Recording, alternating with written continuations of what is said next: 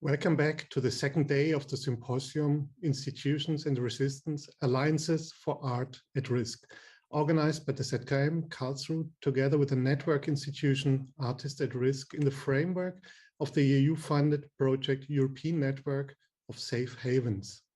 What is this project about? It's about helping artists who put their lives at risk in their home countries because they fight for the fundamental rights of civil society and artistic freedom. We heard it yesterday in panel 1 of the symposium on threats and risks. Masha Alekina from Pussy Riot, who was invited to give for a keynote, was arrested shortly before the symposium, and therefore she could not speak. Her partner, Lucy Stein, was able to give us an idea what it means to resist the arbitrariness of an authoritarian regime and to continue to stand up for freedom of speech and artistic expression. In the following panel, with Andrei Kurechik, Barnabas Benchik, Mohsen Makmalbaf, Sarah White, and Ahmed Murad Khanfir, it was impressively described how hesitant and dishonest governments, especially in the West, still act when it comes to helping artists at risk, a situation which makes one speechless and angry. Today, we would like to see what role institutions can play in supporting persecuted artists and enabling them to continue their artistic work, even if they have had to leave their home countries. In section 2 of the symposium, we talk about institutions as resistance. We look forward to a conversation between members of the Indonesian Angropa collective with Marita Mukonen and Ivo Strodolski, the directors of our partner Artists at Risk. In section 3 on future scenario and alliances, there will be a keynote by David Wengrow, the co-author of Dawn of Everything, a book very much discussed right now, and the following panel discussing this topic. I would like to welcome very much Vivian Zhao, a journalist from Hong Kong who lives in London, who will moderate panel 2. Afterwards, Julian McCarty, curator and author from Amsterdam, will guide us through panel 3. And now first, a short introduction to GatherTown, the digital platform on which we, the audience of this event, can network and exchange as avatars in a virtual ZKM.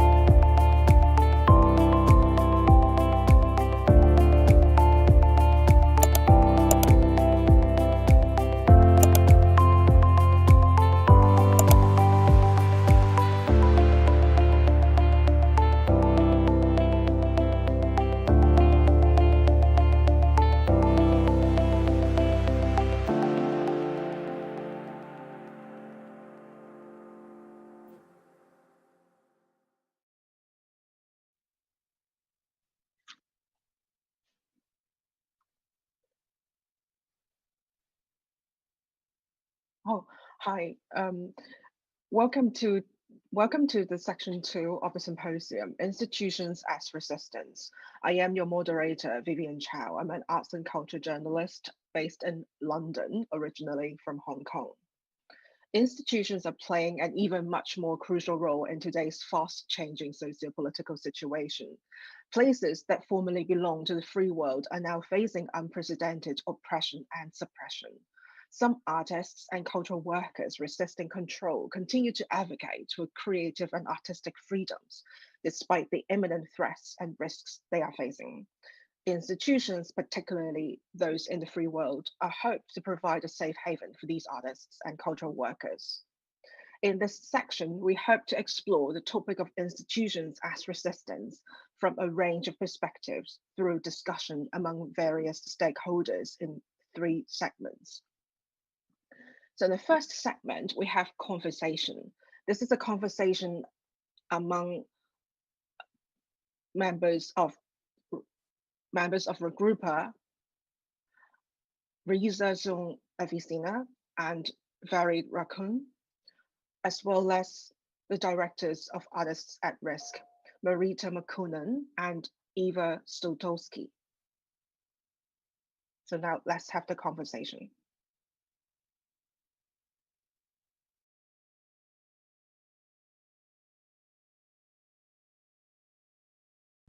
Okay, and good afternoon also from us, Marita Makunen, Eva Stotowski of Artists at Risk. We're very pleased that we're able to have with us today for the second section, Institutions as Resistance, the curatorial group for Documenta 15, Ruang Grupa. And we're really happy that Reza Asum Asina and Farid Raccoon can join us today. We're going to be talking about their institution, their experience with them as resistance. Thank you very, very much for having us. Yeah, I'm Farid. I'm calling from Jakarta right now, part of Ruang Rupa. My name is Reza Avicenna. Thank you very much. I'm part of Ruang Rupa. And also now already almost 2 years in Kassel. Where is the Ruru house in Kassel? In which building is it where is it located? It is very close to this. I mean, it is in the center, quite close to Fredicianum. Okay. Yeah. So it used to be a Kaufhalle, and then slash sports arena, and then after many years it's being empty. Now we are occupying it. Because what we're trying to do right now, it's not something new. We've been trying to do it at least since 2016. Something called lumbung, or directly translated, it's a rice barn, but we use that vernacular term, how to actually see ourselves as resources, as bank of resources, and then share it together. So push the collectivity into practice in like thinking about what we have as a surplus. So some values is actually sufficiency, you know, like if we follow the capitalistic thinking, let's say, then it's never enough. But like how to practice sufficiency, therefore we can recognize where we actually have more, and then how to share it further. Not only money, of course, but space, time, knowledge, etc. So intangible stuff as well. There's so many empty buildings, so many homeless people, which are actually happening, even still happening right now. No, it doesn't make sense. If we can see it at the spaces as like collective own resource that can be shared further, it's kind of like that we are in the line of that thinking. And then we're seeing or we're trying to imagine if Documenta, an edition of Documenta at least, can be seen that way as well. Most of us grew up in the sense of new order regimes, lots of different kind of repressions, and also like partly on how we are try to build ourselves as a part of the identity. And not only like because us as a students or the art students, but to have us identifying ourselves to regard what Farid mentions about us, how sufficient we are. If you would like to share something together, out in our practices, for example, there's a lot of different tensions during that time. So mostly our common enemy is in Jakarta, mostly is about the space, how we try to like really engage or have like sensibility to also acknowledge what kind of space that we need. Because during our practice back in the art school, for example, there's no such thing, acknowledgement to regard, hey, later on you're going to be an artist and then having studios, you know, and then have like a sense of freedom of expression, something like that. We don't have like these particular discussions. Even we don't know about the term, what so-called artist initiative, or what is artist residency, or, you know, what is collective artist, for example. We don't have this term back in our college time. We don't know. We only like working together in the sense on how us having this cultural ability. For example, I came from West Java province, and then most of our tribe in Sundanese context, working together is a main point, because we live in the farming agricultural sense, how we grew up at least. So when I came to Jakarta, for example, as an individual and becoming student, I also met another friend that came from different islands with a different culture. As you know, Indonesia is an archipelago, right? So when we met in Jakarta as a part of so-called center, could accommodating different kind of dreams, then we start to think, how if we live together, for example? How if we would like to occupy space during this particular era? Up until 98, we are part of the college student movement. Then suddenly after that, we are trying to initiate very roughly to regain or to have our own space, and then to share our capability or our resources individually, and then to share, put those on the table and make conversations later on. And then suddenly we never know. Up until now, it's already more than 22 years, and then suddenly we are here. And then artists is not that important for us in Jakarta, because most of us thinking to go to Jakarta is to get rich, you know, having credited as a professional, having like good salary, and then we return it back to our home, back home. I mean, so this is like the way that we're thinking about, like, okay, how this could be aligned. Our practice as an artist, we don't have so-called, you know, fancy gallery, art market situations. Most of Jakarta's artists up until now even not goes to our art fair. It's silly. Many for other artists that go to the art fair, it came from another cities, which is good. So Jakarta is not accommodating but this artistic sense. For us, it's okay.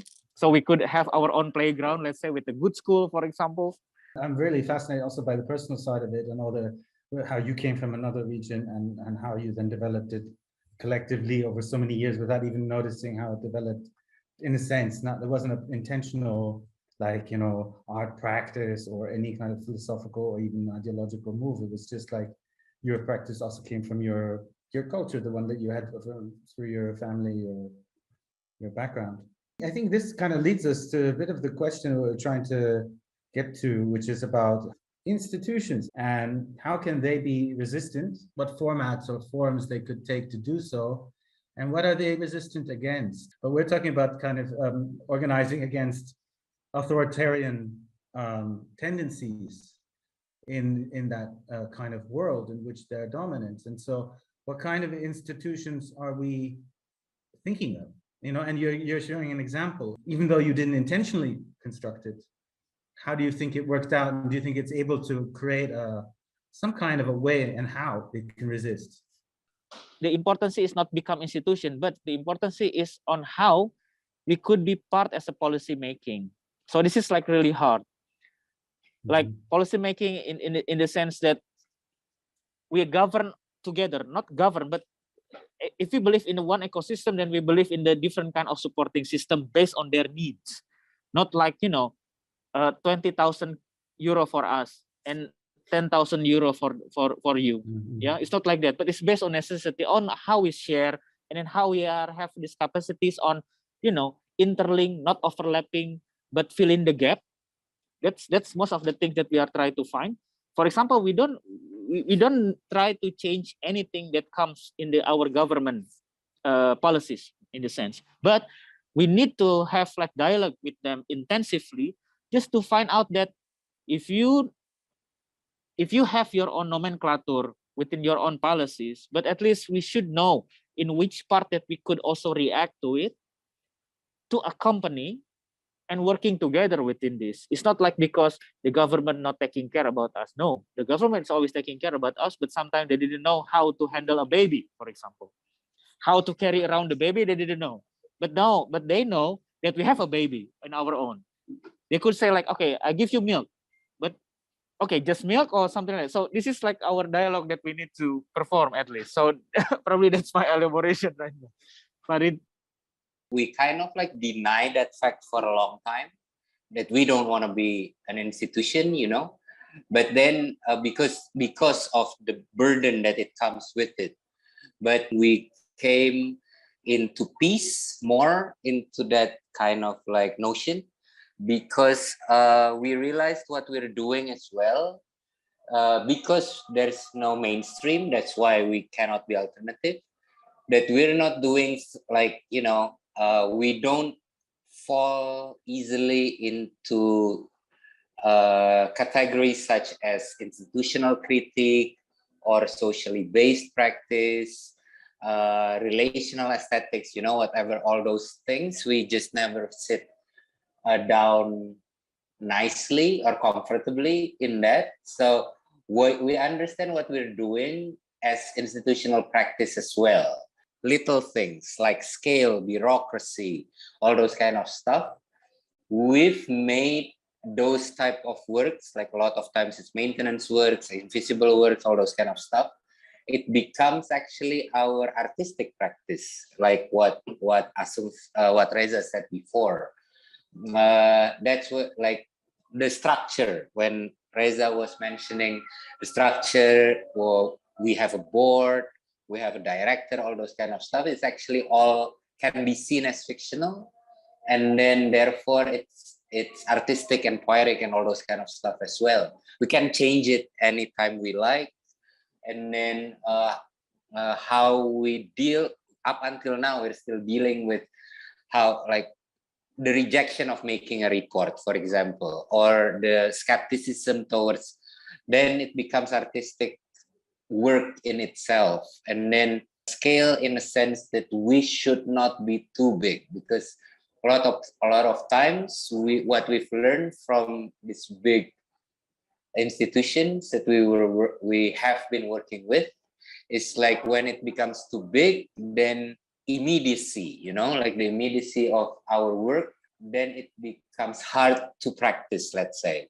So to keep small and agile and reactionary, I think it's something we have to keep. Therefore, something like Lumbung, for example, we see it not as a big umbrella that oversees everything, not a theme, but it's a protocol that can connect little dots in a lot of places, and then these little dots have independence in how to act, you know. So it's not a dinosaur. It's not too old. It's not too big.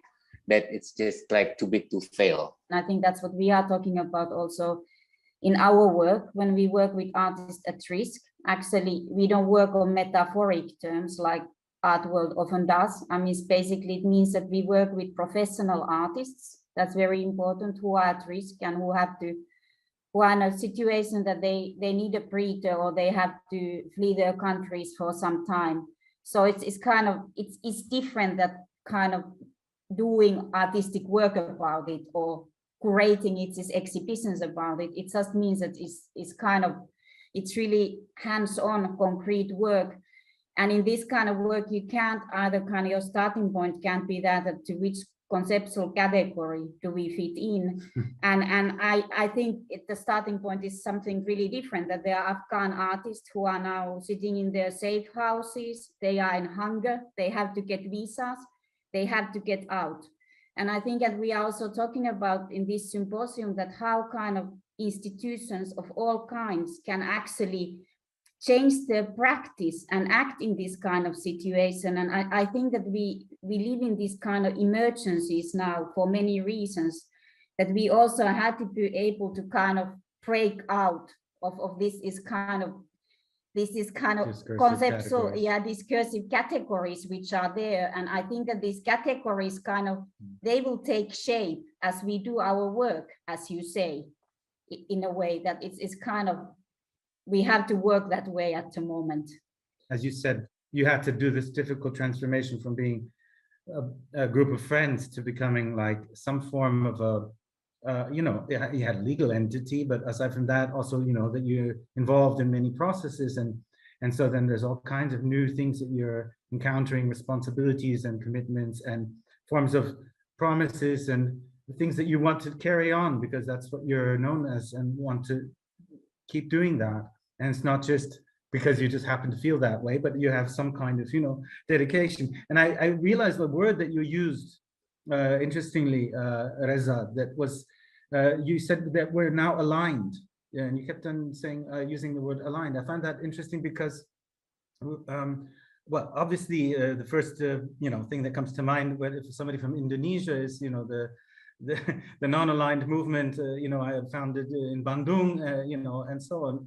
So this is a history which really has to be kind of remembered and spread further, you know, to understand what happened in that period where many countries of the world didn't want to be part of either a major power bloc of either the Soviet system or the US capitalist system. And so they wanted to find a different path. And so that's the first thing. But we've also, in our work, used this term, but as we talked about realigned, because we found, and this is a generational question now, that, you know, after the collapse of the Soviet Union, right, the kind of counterpower to capitalism disappeared. But before that, there was this position like, okay, being non-aligned is like a progressive position because you're neither on this authoritarian side or that authoritarian side. But when it collapsed and suddenly, you know, you have to do something. You can't just say that I'm doing nothing. That's being apolitical is a political position, right? Saying I'm apolitical is a political position.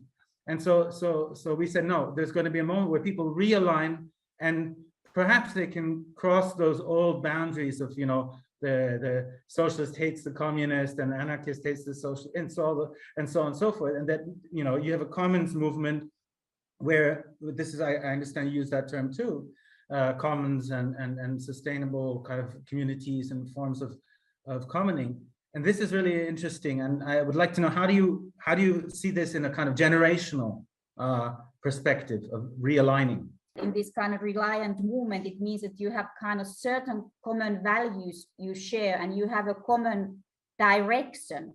It's basically that as you kind of share certain, it's basic values and you can create a kind of direction and movement based on that. In a commons. Yeah. For us, being an artist or stating ourselves as an artist, it's very political gesture back in Indonesia's context, because this word actually is not exist in our level of, you know, structural, like in the government, like in the, you know, kind of like professions, for example. I mean, if you state right now in our ID, Indonesian's ID, we call it that we are an artist. There's only like one line that you could state. Like my other friends, it's better to have professions right down in the ID. It's like a barber, for example, or hairdresser. It's better like that, because artist is not like in our statuta.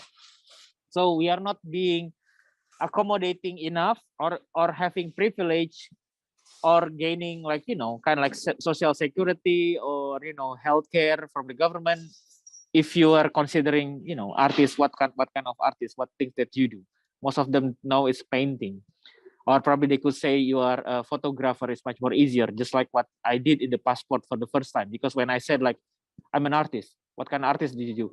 I don't know, new media probably. What is new media? Yeah, it's video. Okay, so you are cameraman? No, not really. So it's kind of like a very, you know, then we have to adjust also with their own mindset with this particular system, right? So we said like, yeah, we came from the creative industry. But if you said creative industry, it feels like entrepreneurship. And it said like, oh, so you do business your own. What kind of thing that you sell? That's a creative, right? Okay.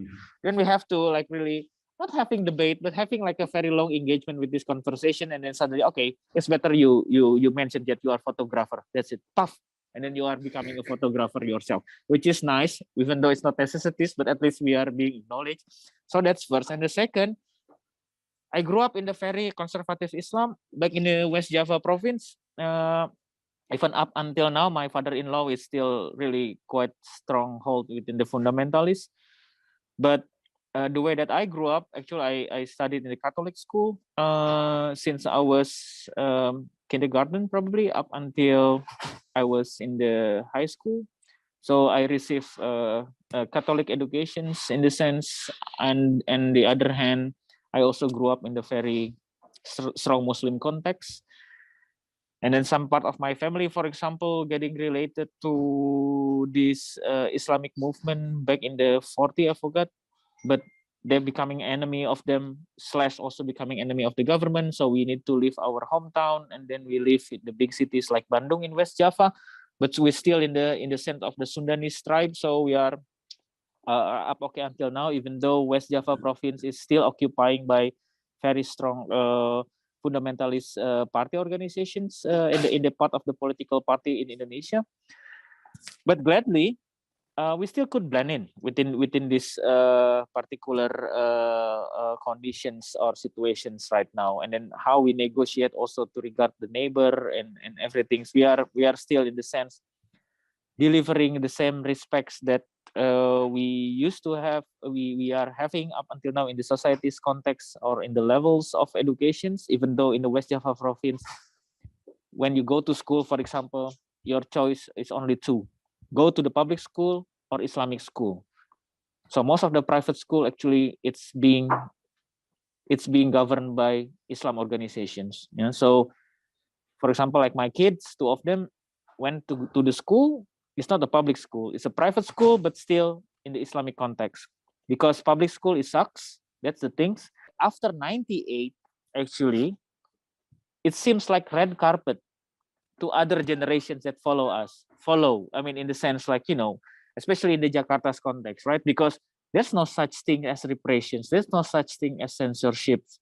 There's no such thing as a common enemy, because they could have like the privilege. This is like open democracies, the system is there, especially to regard the digital platform arise. And then our education, for example, talking about, let's say, colonialism, it's still there up until now in our educations, public school, private school, everything. We're still learning about on how us, before Indonesia, we are being colonized by the Dutch for 350 years.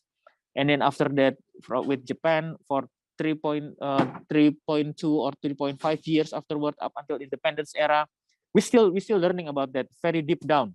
Then we know that that's our roots within colonialization.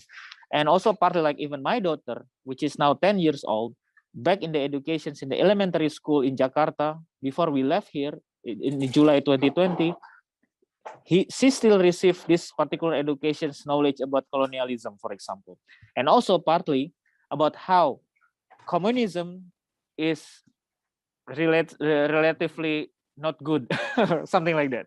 So we still, I mean, comparing to the things, the way that we heard about the Dutch education system, they never like really addressing this colonialism to their particular generation, younger generations, right? But us, we still practicing it.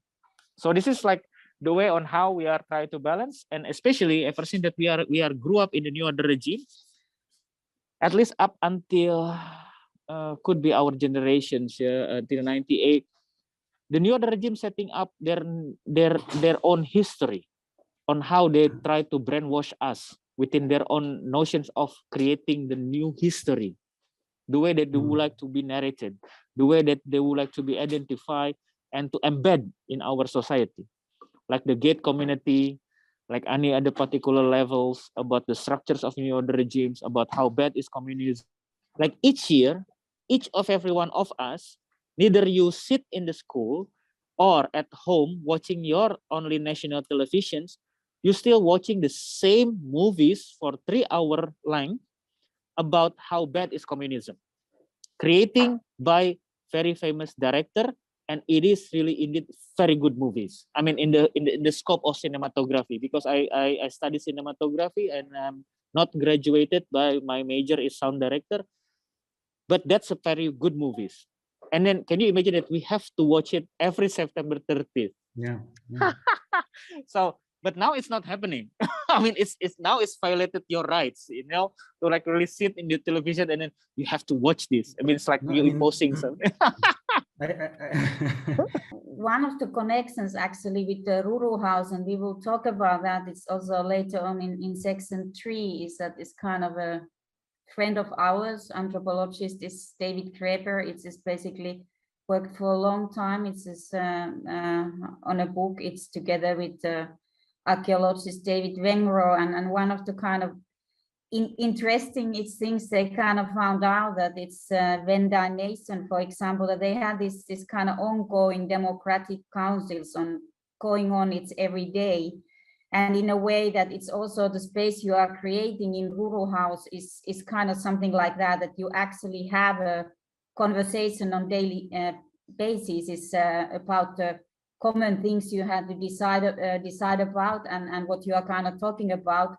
And the rules for this kind of, it is like spaces and democratic models that they are actually going far back, which is also very interesting. But this model is just not of democratic councils, it's discussing and deciding on daily basis. It's not happening in many institutions, of course, but it's interesting to introduce this kind of model. I mean, it's also in the art context.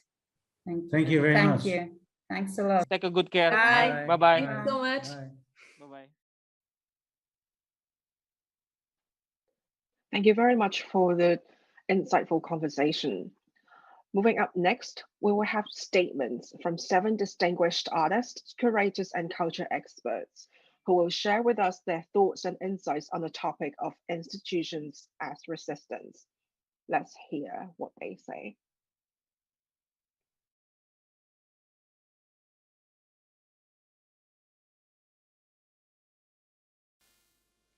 Could art institutions become a place of resistance?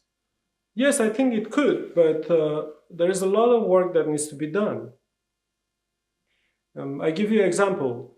Once I was invited to create a platform in the art institution in west of Amsterdam for the refugees to come together to learn some art skills, and also for the people who were in the neighborhood to come and meet and greet each other and the refugees in that very space.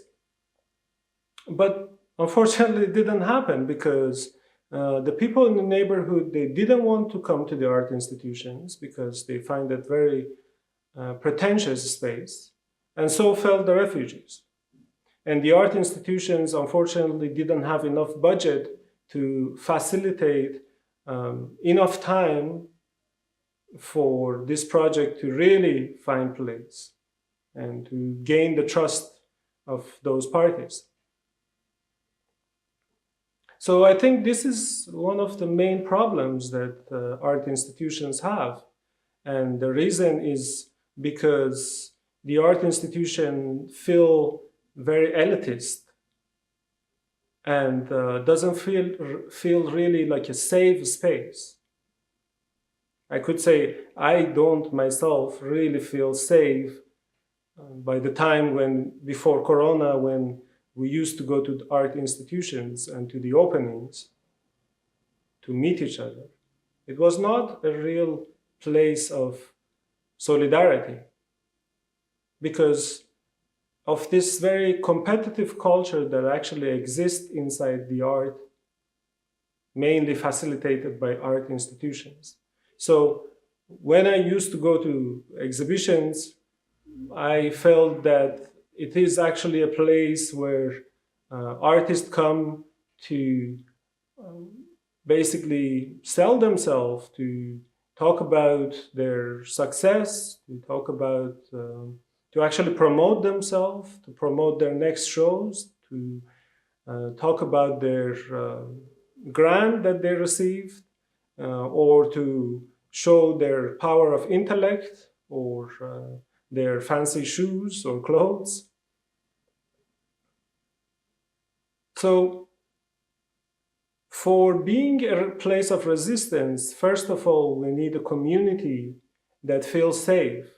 We need a place of solidarity where we could come together to actually genuinely be interested in each other, to feel certain understanding, to feel certain safety to talk about our precarious life, to talk about anything that we feel like, to even play games, or just drink coffee and tea without high prices. But unfortunately, the art institutions are not there.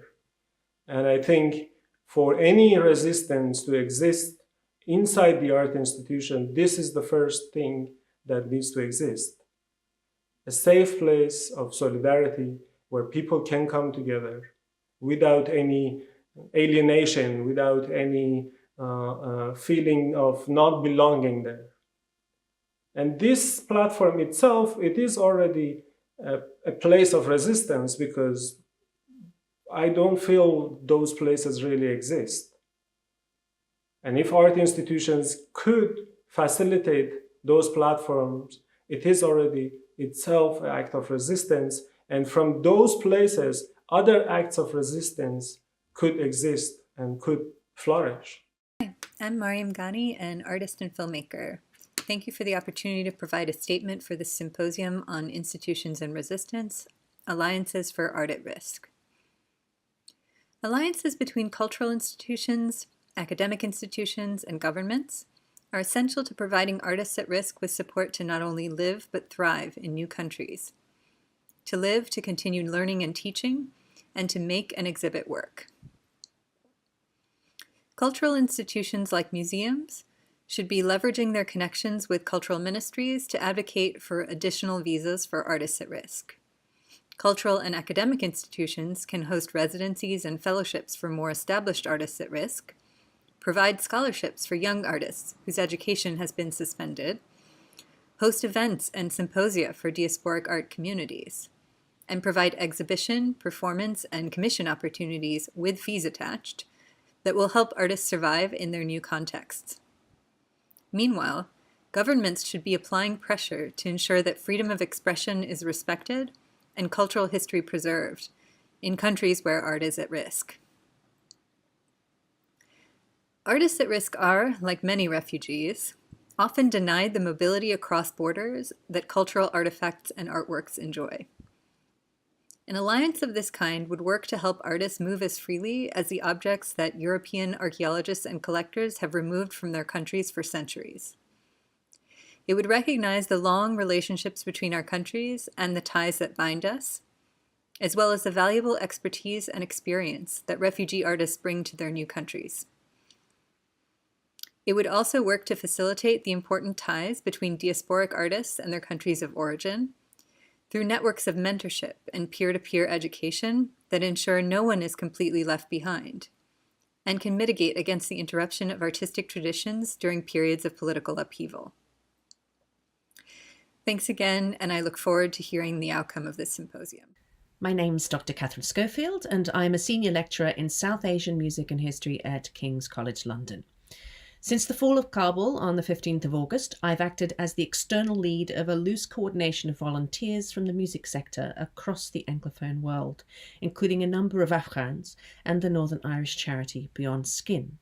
We came together during the Kabul airlift to try to assist high-risk musicians to evacuate and to be resettled elsewhere. Under the Taliban, musicians are collectively threatened with punishment and forbidden from working.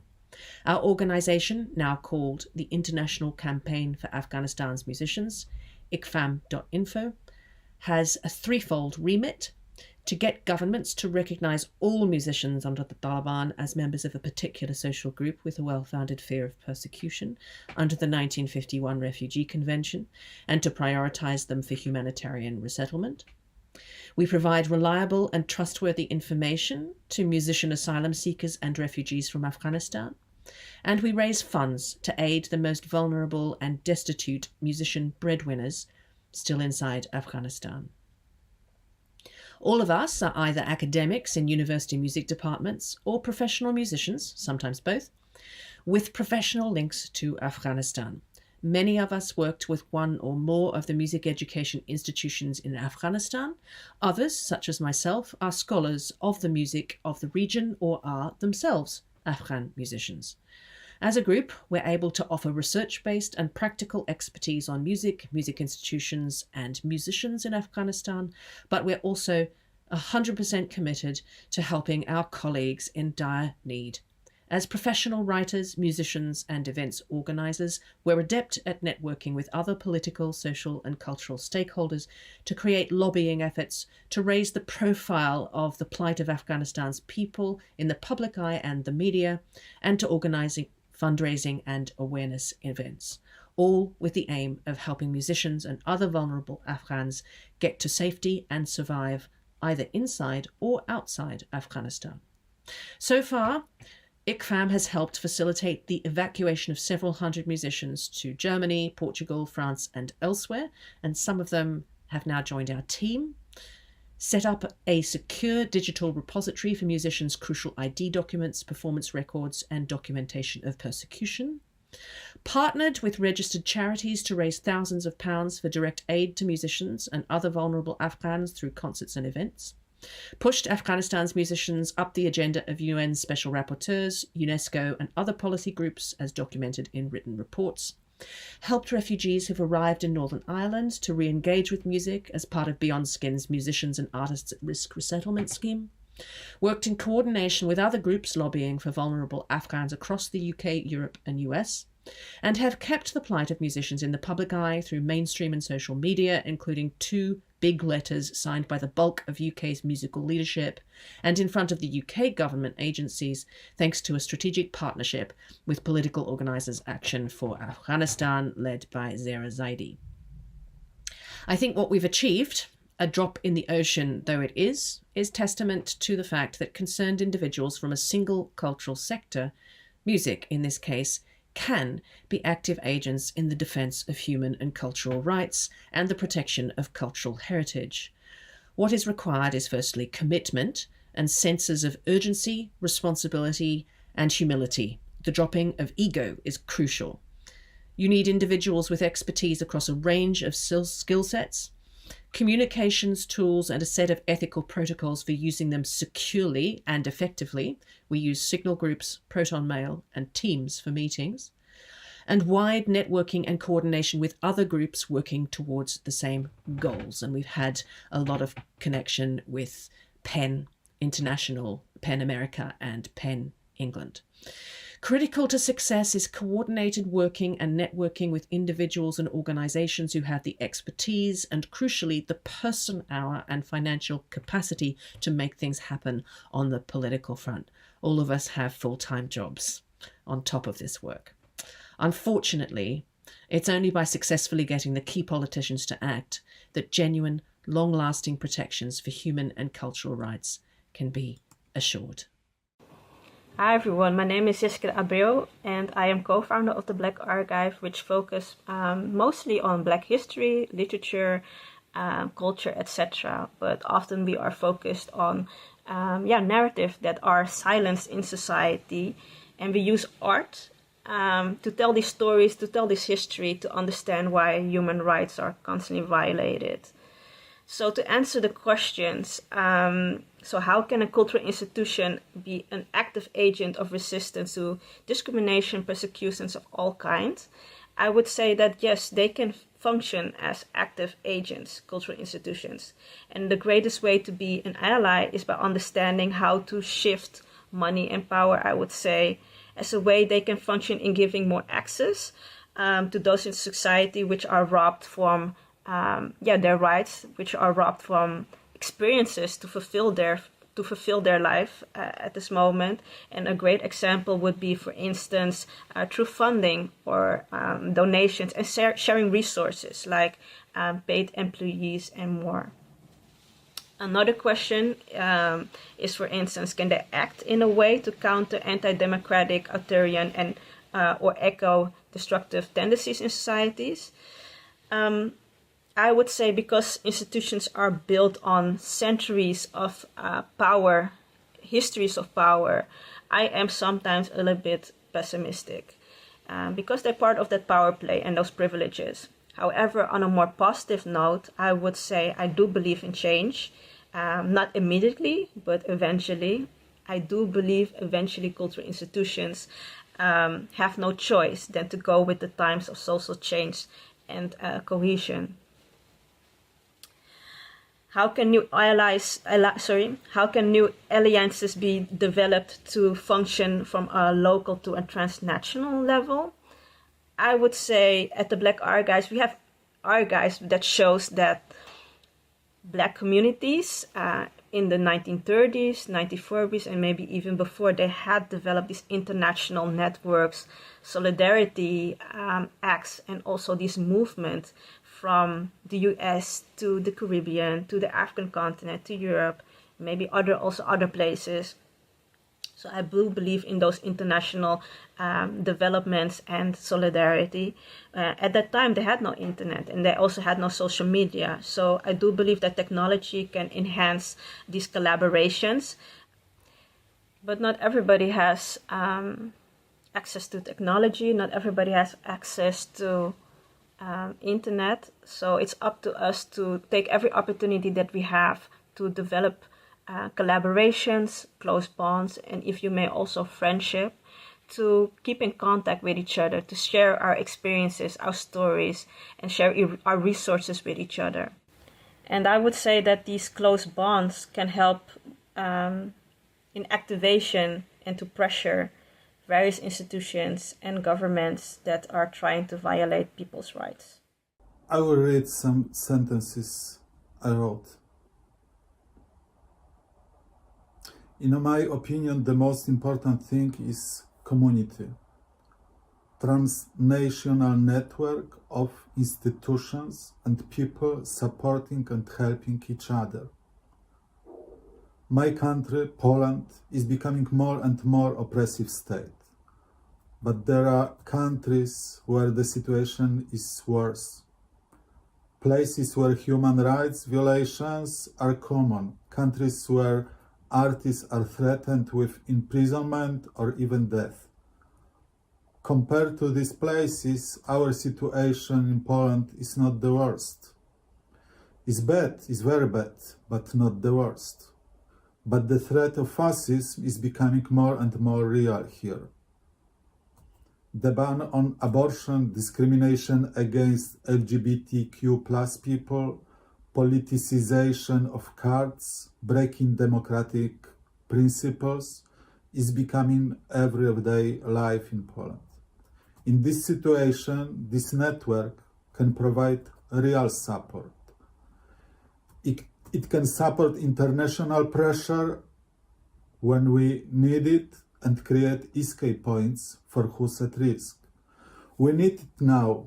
We need a rapid reaction force.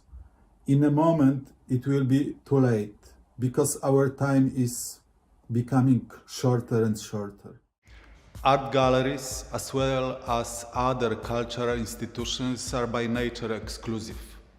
Even if they talk about defending democratic values, human rights, egalitarianism, their character is still exclusive.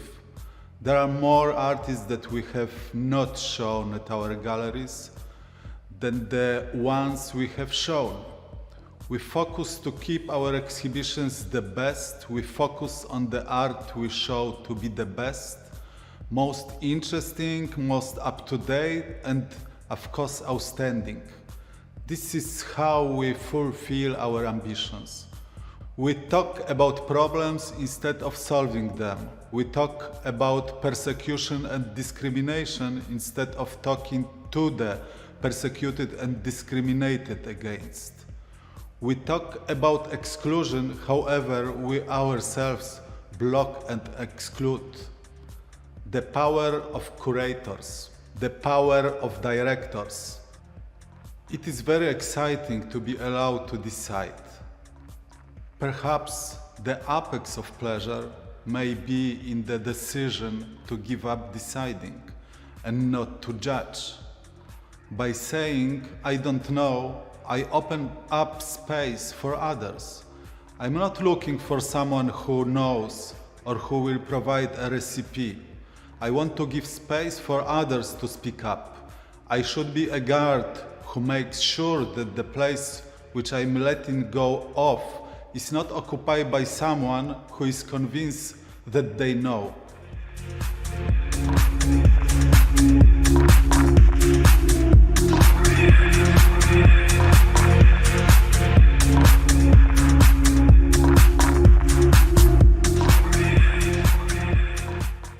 Hello, my name is Boris Seitman. I am an artist and curator currently based in Berlin. As a former resident of Artists at Risk, I am in Germany right now. Before I was forced to leave, I worked as a manager of the municipality gallery in North Kurdistan, Diyarbakir, for many years. Due to political pressures and the closure of all existing cultural institutions by the Turkish, Syrian, Iran, Iraqi state, hundreds or thousands of Kurdish artists and art workers from the Middle East had to immigrate to Europe, America, and various other countries. Yes, we are here now. While the war is going in our home region, what can we do as artists and former managers in the field of art? Just being here does not solve any problems. It is necessary to determine the level of our relations and work with our home regions and to continue the struggle. As you know, in our geographical area, attacks are primarily aimed at cultural institutions because these institutions act as bridge between peoples. That's why existing system always try to break down this bridge.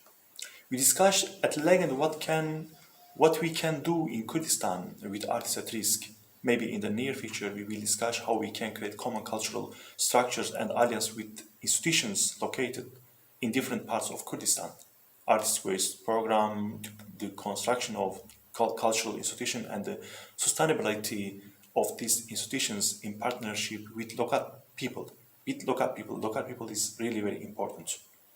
At the same time, we are looking for ways to ensure that the Kurdish people and other peoples whose number has reached millions in Europe and especially in Germany can preserve their cultural identity here. As an example, we are currently working at a museum and cultural center covering all Middle Eastern people in the Berlin. We have drawn up our concept and we are trying to find support these ideas. Aside from these future perspectives, it is necessary to see and identify the problems of the people who are exposed to political and cultural pressures now, and within the cultural network system to be created. For these efforts, we'll be required to establish cultural delegation to international bodies, including institutions under the supervision of the United Nations. These are our plans for institutional alliance at this point in time. Thank you very much. Thank you very much for ZKM. Thank you very much for Artists at Risk. Hello everybody. When I was struggling with living as a refugee in a refugee camp in Lodz, someone came and reached out to me. He invited me to a retirement home for the purpose of learning German and to become engaged for someone else. Through this experience, I started to respect and to find myself again. Now I'm a MA student at the University of Art and Design in Offenbach. When the Taliban took over, I got a call from Elka Grün, Natascha Kunstverein. She told me if we could make a list of the artists at risk as soon as possible, there would be possibility to get them evacuated. We worked day and night together and came up with a list of artists including their families. We sent it to the Ministry of Foreign Affairs. To Be in a Wartime was the name of an event I organized at the University of Art and Design in Offenbach, where I'm studying right now. The event was for supporting art students to get out of the country and to continue their studies here in Germany. For this event, I printed the portfolios of many students and invited them also to join us live on Zoom that night. At end of the evening, 7 professors decided to support 7 students, and the university made an enrollment possible exceptionally for them. So I'm really cheerful and thankful that the students are joining us from April 2022. While helping, I recognized that the students are the real victims of this world situation. They are young and have more to tell us through their arts and other studies in the future. They are like candles that we need to keep burning if we believe in the brightness of Afghan nation in the future.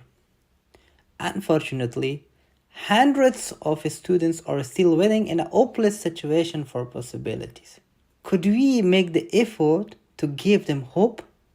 It is significant to help the art students, not only because they are in real danger and deserve a chance, but also because they keep the future and the soul of Afghanistan through their young and bright minds alive. It would be definitely possible also for other universities to take part in this initiative. There are many universities, municipal organizations, and endowments in Germany. Let's find them and do this together.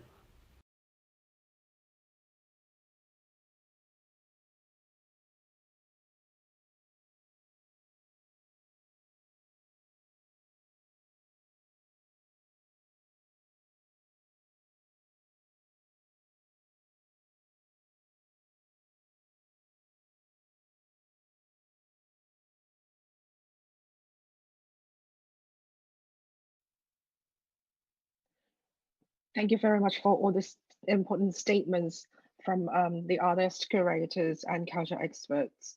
Now, moving on, we are going to have our panel discussion of today, talking about the very important issues revolving around institutions as resistance. Joining us today are 4 distinguished panelists. Timea Younghouse, art historian, curator, executive director of European Roma Institute for Arts and Culture. Elizabeth Gula Sadar, head of debates at CCCB in Barcelona. And we have Harag Vatanian, editor-in-chief and co-founder of Hyperallergic, art critic, curator, artist, and lecturer.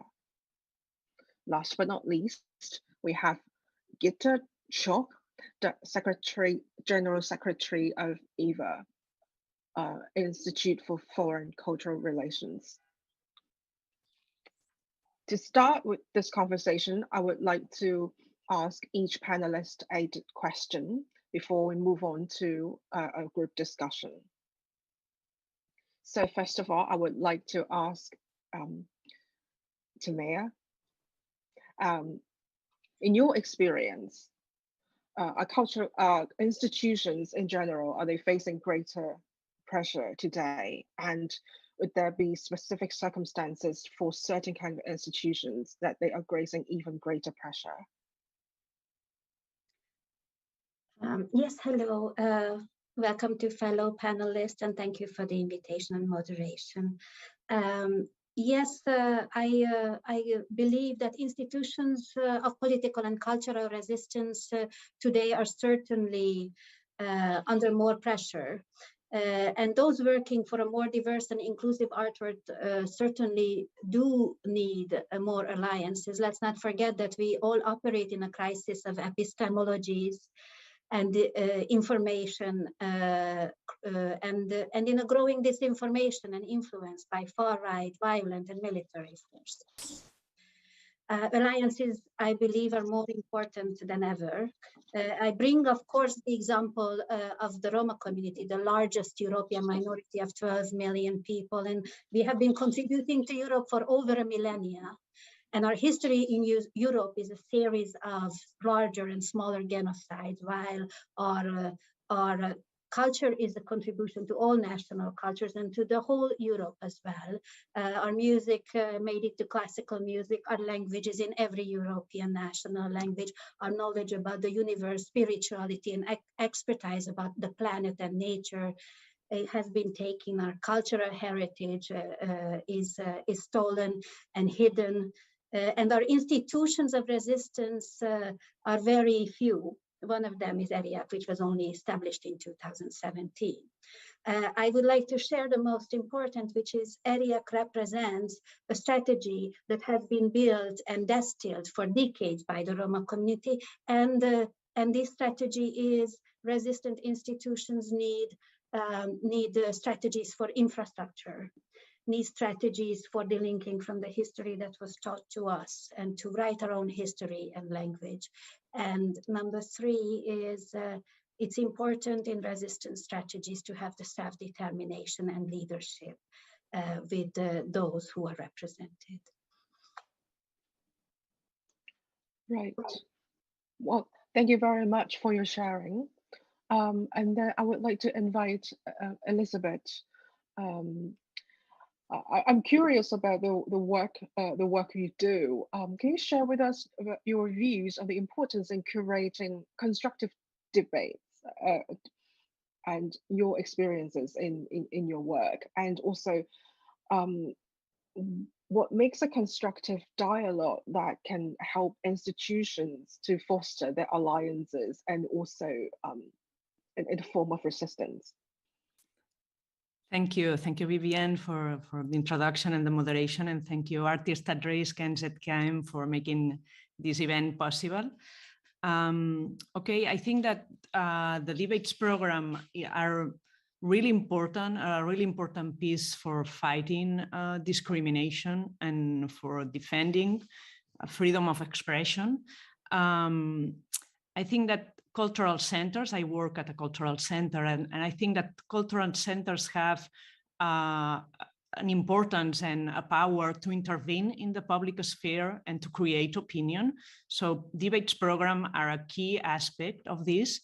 I think that there are many different issues that are important in having these debates in the current context of rising authoritarianism. I would say that first of all is that debates programs are very useful to make visible what it is not visible. So we have a responsibility to give a platform for voices that are not visible in the media. Then I would say that a very important aspect of our work today is breaking the simplification and the polarization of discourses that are specific of the context of discrimination and persecution. So when a situation of persecution to certain communities arrives, it arrives after a long way of simplification of the discourse, stereotyping certain communities. So there is a very important work today, and especially in a context of media crisis and a disinformation context, very increased by social networks. I think that creating debates where this simplification is broken and we can make visible how complex society is, how diverse it is, how many ways of living, how many opinions are there. So I think that debates programs are key to make visible this and to continue to enrich a public sphere against a context that wants us to reduce to a black or white situation. So I would say that in this sense, the work that we do at the CCCB, but in many other places, is so important in this sense to keep defending and to make visible how diverse our society is, how many opinions there are, and try to be part of the public sphere defending this diversity. Thank you. Great. So thank you very much, Elizabeth. And I think that's a great introduction, or maybe a follow-up discussion with Harag, because well, we are in the media industry, well, and we also write about arts and culture, all the happenings around the world. And so I'm curious to ask you, so what roles do you think that we can play as art writers, and especially now these days that there are people out there, they are unable to write and express themselves freely, or as freely as they wish to be, or like previously. So do you think that those writers in the free world are shouldered with the responsibility to speak up for these people? Thank you so much for the invitation. It's great to be here with everyone. I think as art writers, we're often really, we forget the power we have in the ability to create and continue narratives. And I think that's one thing that in the face of a lot of the stuff going on in the world right now is something that we have to give more power to or understand. And one of the things that art writers can do that I think is the most valuable is accountability.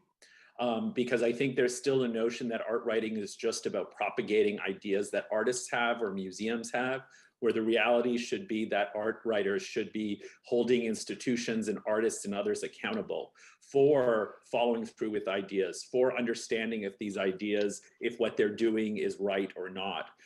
But at the same time, the importance of accountability is also accompanied by art writers. Really, we are trying to figure out also new narratives of redemption, by which I mean people should be allowed, institutions should be allowed to make mistakes and then fix them.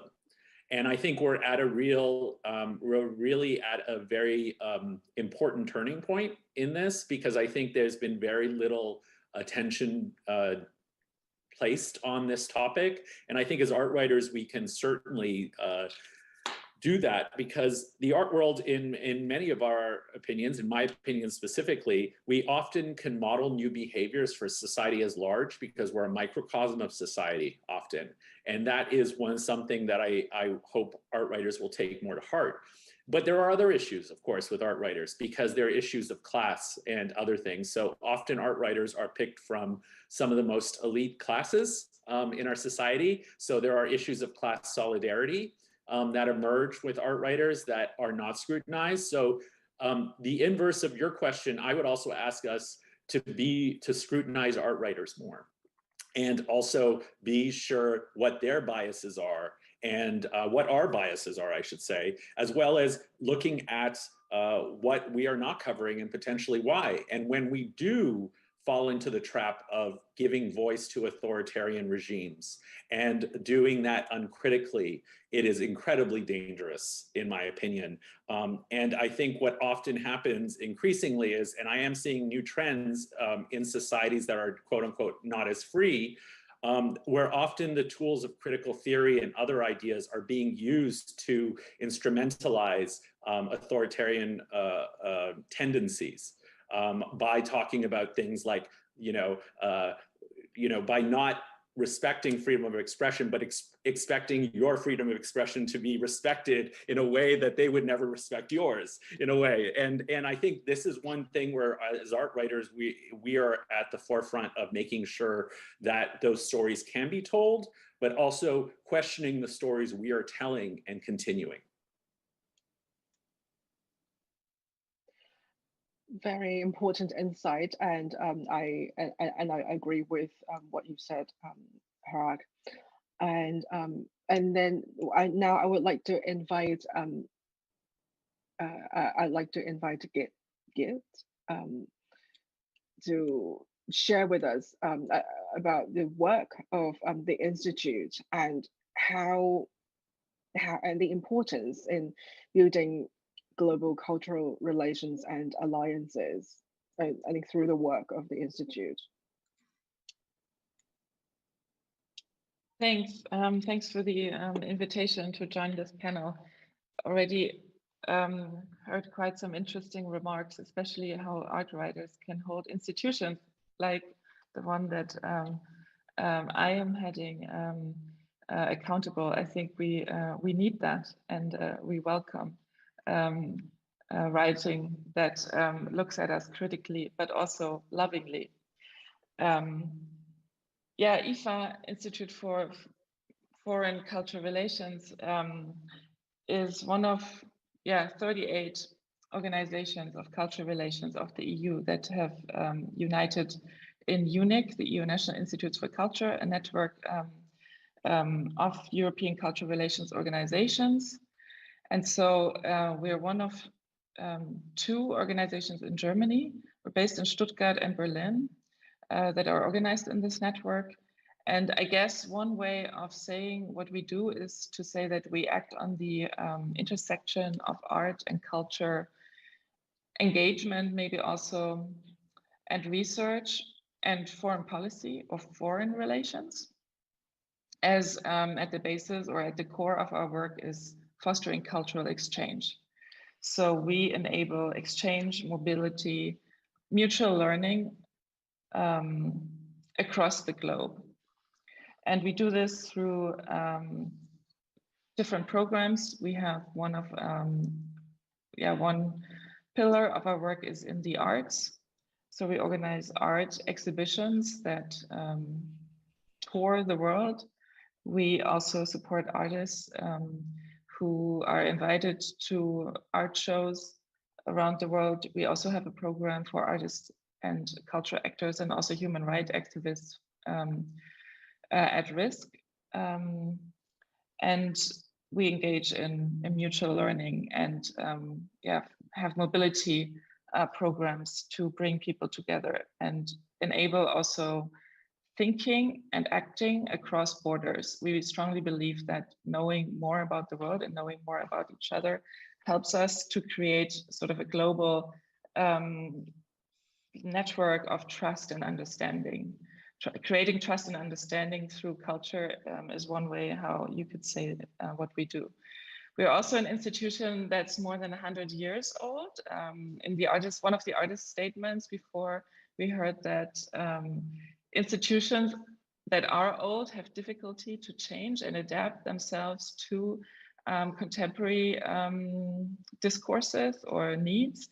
And I find very interesting, I've only been at this organization now, at the head of the organization for 5 months, and we've started to look into our history a bit deeper. We found out that the first collection, we do have an art collection, but the first pieces that we had in 1917 was pieces of elephants. And so we've come a long way through also times when we bowed to the Nazi regime, and we also now remember both the Federal German Republic's cultural relations history, but also the East German GDRs, German Democratic Republic art history, because we have combined archives, art archives. So we've come a long way. And I do find myself asking these questions: how can we remain relevant? How can we address current contemporary issues and needs? And how can we evolve into an organization that that does cultural exchange, or that facilitates cultural exchange the way that it helps society and it helps artists? And maybe I'll stop here for now. Well, thank you very much for your sharing, and I'm sure we'll come back to that during our group discussion. So moving on, I have some questions that are open to discussion among all the panelists, so I'll start with first of all these questions. We want to know how cultural institutions can be active agents of resistance to discrimination and persecution of all kinds. Can they act in a way to counter all these tendencies, such as authoritarian, anti-democratic, eco-destructive tendencies, in the society.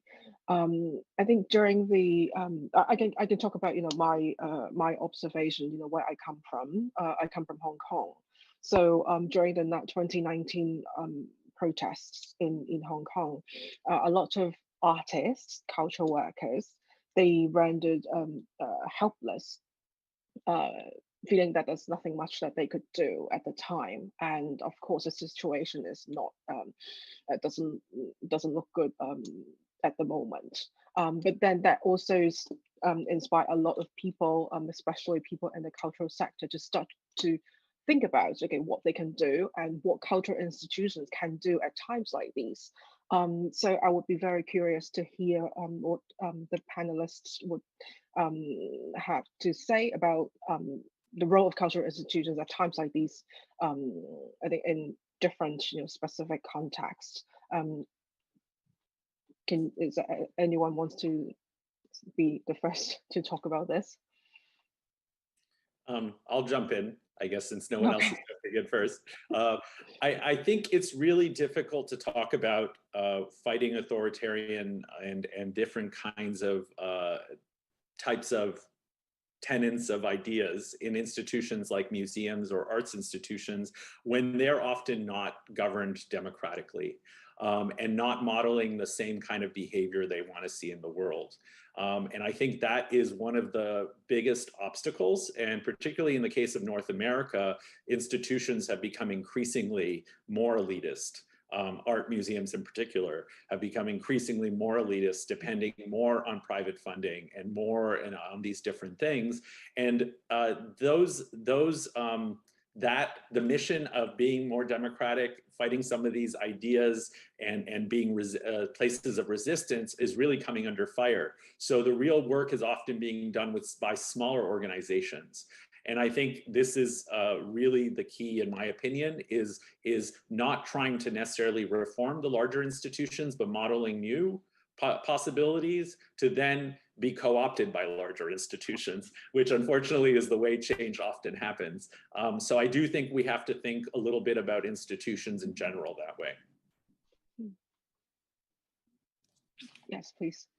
Perhaps I continue what Hag began already with the criticism or critique of majority institutions. And I also think that we must also be supportive and recognize that a kind of self-reflection is happening with the decolonial movement, and with the gentle rereading of European history and the contributions of minorities, and also going down to the local and considering the local communities around the institutions. But we are still a long way from these institutions becoming aware of their bias towards minorities, colored individuals, and the other minorities. So I believe that this kind of conscious and unconscious bias is still to be learned by majority institutions, and this also means that these organizations need to catch their culture of oppressive practices, and they need to be able to recognize this in their practices, which is a long-term process again, if we haven't had enough long-term change already in our on our plate. And finally, I believe that this kind of education, our own education on the cultures of catching oppressive practices, from aggressions to microaggressions to over-talking to different practices that we are not even aware of in majority institutions. Extremely important to change how majority institutions really become sensitive towards art and artists at risk, artists of minority background, artists of refugee backgrounds. So, and with all this, I would like to bring back the very notion of quotas. I'm really sorry that I mention it, but I believe quotas, are still a solution when it comes to women's representation and minority representation in majority spaces. I just gave answer to the first question, Vivian, because I don't want to take the floor from the others. That's okay. Well, but and I think so both Elizabeth and Gitta have something to contribute to. Yes. Thank you.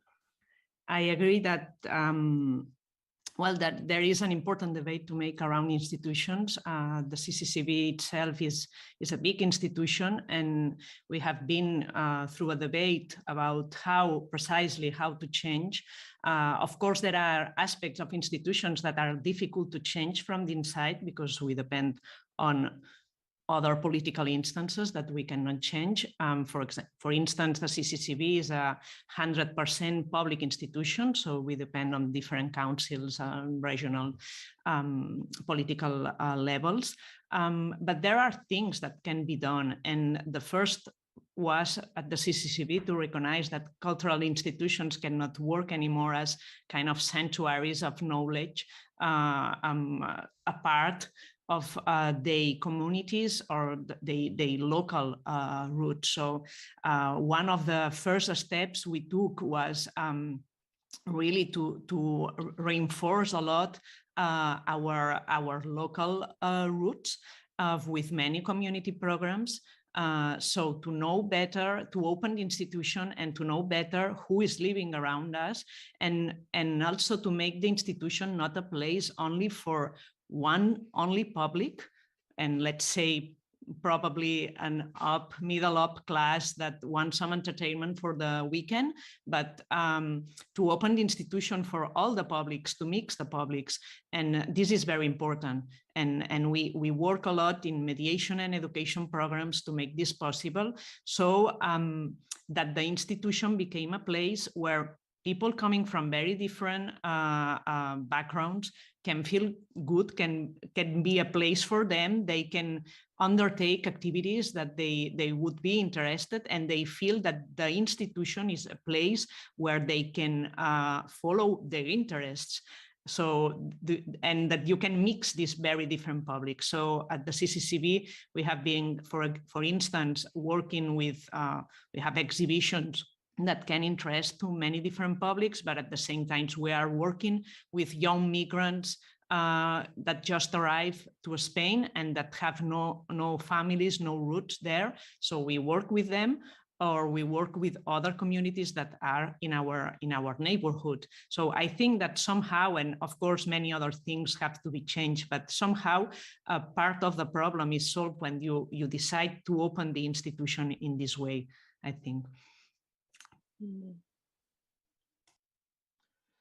Right. Thank you very much, Elizabeth. And yes, give it.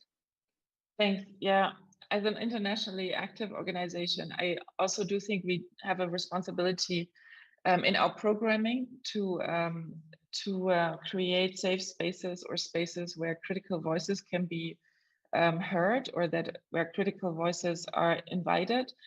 And I think the fact that we act on this intersection between politics and diplomacy and interstate conversations and the cultural sector and people-to-people relations, we do have a role that enables us to create those safe spaces and to create programs where in certain areas or countries where oppression is, the question was discrimination and persecution, in spaces like that. So we can create, or we can have programs that support those that are persecuted in other countries. But I also do agree that we need to look inward, and that we need to start with ourselves and look at how we're governed, or how we as an organization, as an institution, how we act. And I think what's important we're privately organized, but we're publicly funded. And I think those programs that are most successful in anti-discriminatory practices or creating those safe spaces are those where our funders and us ourselves, in our conversations with partners from all over the world, where we work to go towards the same goals, and where we put or where we sort of strengthen or work towards the same values, like protecting and or creating opportunities for those at risk. And I think these alliances are important. And I also think that we need to look at political actors and hold them accountable as well, and find those that support us in our needs and strengthen those, because they do exist. You know, if you look at the EU's ministries of foreign affairs, there are a lot of them that say we need to strengthen civil society, for instance, because it's in civil society organizations that important discourses happen, and where ideas come about, and where change comes about. And we need to find those and then connect ourselves with those. And I think the other thing is alliances in the broader spectrum, because I sometimes think, you know, I look at my organization and I think, wow, there are so many needs, and how can we we're well funded, but we're also small. How can we sort of find other organizations that to double our forces, or triple or quadruple them, so that we can actually achieve change? And I think the times of competition in that sense are over. I think we need to work together better and join forces. And what I find really interesting is, now that I meet people from other organizations, it's very easy to see those who want to enable that change and want to move forward and unlearn and learn new things inside and outside organizations. And I hope to come into a spirit with those of cooperation and collaboration. And and I think I also see that an organization that's 100 years old, I see a lot of super interesting people inside these organizations that would all agree with you. And yet, when you look at the larger picture of the institution, it seems hard to enable change. But as others have said before, I think we need to look inwards. That's why we're starting with our history, because that opens up a process of talking about identity. And I think once you connect with that, you can also sort of move into the future with a different perspective, maybe, and hopefully values that align with those that with the colleagues here in the room have lined out.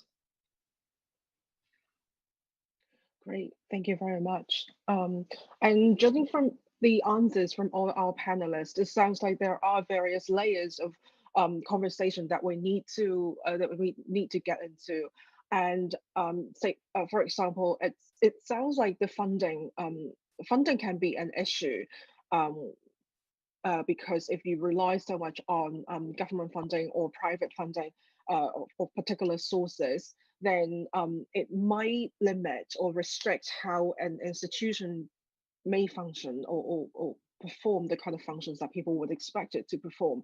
And so do we need a new kind of funding model for smaller, more agile organizations that can perform grassroots initiatives and connect all these smaller agile organizations with larger institutions, which can take the conversation or the initiatives further and connect them with other institutions abroad?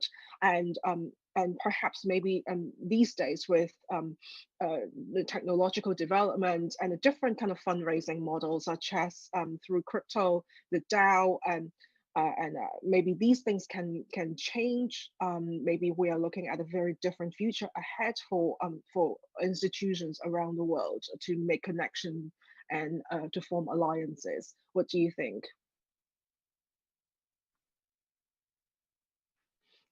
Any? Yes. Yeah. My community, the Roma community in Europe, is a transnational community, and ERIAC actually acts prefiguratively, if you wish to say, performing some kind of European Roma cultural ministry. This prefigurative action brings real alliances, both with politics, cultural diplomacy, and the members of the community in many locations. This enables us, while we have a small association as a founding document, this enables us, of course, to also do sufficient fundraising for our activities.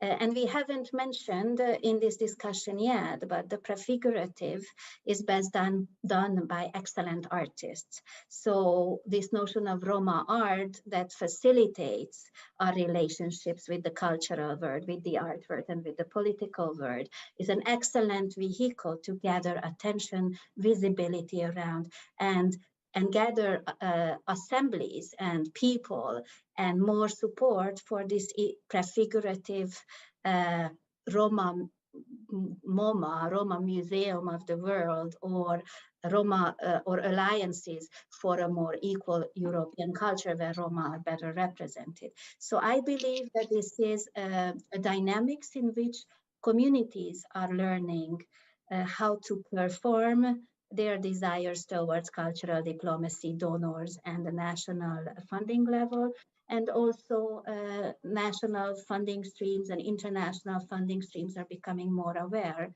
of the necessity of funding not just national cultural institutions, but also the transnational level. Yes. Okay, go ahead. Sorry. Okay. Elizabeth, yes. Okay. No, thank you.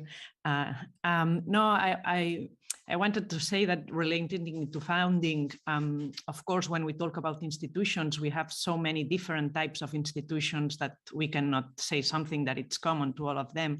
I mean, we have different types of funding, of size of institutions, or independent, not independent, public, private. So I think that what is interesting is that each kind of institution has different kind of possibilities and at the same time different type of constraints.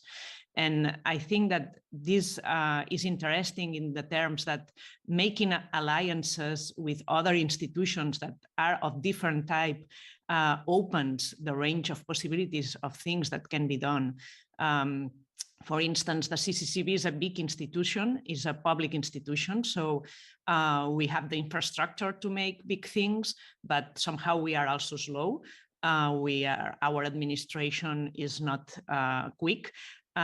So we have some possibilities that are good, for instance, to help small other institutions, small projects that need funding or need infrastructure. So I think that what's interesting is to find this kind of alliances where everybody can bring what is strong and can help to level the constraints that the other has. I think that this helps to make alliances strong. Right, thank you, Harag. Did you have something that you wanted to say? Yes. Well, funding is one of those topics that I love to go endlessly on about, only because I think it's so foundational and important to all the work that we're doing. And I think one of the books I keep referring back to is The Revolution Will Not Be Funded by Insight, which is a radical feminists of color publication, because they sort of talk about how movements are often need to think outside of nonprofit models, which still dominate the space around this conversation. And I think membership models should be much more central to this conversation, hopefully, because I think, and I can speak best about art museums and art institutions, they are really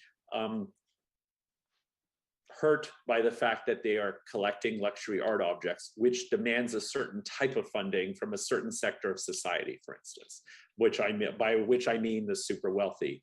And so that creates a dynamic that means that institutions will always be beholden to a certain elite that has values that may not align with what the public will is.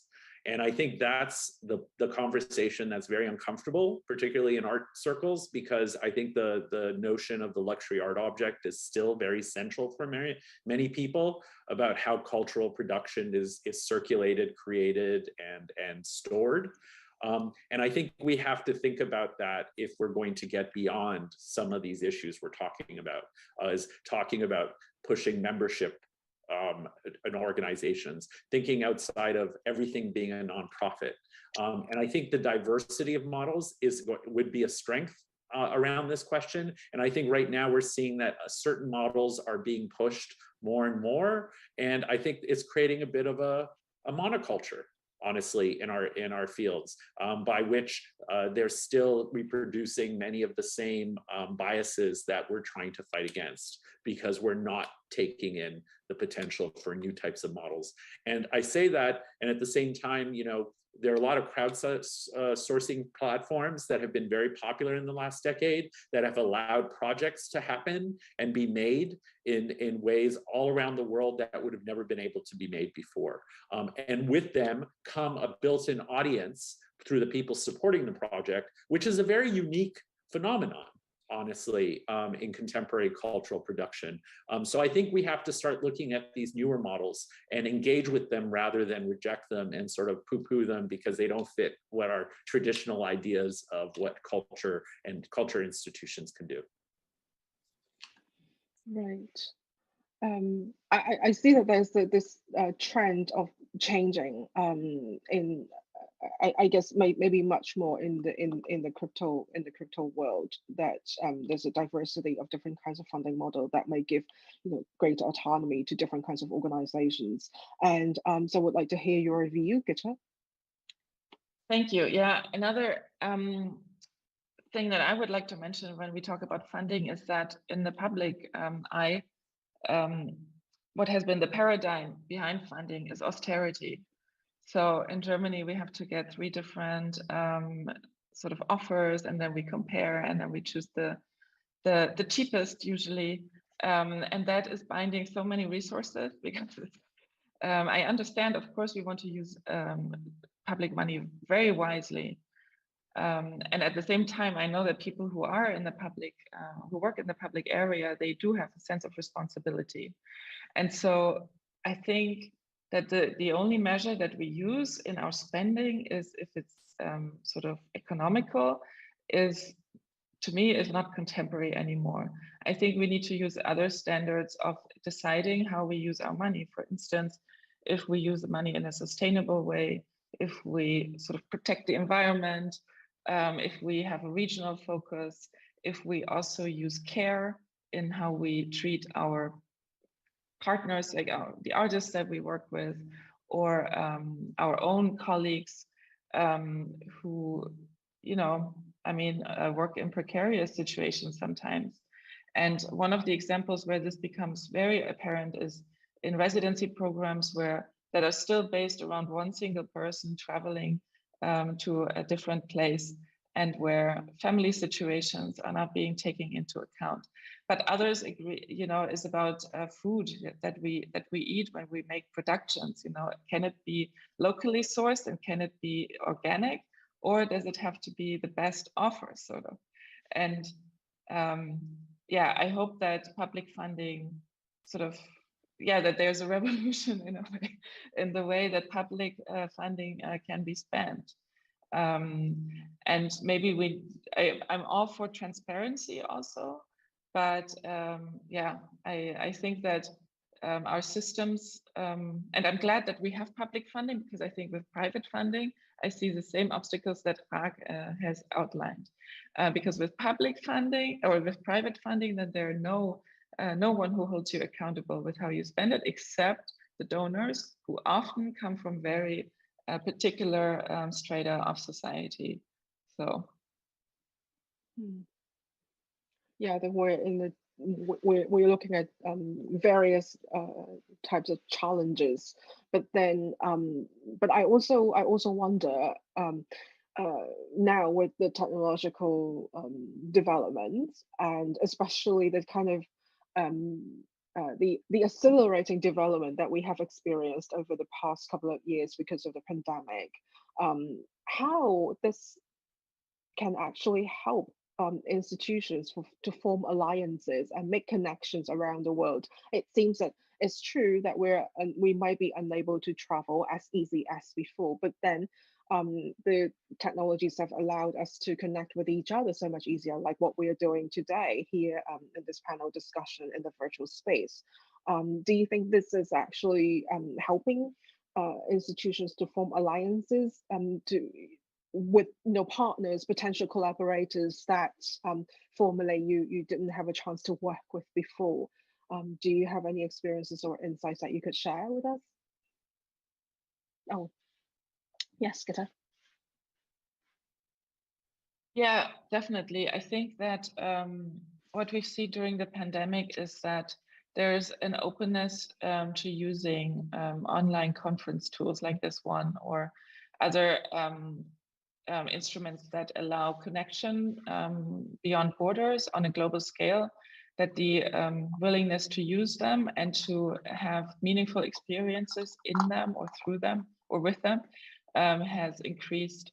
And so we've, as IFA, together with the British Council, we founded a network of cultural relations research organizations or individuals, ICRA, International Cultural Relations Research Alliance. So that's a very particular sort of focus of colleagues around the world who study and dissect and analyze cultural relations from different countries, but also other levels perspective. And this network connects not only Western European countries where cultural relations have a longer history than in other places of the world, but it connects them with individuals from other countries, including the so-called Global South as well. And I think this has been accelerated by this digital shift that we've seen during the pandemic. At the same time, I also think that we don't leverage it well enough in terms of sort of campaign building, for instance, but it's a start. Great, any other thoughts? Yes. Yes, I also would like to reflect on the pandemic. So during the pandemic, with the digital shift, our organization, for example, was able to reach through a really naive, to be honest, initiative of family music competition. You know, our community basically is very fluent in music. So we had a family music competition and we reached to 5 million Europeans through our family music competition online, while we had 4,000 likes on Facebook when the pandemic started in March 2021. So this gigantic leap in reaching a community brought us a lot of solutions in our social media and advertising and promotion reaching the community. At the same time, we became more aware of other technological solutions, as you mentioned, crypto, and even the potential use of NFTs in reclaiming or re-establishing our lost or damaged cultural heritage, or cultural heritage that's currently in inaccessible archives and unreachable for my community.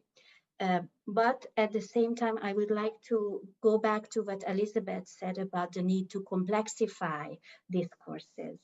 So this hype of technology also needs complexification, and Gitta very rightly so mentioned our need to be more sensitive to artists and collaborators and colleagues who are coming from precarious circumstances. So these two inspirations today bring me the notion that it's extremely important for us to complexify this hype and this discourse of growing technology around us, and our desire to be more fluent in this uncertainty of technology by being more sensitive to how this creates a group or a community of the irrelevant people who are not able to keep up, irrelevant communities who will not have the access because there's communities where there's no electricity in Europe, and there's communities without internet access or computer access. This is hard to imagine, but this exists even in several locations in Central and Eastern and Southern Europe. So I hope that the artwork will also distill or produce a sensitive discourse on how the technology creates apathy towards these groups and communities. Right, and Elizabeth had something to respond. Thank you. Yes, I wanted to say that I totally agree what you were saying, Timea. I think that digital, what has happened during the pandemic and the turn to digital cultural alliances, it's important, of course, and we have make a step that probably won't be back. But I think that another thing that we have seen during the pandemic, it's a terribly growth of precarity and poverty, and all over Europe. I mean, in Spain, in Catalonia, there is a high increase of poverty. And of course, there is a digital gap. So if we turn everything to digital, if we rely only our alliances on the digital, there are communities that are lost. I mean, I think that it's very important to keep the presential, to keep the physical contact of culture alive, and to continue to make the physical place of cultural encounter, to continue to keep them alive, because many people, and with the pandemic still more people, cannot reach this digital gap, and they cannot make to take part of this new digital cultural and tour. So I think it is very important to keep an eye and to keep watching what happens to these the most vulnerable communities with this digital shift. Yeah, absolutely. And Harath, do you have anything to add? Yeah, I mean, I agree with so many of these comments. I think the pandemic has brought the realization of many organizations that were resistant to it, the fact that physical space isn't as important as maybe they initially thought. While I agree that physical space is also incredibly important, I think we have to be very hesitant about technology in general and use a very healthy dose of being cynical about it, only because technology, as much as it allows us to be more visible, it can also create scenarios where we disappear. And I mean that in a real way, by which I mean that, you know, we've seen, for instance, in the way the Chinese government has used the turning the screws of technology so that it's not full-blown censorship, but perhaps slowing down the internet, creating other systems that create disruptions. The other thing is we've also seen instances like where Facebook helped the genocide of the Rohingya, do you know, by just being a platform that allows for certain opinions to go unfettered. But then it also, you know, we've reported, for instance, when it comes to, for instance, various issues around Kurdish identity and culture in Turkey, where, you know, the Turkish state media has actually said there were riots in cities that riots didn't exist. So I'm using that in terms of where technology can also create a false sense of knowledge that is against everything art and artistic production culture represents. And I think we have to be really careful about that. So as much as technology should be a source of a lot of these new solutions, they also come with the exact same biases we've been dealing with. And I think the illusion, because of people's media literacy, which is not very high, unfortunately, and in the art world where we think we're visual and we should know these things, it's not. It's actually, visual literacy is actually some of the worst. I have to say, to be quite frank, for instance, in our own publication, we stopped publishing satire after that's not on April Fool's because people couldn't figure out that they were jokes, as an example. So, and I use that as also just to sort of caution us to know that technology is going to help some solutions, but it's not a panacea, and it actually creates new problems, whether it's of access and even the ability to speak in a language that other people understand. I mean, these are all real problems that we still haven't gotten over. Yeah, absolutely. It sounds like technology, on the one hand, it really opens up a new horizon to a lot of us, but there's also a double-edged sword that needs to be treated with caution. But I think to follow up, and one last question before we conclude this panel discussion It's I think in terms of the roles of institutions, in times of in times of crises, or is it possible for institutions to be activated and to create pressure on governments? Is this something that institutions can do, or possible for them to do in these day and age? If it's all right, I'll start because I have an example that we've been trying to push for the last few years in the US specifically, which is the sanctuary movement, which is a movement that we're trying to push art institutions specifically to become places of sanctuary, particularly for undocumented and people who are in crisis. And I will tell you that it has been one of the hardest things I've ever, because it's not that institutions don't want to do this, but there is an inertia that we can't seem to understand how institutions could take on these ideas and actually incorporate them. So what does this mean about sanctuary movement? It means that if there's a crisis, an institution should be a place where people can go and get accurate information, find safety from potential, raids, things that might jeopardize their own safety. And institutions don't want to get involved. And they just have refused to really incorporate this beyond some of the smallest institutions. And it seems on paper, these should be things that arts institutions should be aligned with, but there is absolutely no will at the board level to push some of these things. So I would love to think that that could be a way, for instance, like something that seems very basic, but institutions have been fully resistant to this idea for some reason.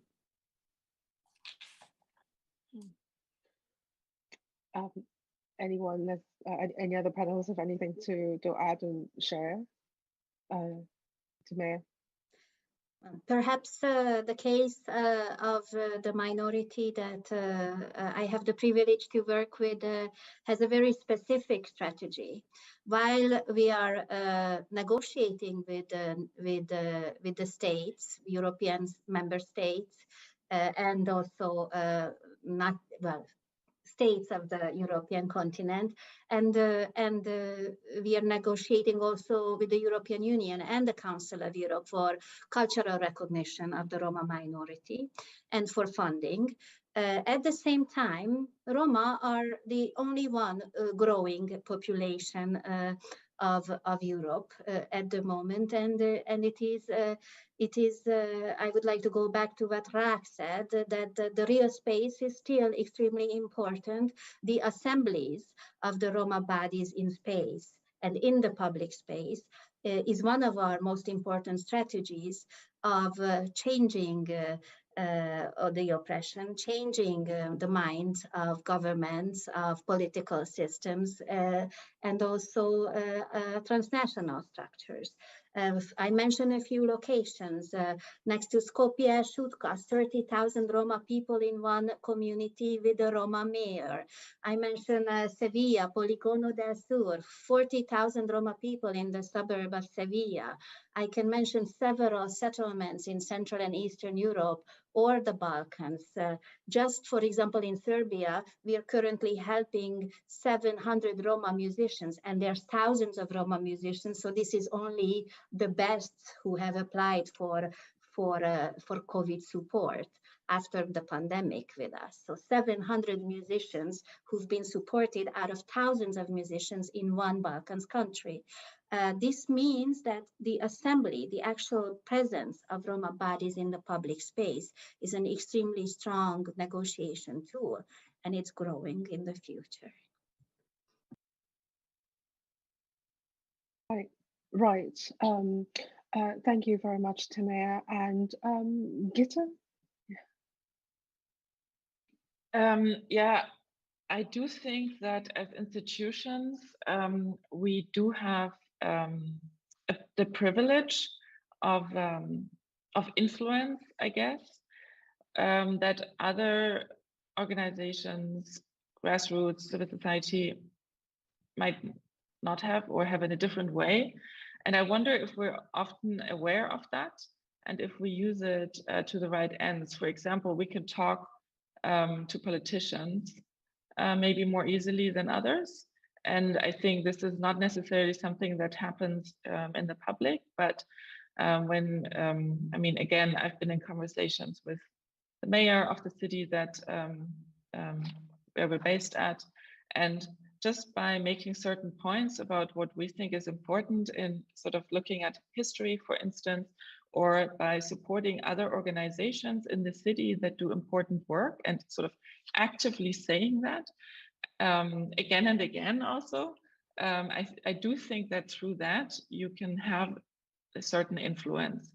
And I mean, everyone can go talk to politicians in our democracies and make cases. So I think this is something that shouldn't be forgotten. At the same time, I also agree, bodies and spaces, as Timea has said, is important. And again, working with other organizations and talking to each other and finding common, common ideas, common ground. Because, for example, when the program that we, the Martin Roth initiative, this program that we do together with the Goethe Institute, supported by the German Foreign Office, that supports artists at risk on a global scale, was funded only a few years ago. It was a new program. And I think there was generally the idea in the German public or among German cultural institutions that this is needed. And so it is an example of joint efforts, convincing or finding the right political actors to do programs like that with. But I also want to say something on what Jacques said, boards and how institutions are governed today. I think, I'm not sure if we need to change the entire system, but I definitely think we need your help as writers and journalists to look critically at our structures that are sort of above this operational level. I think there's good practice, you know, when that level sort of supports you in change in a pushing, but also loving or caring way. But I also see that, and at least in Germany, we're at a turning point in a way where the old model was that those structures have sort of, there was no change, for instance. People stayed in these boards for many, many years. And there's also this question of, is it rewarded or not, or is it seen as something that you do on the side, like as Ehrenamt, as sort of free of charge?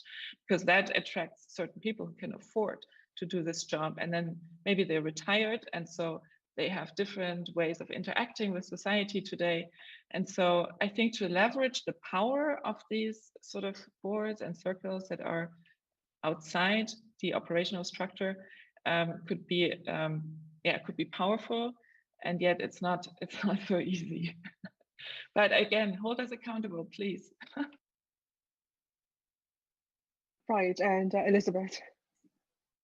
Yes, I certainly think that institutions can intervene in the public sphere and that they have power in this sense. I mean, I said at the beginning of this panel that in the case of debate program, but any program in a cultural institution, I think that has the power to interfere in the public debates, and this is a strong power. And I think that institutions must think about the values and the ideas that they want to be in their agenda as cultural institutions. No, so in this sense, questions such as equality, fighting against any discrimination. I mean, all these things must be in the agenda of cultural institutions, because they have, with many kind of activities, the power to make them more visible. And then in other circumstances, it must happen that they might have some direct political connections, and they might use it.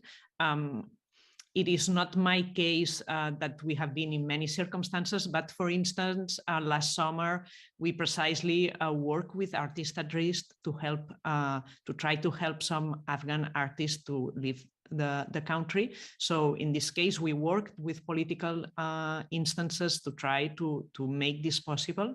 So I think that there are certain circumstances in which maybe this direct dialogue between a cultural institution and a political level might happen. But I think that the most important task we have is to create and to create opinion, to create a state of a debate, of a public debate, which is a first step to guarantee that societies keep to be more democratic.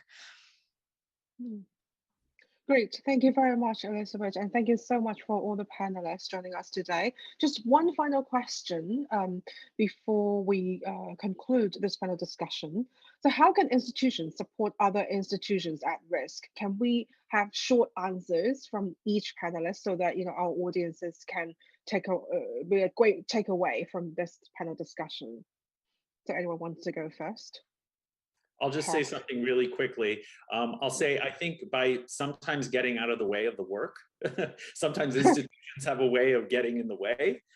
So I'll just say that's first, but second, also just offering consultation and resources in terms of specialized knowledge. I think institutions underestimate how much specialized knowledge and professional knowledge they have within their walls.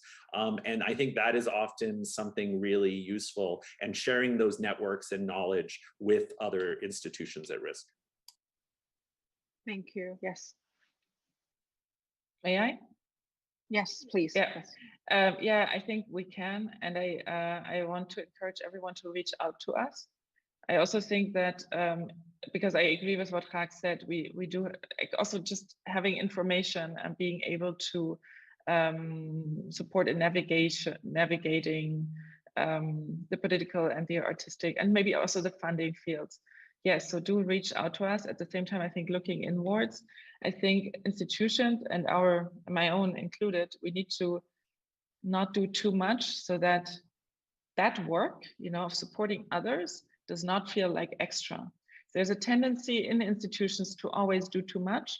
And so whenever there's something new that comes along, there's like, we can't, we're too full. And we are also people, I mean,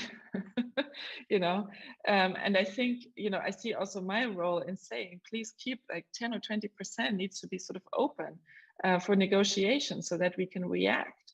And I wonder if now, at this big transitional movement and disruptive movement that we're in, with climate crisis and other crises, that maybe this is something new for institutions or more relevant than before. Great, thank you. And Tamir. Yes, I think that on the peripheries, we have a very advanced consciousness that there is no competition any longer and the peripheries are united. At the same time, it is time that institutions with privileges share or give up these privileges so that artists at risk, communities at risk can participate. It's very short. You asked for very short. So if it sounds a bit simplified, I apologize. I don't want to take more time. Well, thank you so much. And Elizabeth. Yes, I totally agree with what has been said. I just wanted to add that I have seen a big change in this in the last years. I think that now collaboration between institutions is much more natural than a few years ago. I think that it remains a very important part of our work to talk with other institutions to see how we can to make alliances and to make projects together. So I think that there is a big change in this sense. So I'm sure that it's going to be a trend for the next years to be in collaboration always with other institutions, I think. And I totally agree with Gite that we have to keep some space for other activities to be possible, not to fool our schedules, which is also that happens to us many often. Great. Well, thank you so much for our distinguished panelists joining us today, and this really inspiring and thoughtful discussions that gives us a lot of food for thought. So to conclude this section, we'll have an artistic intervention, a music and visual piece titled Empty House by Leila Yaniza. So thank you very much for tuning in today, and we will hope to see you again very soon. Thank you. Thanks to you. Thank you. Thank you. Bye-bye. Bye. Thank you.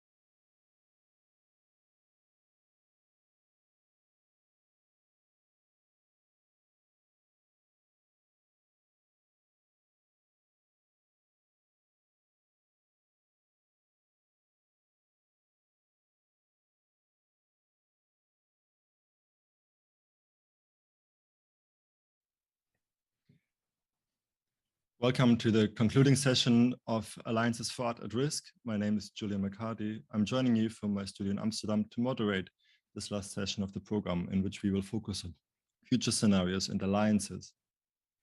Yesterday in the first session, when artists and organizers shared stories from Belarus and Afghanistan, I was literally close to tears.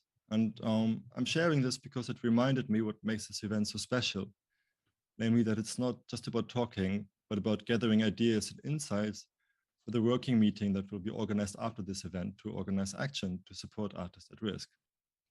In this session, we will focus on two things: on opening the social imaginary, on the resources that we have available to guide our action, and we will think through hands-on strategies for building alliances that can protect artists at risk because they live under oppressive regimes, often because they address some of the wider political, social, and environmental threats we are facing. The session has several parts. We start with a lecture by David Wengrow. This is followed by a panel discussion, a video statement from the co-founder of Extinction Rebellion, Claire Farrell, and an artistic intervention by Serge Hoyt. You can post questions through the session via the Artists at Risk Telegram channel or on the chat and the live stream. And at the end of the talk and the panel, we will share these questions with the speakers. So please post them there. With that, let me introduce Professor David Wengrow. Good evening, David. Thanks for being with us. Good evening. I will do a really short introduction and then hand over to you. David Wengrow is a professor of comparative archaeology at the University College London. And tonight, David will share some of the insights from his groundbreaking book, The Dawn of Everything, that he co-authored with David Graeber, who sadly passed away last year. In The Dawn of Everything, A New History of Humanity, they argue that conventional conceptions of history contribute to the feeling of being stuck in a world that is increasingly unequal and threatened by climate breakdown, with nowhere to go, as it were. Drawing on a vast amount of historical evidence, they show that there is nothing about our current situation that is natural or inevitable. And the aim, as David put it when we talked to prepare the session, to break some of the conceptual chains that hold us back from working towards more just and less violent worlds. I can highly recommend reading the book, and it is a fantastic starting point for our conversation tonight about ideas that might help us to imagine and build institutions and alliances that can protect artists at risk, while also speaking to broader questions about how social, ecological, human, and democratic freedoms might be defended. David, I'm very glad to have you with us tonight. And with that, I hand over to you. Thank you so much. Thank you, Julian. And thank you very much to Artists at Risk for the honor of giving this keynote talk.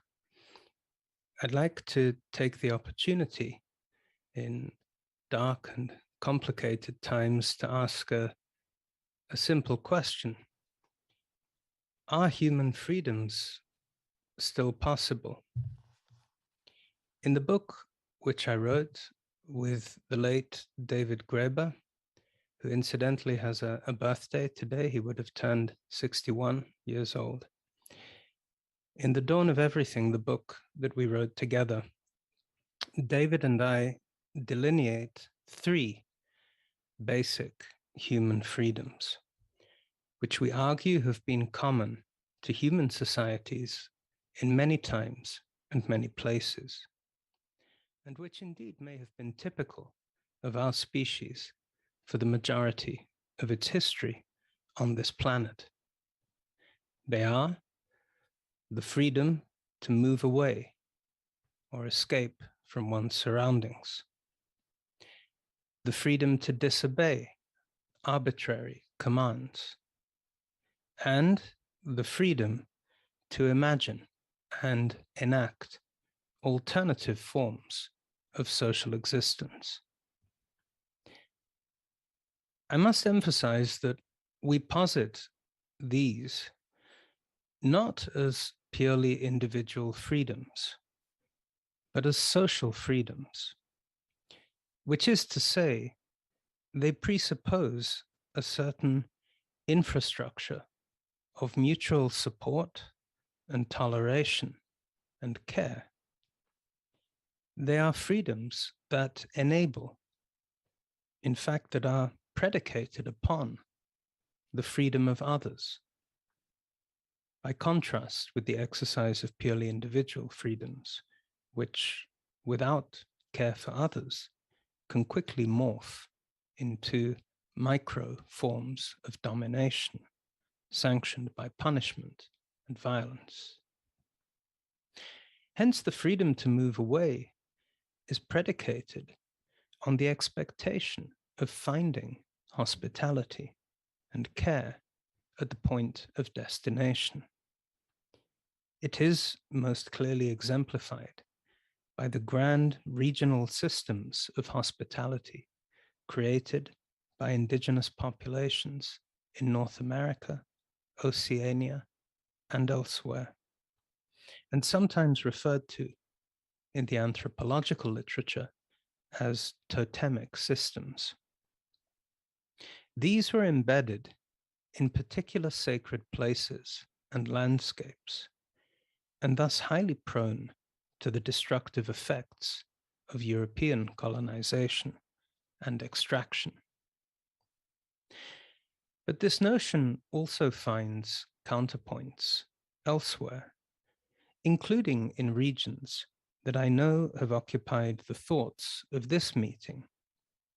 In the Pashto language of Afghanistan and Pakistan, the word Nanawatai refers precisely to that duty of hospitality that is incumbent on heads of households, which obliges them to offer refuge, protection, and shelter to those who are cut loose from their families and homes. It has been argued by anthropologists that the spatial area in which similar cultural understandings of honor prevail actually has a much larger extent, reaching all the way from the valley of the Indus, all the way to the Atlas Mountains of the Maghreb, a civilizational zone, an immense patchwork of desert and sown, which fostered the great sociological insights of Ibn Khaldun's Muqaddimah. Shared aesthetic creations and systems of images, more often than not, form quite reliable traces for mapping these zones of civilization. In its emphasis on mapping the field of persecuted art practitioners today, and on facilitating their safe passage from their countries of origin, on hosting and making explicit the links between residence, art, and human rights, artists at risk might then be argued to build on a multitude of cultural traditions, including some of the deepest we know of. One of the clearest illustrations of this, which David Graeber and I came across, is the Australian concept of Wunan, sometimes translated as civilization, not in the sense of civilization as a level of cultural attainment, but rather in the sense of actually being civilized or showing civility through an understanding of moral codes and a respect of basic human freedoms. Importantly, again, Wunan is not an abstract concept, just as our three elementary freedoms are not abstract notions. They are concrete freedoms that one might actually enact. It is therefore clearly spatial, embedded in a precise and particular configuration of specific Aboriginal landscapes. In the older ethnographic literature, Wunan referred simultaneously to at least two quite different things: a system of image making, in this case, rock paintings, sometimes massive, sometimes tiny in scale, and far-flung hospitality zones traversed by people from hundreds of different communities, within which, as they moved between them, they could always expect to be valued and cared for. In the West Kimberleys, for example, Wunan is often described as a kind of ceremonial trading system, a little like the Melanesian kula. Sacred knowledge flows in one direction, material wealth in another.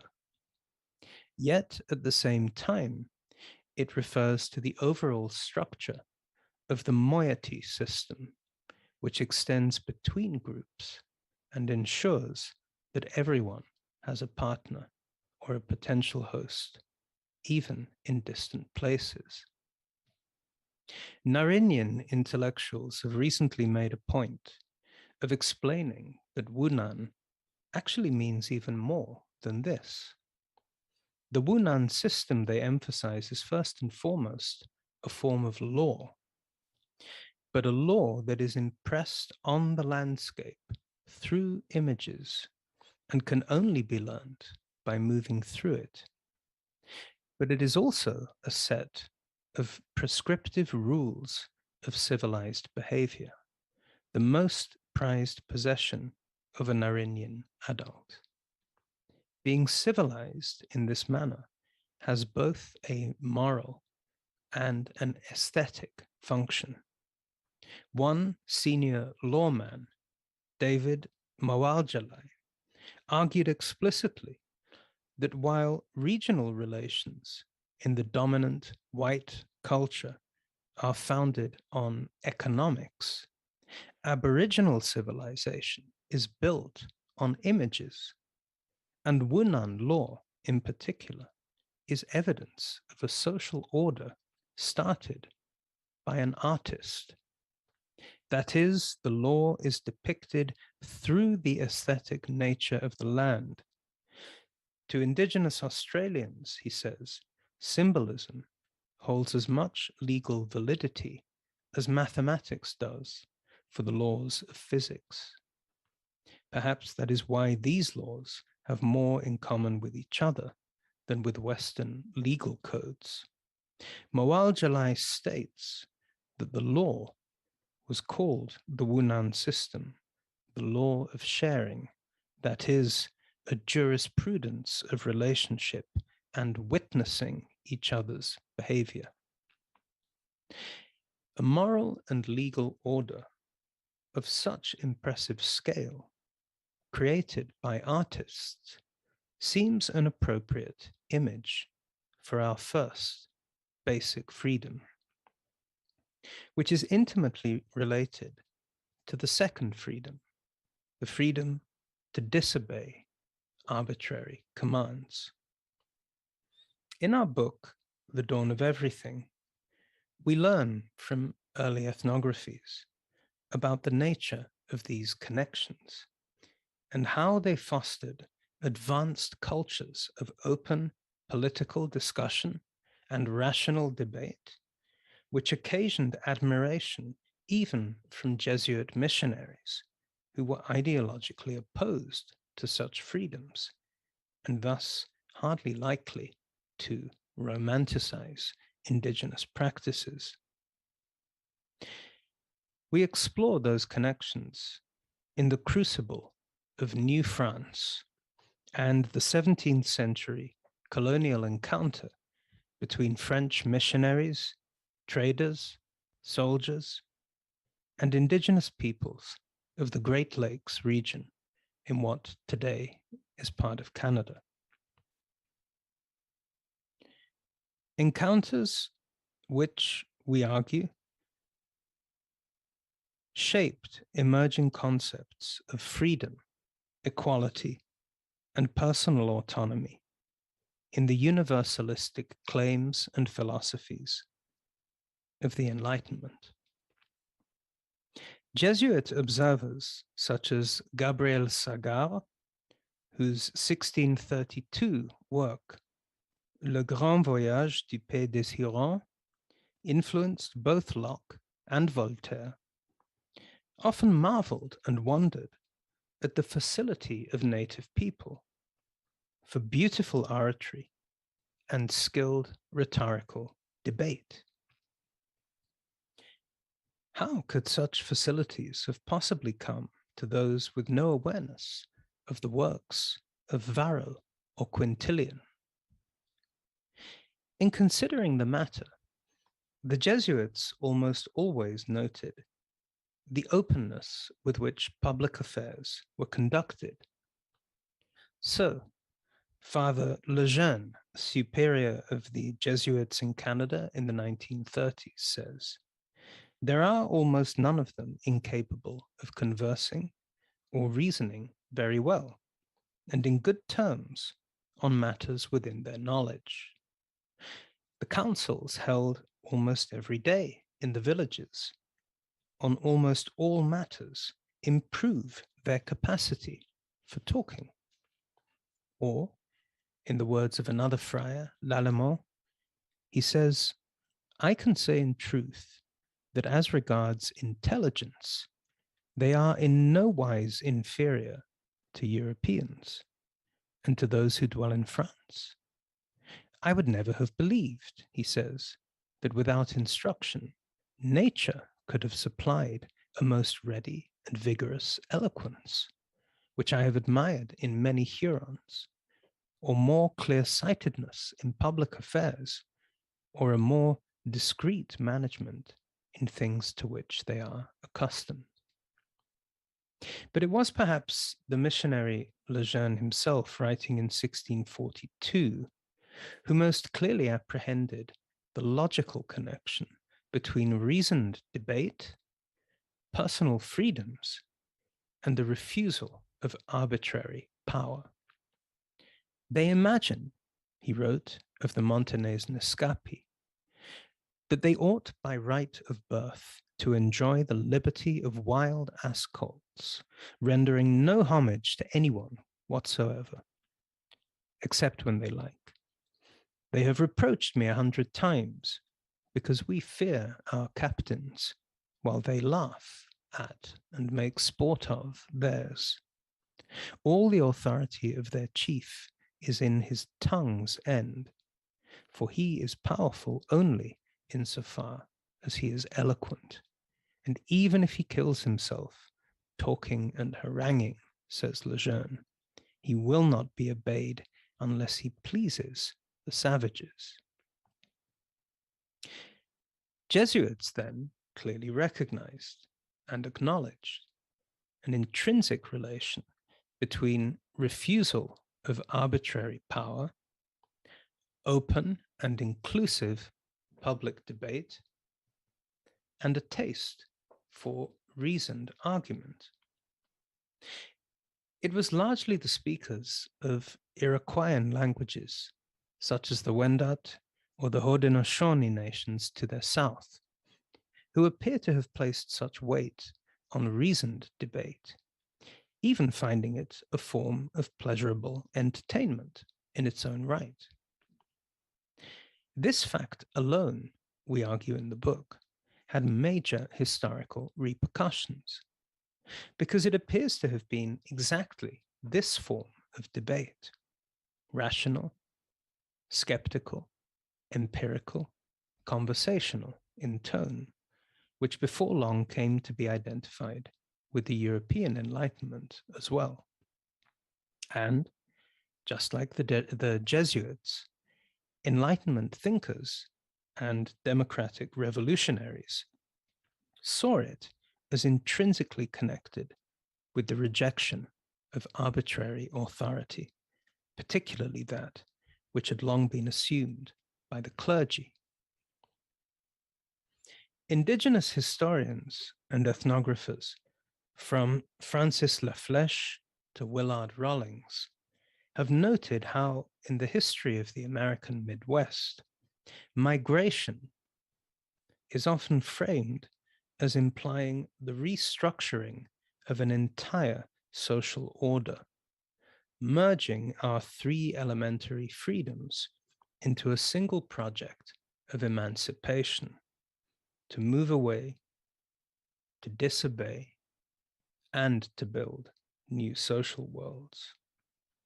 For example, the Osage, a Siouan people who appear originally to have inhabited the region of Fort Ancient in the Middle Ohio River, before abandoning it for the Great Plains, used the expression moving to a new country as a synonym for constitutional change. What would we now call social movements, or rather what we would now call social movements, often took the form, quite literally, of physical movements through a landscape. How best to enshrine such projects in international law and institutions today? I trust, or at least I very much hope, that there are others at this meeting and elsewhere who are much better qualified than I am to answer that question. No doubt there are formal correspondences with human rights law, but in practice, we might do best to focus on institutions which are able to perceive a crisis of migration as what it truly is, a crisis of hospitality, and to respond to it as such. If we're seeking a conceptual counterpart to the three freedoms, not in European traditions of law, but in European philosophy, the closest I am myself aware of is to be found in the writings of Friedrich Nietzsche, specifically in the three metamorphoses which open the discourses of Zarathustra upon his going down the mountain. They are the metamorphoses of the spirit as it becomes in turn a camel, a lion, and a child. The camel, you'll recall, is the load-bearing spirit which takes upon itself heavy things and hastens into the wilderness, where it undergoes the second metamorphosis into a lion.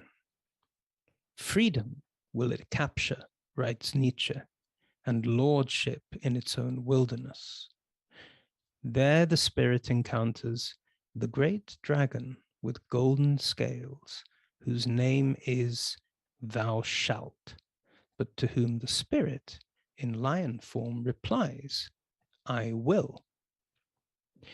But neither the power of the lion nor of the camel can match the ultimate claim of the great dragon, which is that all created values are in my body of gold, and all values have already been created.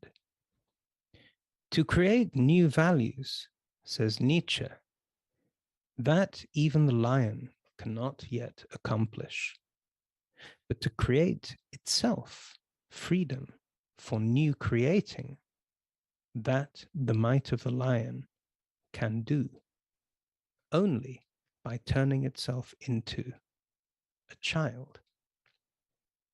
The final metamorphosis. For what can the child do that neither the lion nor the camel can achieve? It can make a new beginning and start again the game of creating. Here I find a beautiful mnemonic for the three freedoms we set out in our book, The Dawn of Everything. Let's recall also that the power of Nietzsche's great dragon, its gift of arbitrary command, lies not just in the blinding glare of its golden scales, unmarked by time, but also in their great antiquity. All values have already been created, and all created values do I represent. The values of 1,000 years glitter on these scales. The Dawn of Everything is a project of reclaiming time, and so also reclaiming space for other values, drawing on the latest evidence of my field, archaeology, and on the complementary insights of David Graeber's field, anthropology. To make sense of this flood of new evidence from around the world, we suggest it is necessary to remove the conceptual blinkers that keep our gaze fixed on a common and pervasive myth. For generations, our remote ancestors have been cast as primitive, either free and equal innocence or thuggish and warlike. Civilization, we are told, could only be achieved by sacrificing those original freedoms, or alternatively, by taming our baser instincts. We show how such theories first emerged in the 18th century as a conservative counter-reaction to powerful critiques of European societies posed precisely by those indigenous observers and intellectuals who understood at least something of what it means in practice to live in societies based on concrete human freedoms, where one is not trained into obedience from the cradle to the grave. We try to show how history becomes a far more interesting place once we learn to throw off our conceptual shackles and perceive what's really there. If humans, as we show, did not spend 95% of their evolutionary past in tiny bands of hunter-gatherers, what were we doing all of that time? If agriculture and cities did not mean a plunge into hierarchy and domination, then what kinds of social and economic organization did they lead to? What was really happening in those periods of history we usually describe as the origins of the state? All of these questions can now be answered, at least partially, on the basis of evidence, not just mere speculation. Millennia of human experience reclaimed from the dragon of time, revealing that the course of human history may be less set in stone and more full of playful, hopeful possibilities than we tend to assume. We find that thousands of years before what we usually call the birth of democracy, there were already well-organized cities on most of the world's continents that didn't have kings or queens or even bureaucracy. Cities that were organized largely from the bottom up on the basis of neighborhood councils and local assemblies. We find that thousands of years before the coming of agriculture, our species was already experimenting with a truly wild variety of social possibilities. In Europe of the last ice age, we find kings and queens whose authority came and went with the changing seasons. In the Americas, we find vast public arenas where hunter-gatherer publics assembled in their thousands. We find slavery already adopted, but also abolished by people who had never once in their histories practiced agriculture. In light of the modern evidence of archaeology and anthropology, those chains of causality that were supposed to lead from humanity's prehistoric adoption of agriculture to the rise of private property, accumulation, and competition, and thence to cities, taxes, exploited labor surpluses, extractive elites, and permanent underclasses across the whole of the known world. Those chains of causality, we find, are no longer made of iron. They are not even made of straw, but instead, I would say, of highly elastic rubber bands stretched now to the point of snapping across eons of time. Time that dogged, boring adherents of just so stories tell us we must ignore, discount as so many blind alleys or lag times. They tell us that the only histories are the histories of those who behaved as they ought to, which is to say, who followed the familiar plot of history.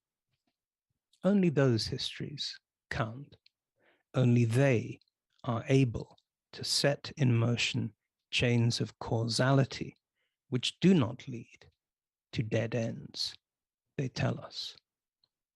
All of which seems rather blind to the possibility, even the likelihood, that our species is now set on a course to imminent disaster, the ultimate dead end, which will make losers of us all. The dawn of everything is a new history of humanity, partly because it is the history of those who didn't do as they ought to. And as it turns out, there were lots more of them in history than we've been led to believe. The cat is out of the bag. A reviewer of the book, Rachel Kiddy of the University of Oxford, wrote in the British journal Antiquity, and I quote, "As an ethnographic archaeologist working with contemporary displaced people who are often forced to survive in the diminishing cracks of global capitalism, I am wholly convinced by the author's argument that humans have the capacity, if not today the legal right, to reflect on the consequences of a particular direction that could be taken and to choose a different path.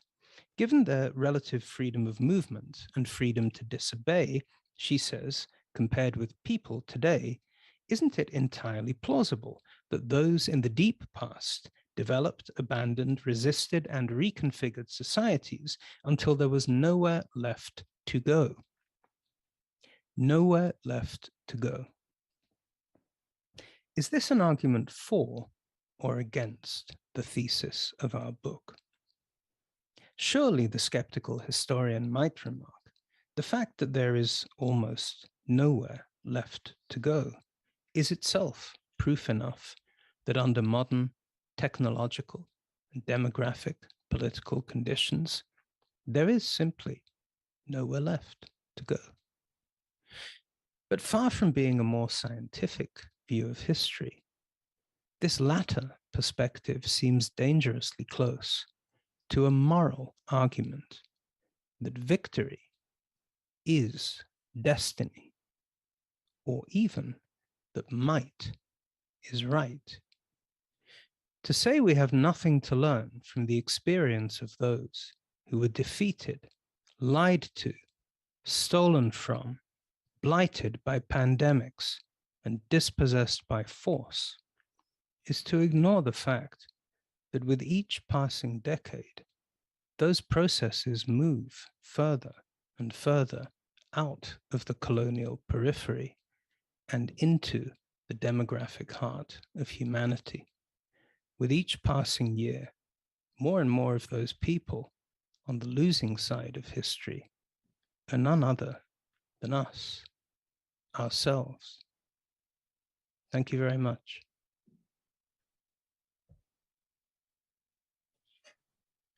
Thank you, David. We now have time for a few questions. Thank you very much for this talk and for, I think, introducing the audience to this idea to revisit history really as an archive of possibility. You evoked this image of the cat being out of the bag. So I guess in the rest of the session, we're going to ask where we're going to take that cat to play. And I have a couple of things where I think I would like to ask you to go a little bit deeper. So I really love this idea of how circulating images and systems of hospitality matched onto each other. Because in a way that is, you could say, quite close to what artists at risk are working towards. So not just getting artists out, but also creating a network of artistic peer support and production, having also these two systems kind of operating in parallel. And I just wondered if there's any insights or learnings from how the system was organized that you think we might be able to translate to a contemporary, version. Well, I think it makes more sense under current conditions to look to more recent precedents, such as Albert Hirschman's work in the Second World War, which led to his concept of exit, where, you know, he was part of this evacuation effort, which prioritized and included intellectuals and artists like Marc Chagall. I think in a purely practical and logistical sense, this is important, but and I think what the examples I'm talking about illustrate is that the definition of art and the way that art is either commoditized, valued, or sucked into systems which are the opposite of hospitality systems is important, because using images as a basis for those kind of communitarian systems is not just at odds with modern nation states and immigration laws. It's also, I think, quite at odds with the art establishment itself and the nature of the values that are inculcated in art and define what an artist actually is. So I think the challenge is really to see the connection in the first place and then the potential of the relationship between these two things. I can't see how it could work if you just change one without the other. Yeah, I mean, this is why I think that these three interrelated freedoms are useful for the session again, because, you know, then getting artists out is not just a rescue mission, but it's actually a wider argument that a free circulation of artists should be part of, you know, global art production. So I think that's really a good point to take forward. I think you could make that argument, yes. That's at least how I heard you. Yeah. Mm-hmm. I was also wondering, kind of following on that, in the previous sessions, we learned that many of the most effective initiatives to protect artists at risk actually developed from kind of friendship and peer networks, including our host, Artists at Risk. So they're based on, you could say, relationships of mutual care. And you make a really interesting point in the book that you only touched upon briefly now, saying that, you know, historically, in modernism, we have a kind of conflation of care and violence. And I would love you to say a bit more about that so that we can take that on board when we think about, you know, what kind of networks you could build and what role care can play. That's right. One of the arguments in the book, after we've explored and effectively tried to negate many of the standard assumptions about where structural inequality really comes from. So after we've argued that it's not an inevitable or logical consequence of adopting agriculture or living in large, dense concentrations of people, what are we left with as an explanation for the roots of social inequalities? And the pattern which emerges in the book,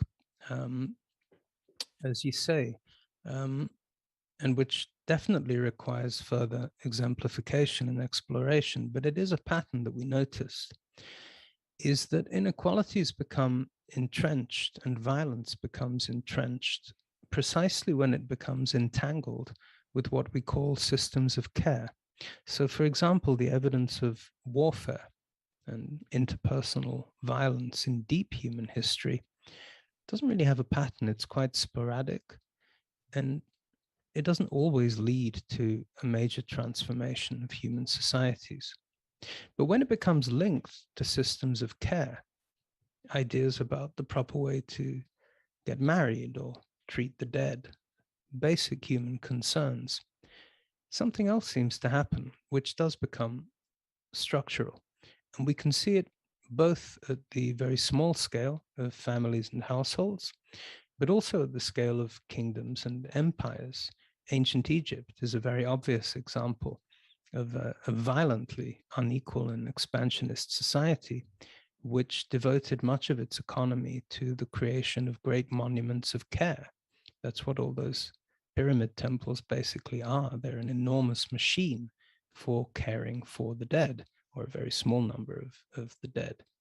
And yes, this emerged as a pattern, not just in time, but also in space, because the systems of violence are I would say, parasitical on the systems of care.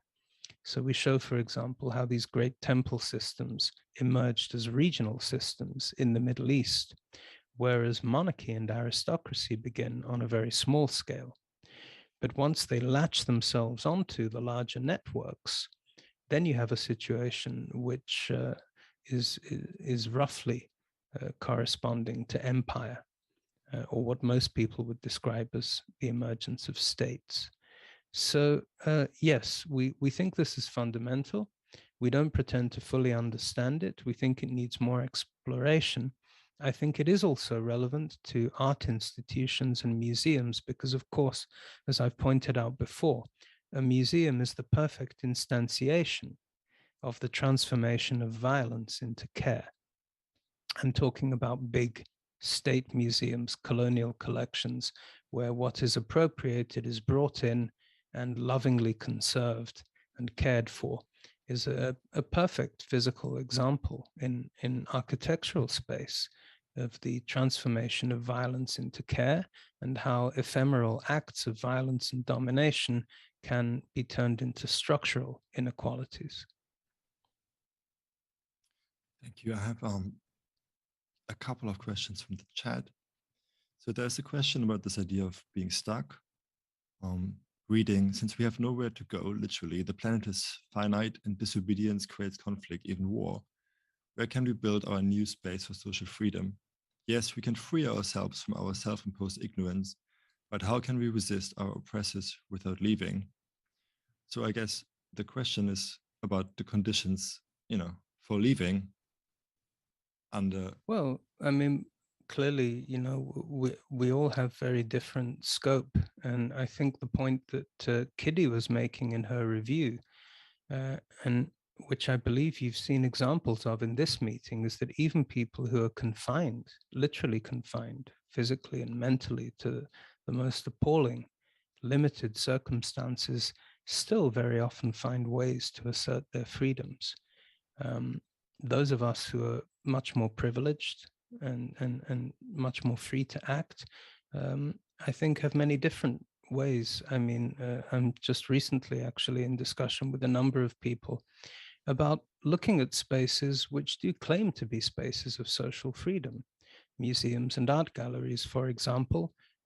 We still have a situation here in London where our major metropolitan archaeological museum accepts sponsorship from fossil fuel companies, which is precisely the kind of coming together of two things which we argue can have far-reaching, fairly calamitous consequences. So, I think there may be smaller and larger things that all of us can do depending on our circumstances. It's not really possible to generalize. I think that's fair enough. So I have another question that asks about David Graeber's concept of prefigurative forms that might prepare us for the post-oppressive state. Mm-hmm. And the question is whether you agree with it, or I guess how it aligns with the argument you presented tonight. Well, my understanding of it, which is not a practical understanding in the way that David insisted it must be, is the idea of acting as if you're already free, which I don't only agree with it, I love it as an idea and as a way of living. I think it requires certain sacrifices, or at least it's very difficult to do. I think if you're tied in to structures of debt and family obligations or relations of care, I've listened to not just David, but others who have been far more involved in movements like the global justice movement than I have personally. What I hear is a lot of careful thinking about how one might extend these temporary, what are sometimes called zones of autonomy, spaces of freedom, which are becoming increasingly difficult and dwindling in countries that ostensibly claim to have great freedoms. How to turn those from ephemeral moments of assembly into more durable structures. And I think this touches on a really key question, maybe a central theme of the book we wrote together, because the message of our standard narrative about history is really that only relations of violence and domination are capable of scaling up. So what we try to do in the book is rescue from history and from the evidence of our fields many examples of the opposite happening, of relations that are not based on that scaling up, relations based on mutual care, mutual aid, and mutual assistance, voluntary and voluntaristic relations, relations based on consensus. And we see that actually these are surprisingly common throughout history. So as you said earlier, Julian, I think history itself, or a more accurate understanding of human history, can itself become a resource, a kind of archive for thinking about the possibilities of prefigurative politics as well. I guess that opens, invites us to take less literal the idea of nowhere to go and look at conceptual realms to go also to open then actual places going from there, the way I understand you. Which brings us to another question by Colin. It's just Colin in the chat, who's asking how an artist whose three freedoms to move, to disobey, and to imagine other kinds of orders and to be creative, how would an artist make that possible while he's suffering, under oppressive regimes like Russia, Afghanistan, Zimbabwe, or Burma? And what's the role of art and cultural institutions to make this dream come true? I'm not sure this is an entirely fair question to ask you, but if you have somewhere to take it, I would love to hear it. I think it is a question for your organization, for Artists at Risk. I don't think it's a question for me, or at least I think it would be pretentious on my part to claim to have anything even approaching the beginnings of an answer or a solution. But I like to think, or at least the fact that you've invited me here today, if the work that I've done together with David or elsewhere can be of any use or of any inspiration, I'll be very happy. Thank you. I mean, it certainly is. I think we have time for one last question. And I was just wondering whether you could just briefly reiterate, how you see these three different freedoms interrelate. I know you talked about it, but I would love having it like in a nutshell again. Well, a simple example that we give in the book, is to think of the negation of the three freedoms. So a natural thing for, let's say, a woman in an abusive relationship to do is move away. If you take away the freedom to move away, you lose the freedom to disobey. And of course, to create something different.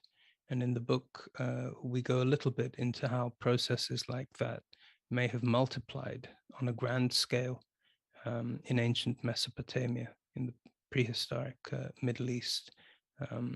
So it's important because it shows how changes on the small scale, the intimate scale of gender relations, relations between the old and the young, domestic servitude, are the beginnings of all this. They're not the products. And it also suggests that it may be on that very small, intimate scale of human relations that we can begin to reclaim some of this ground, which has clearly been lost. Which I think is a really interesting point to take forward, also just in terms of the scale at which we think about intervening. David, I know that you have to go, so I would like to thank you for your time and for sharing your work. I think this is a really great start to the session, and because it speaks to both kind of conceptually stuck and where we might go and where there is places to go in a conceptual reservoir, as well as how that relates to the actual movement of people who are at risk and being oppressed. So thank you for sharing your work with us, and I wish you a good evening. Thank you very much. Goodbye.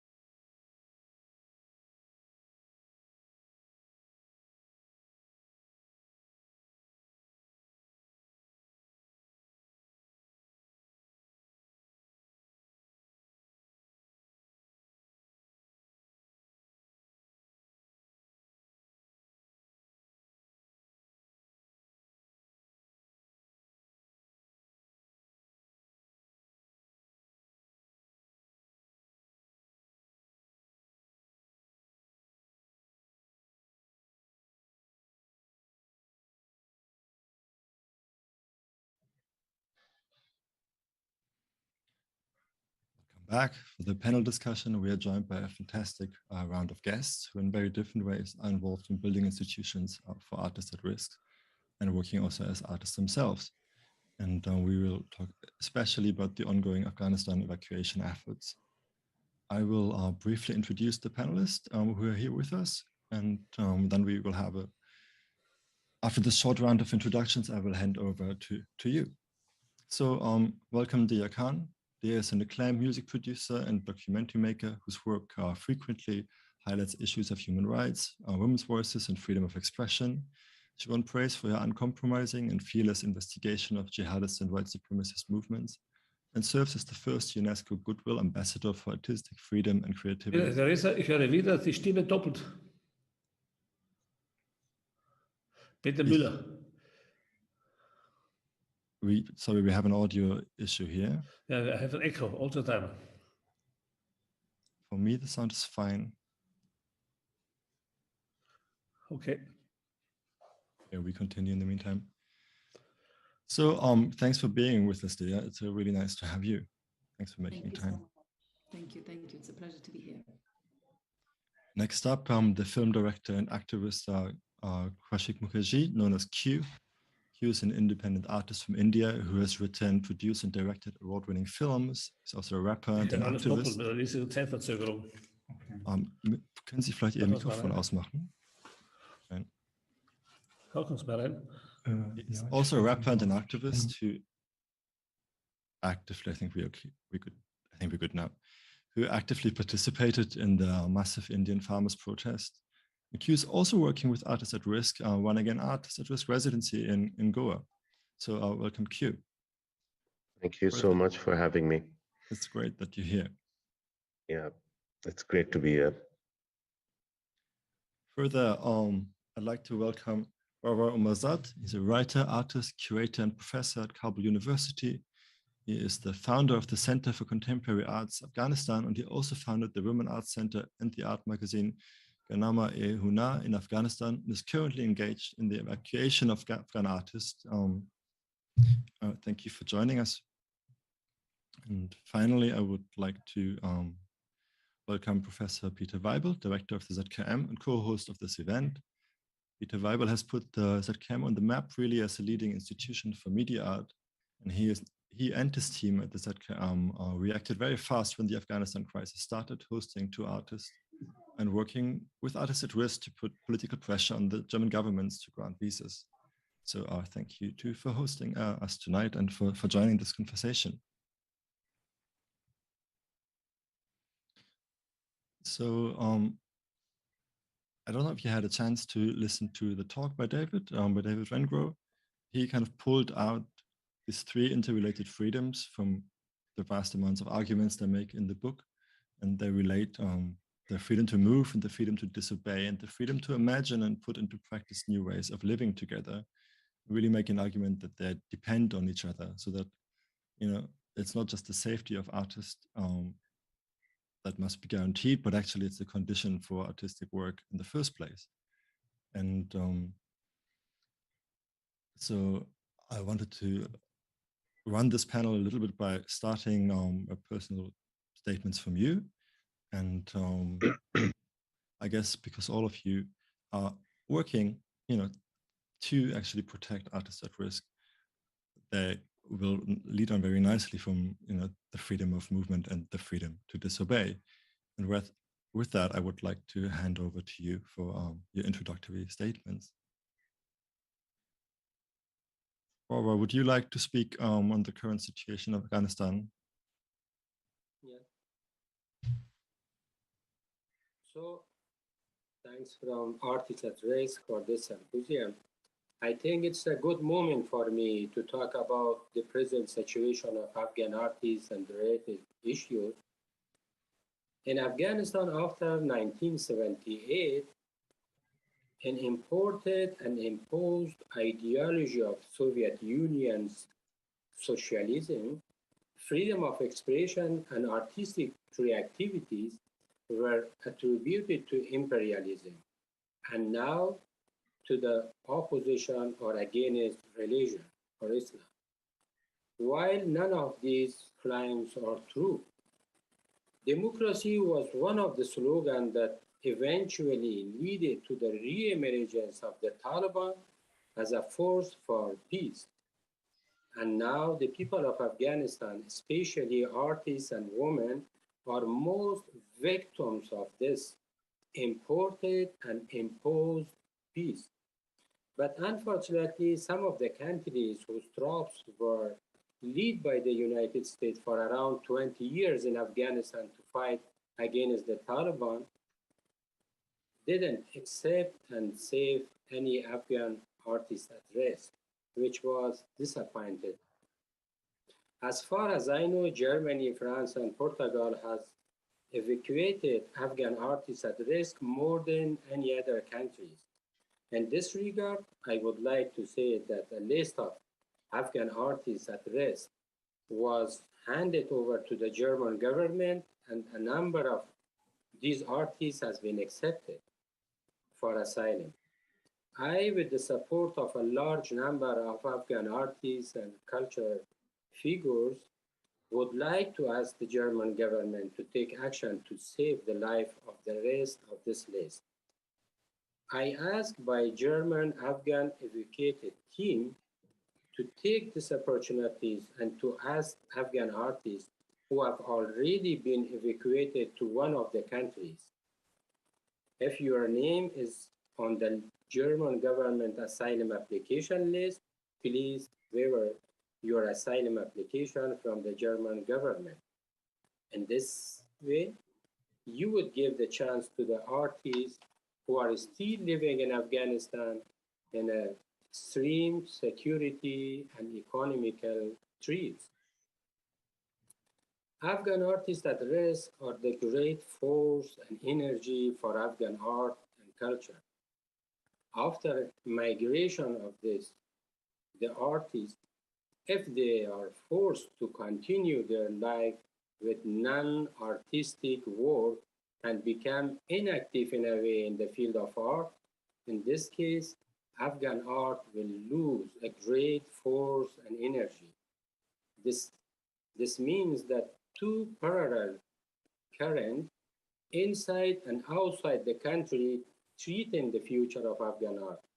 To prevent these parallel threats, Afghan artists in abroad should be given or should use the opportunity to upgrade their capacity by gaining new knowledge, experience, and artistic creativities as a major force for revival Afghan culture and art, its development, and played an important role, especially in the post-Taliban era. We Afghan artists should express our gratitude to those who effort the evacuation and saving Afghan artists at risk.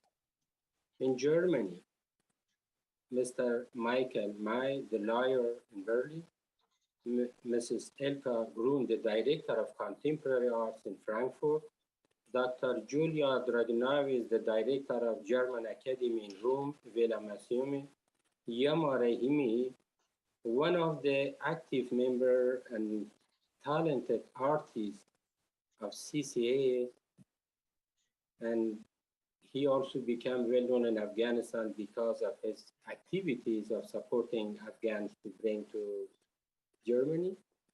Academy der Kunst and its director, Professor Janine Mirafel. I am sorry if my pronunciation is not good. Sarah Nabil, Afghan talented artist, art activist, and woman rights founder, defender, Professor Klaus-Peter Huss, Luftbrücke, Kabul, Mrs. Teresa Breuer, and Derek Lee Schick from House Yattiget and Anamuni Koluta from Geda Heikel Stiftung, Professor Yasamin Riemann, Director Stidel Schule, Shafiq Omar, and Charlie Hedge from Van Eyck Museum, Netherlands.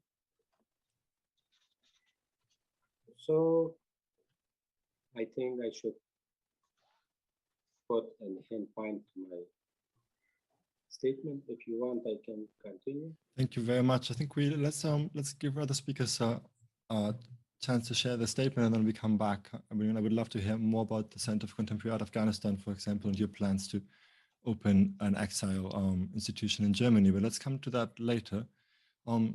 Dia, would you like to share your statement with us?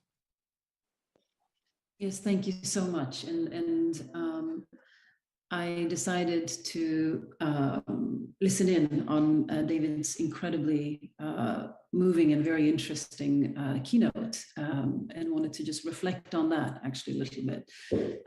I think that, you know, I always speak about that our kind of outer freedoms as artists, our outer conditions to be able to create with the support and the safety to express, to imagine. But I think what is consistently under threat, and one of the things that we don't really speak very much about, is this the inner part of it, which is the imagination, which is the self-censorship very often as well, which is hard to see.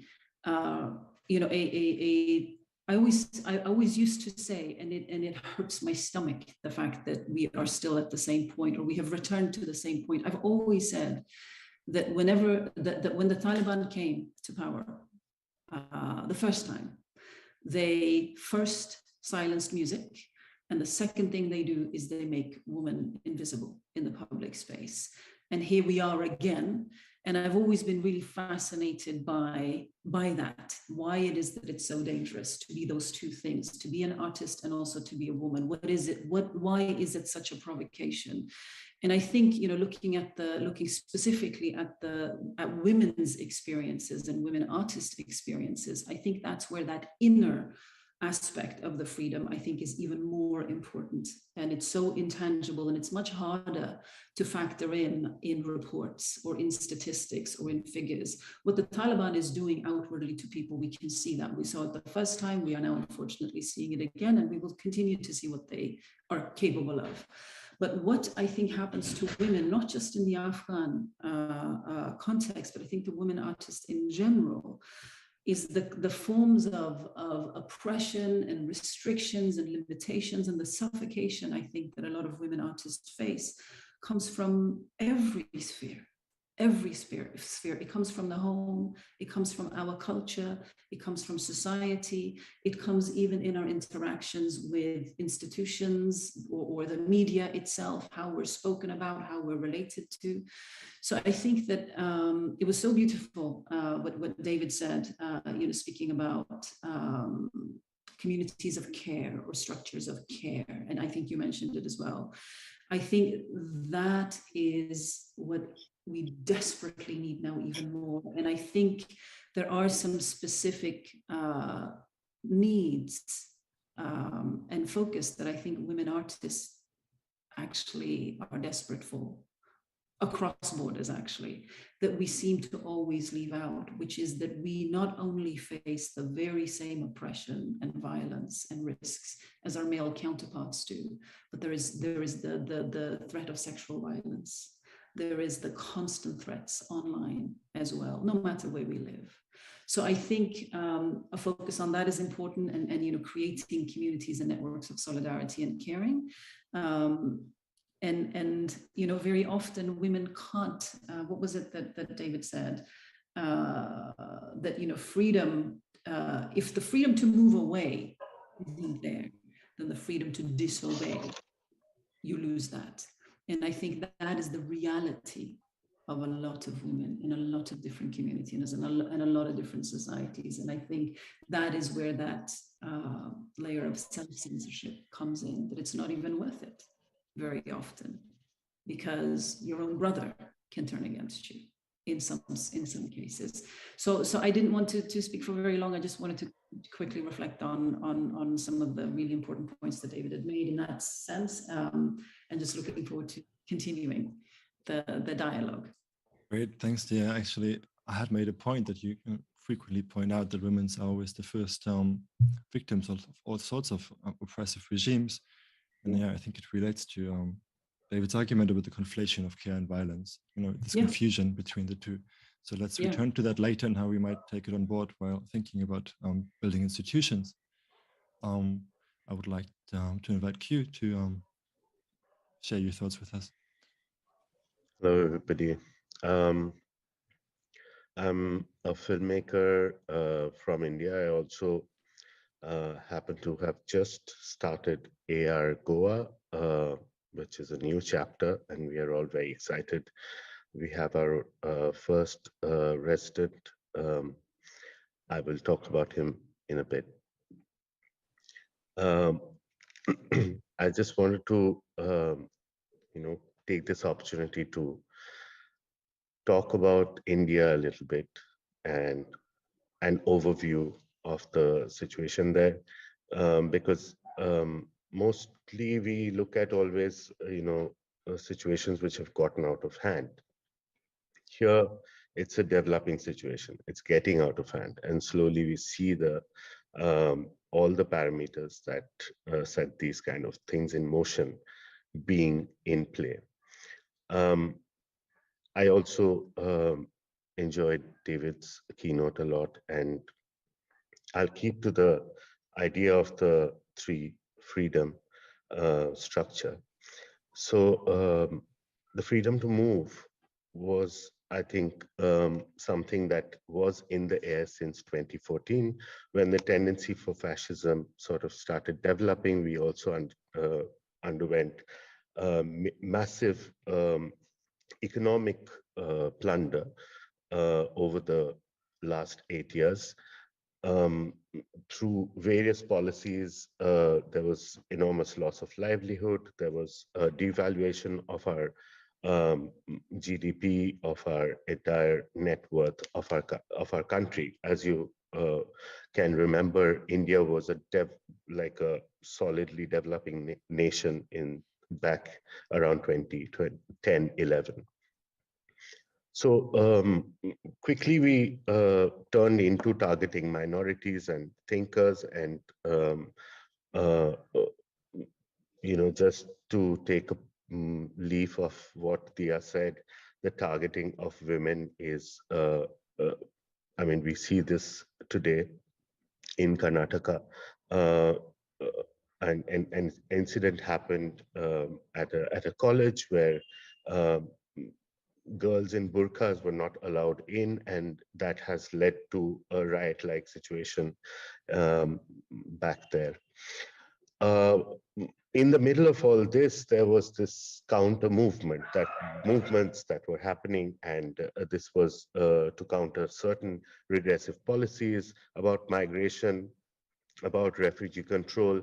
There was Shaheen Bagh, which was extremely successful campaign led by Muslim women from Delhi, and that was followed up all around the country. All this stopped with the lockdown, and the imposition of the lockdown really broke the back of the economy and the middle class of India. The lower classes were left to themselves, and they had to just get back home somehow. They could not. There was a massive crisis. This resulted in the farmers' movement, which I have spoken about in an earlier version of AR. This farmers' movement is the first social movement that has actually been able to stop the government from changing that policy. So here is the beginning of the disruption. The disruption is actually in the art circuit being created much more by comedians and cartoonists and comic book artists in India than the traditional artists. As you well know, India has a huge entertainment industry, and this industry, which manufactures content and pop culture, it has an engulfing engulfing monster. It eats up everyone and everything. These fringe artists have been somehow keeping their integrity alive, somehow staying alive because they're being persecuted on a daily basis. There's a comedian called Munawar Farooqi, a very young comedian who was jailed for 3 months for a joke that he did not even tell. So things have come to this kind of a situation where you see that has happened in Russia possibly 10 years back. So humor as a weapon and fighting algorithms is something that I myself have been extremely interested in finding solutions to this. And I was listening to earlier sessions where institutional shifts of how we see this resistance being built and a global community and a global support system to develop is extremely crucial at this point. This is which brings me to blockchain, because I've been extremely impressed by the social possibilities and the ramifications that the technology presents to us, obviously, with hygiene that we'd have to bring to the table. And if we don't move and make our ecosystems right now, we will again be playing a part to another ecosystem run by some other people.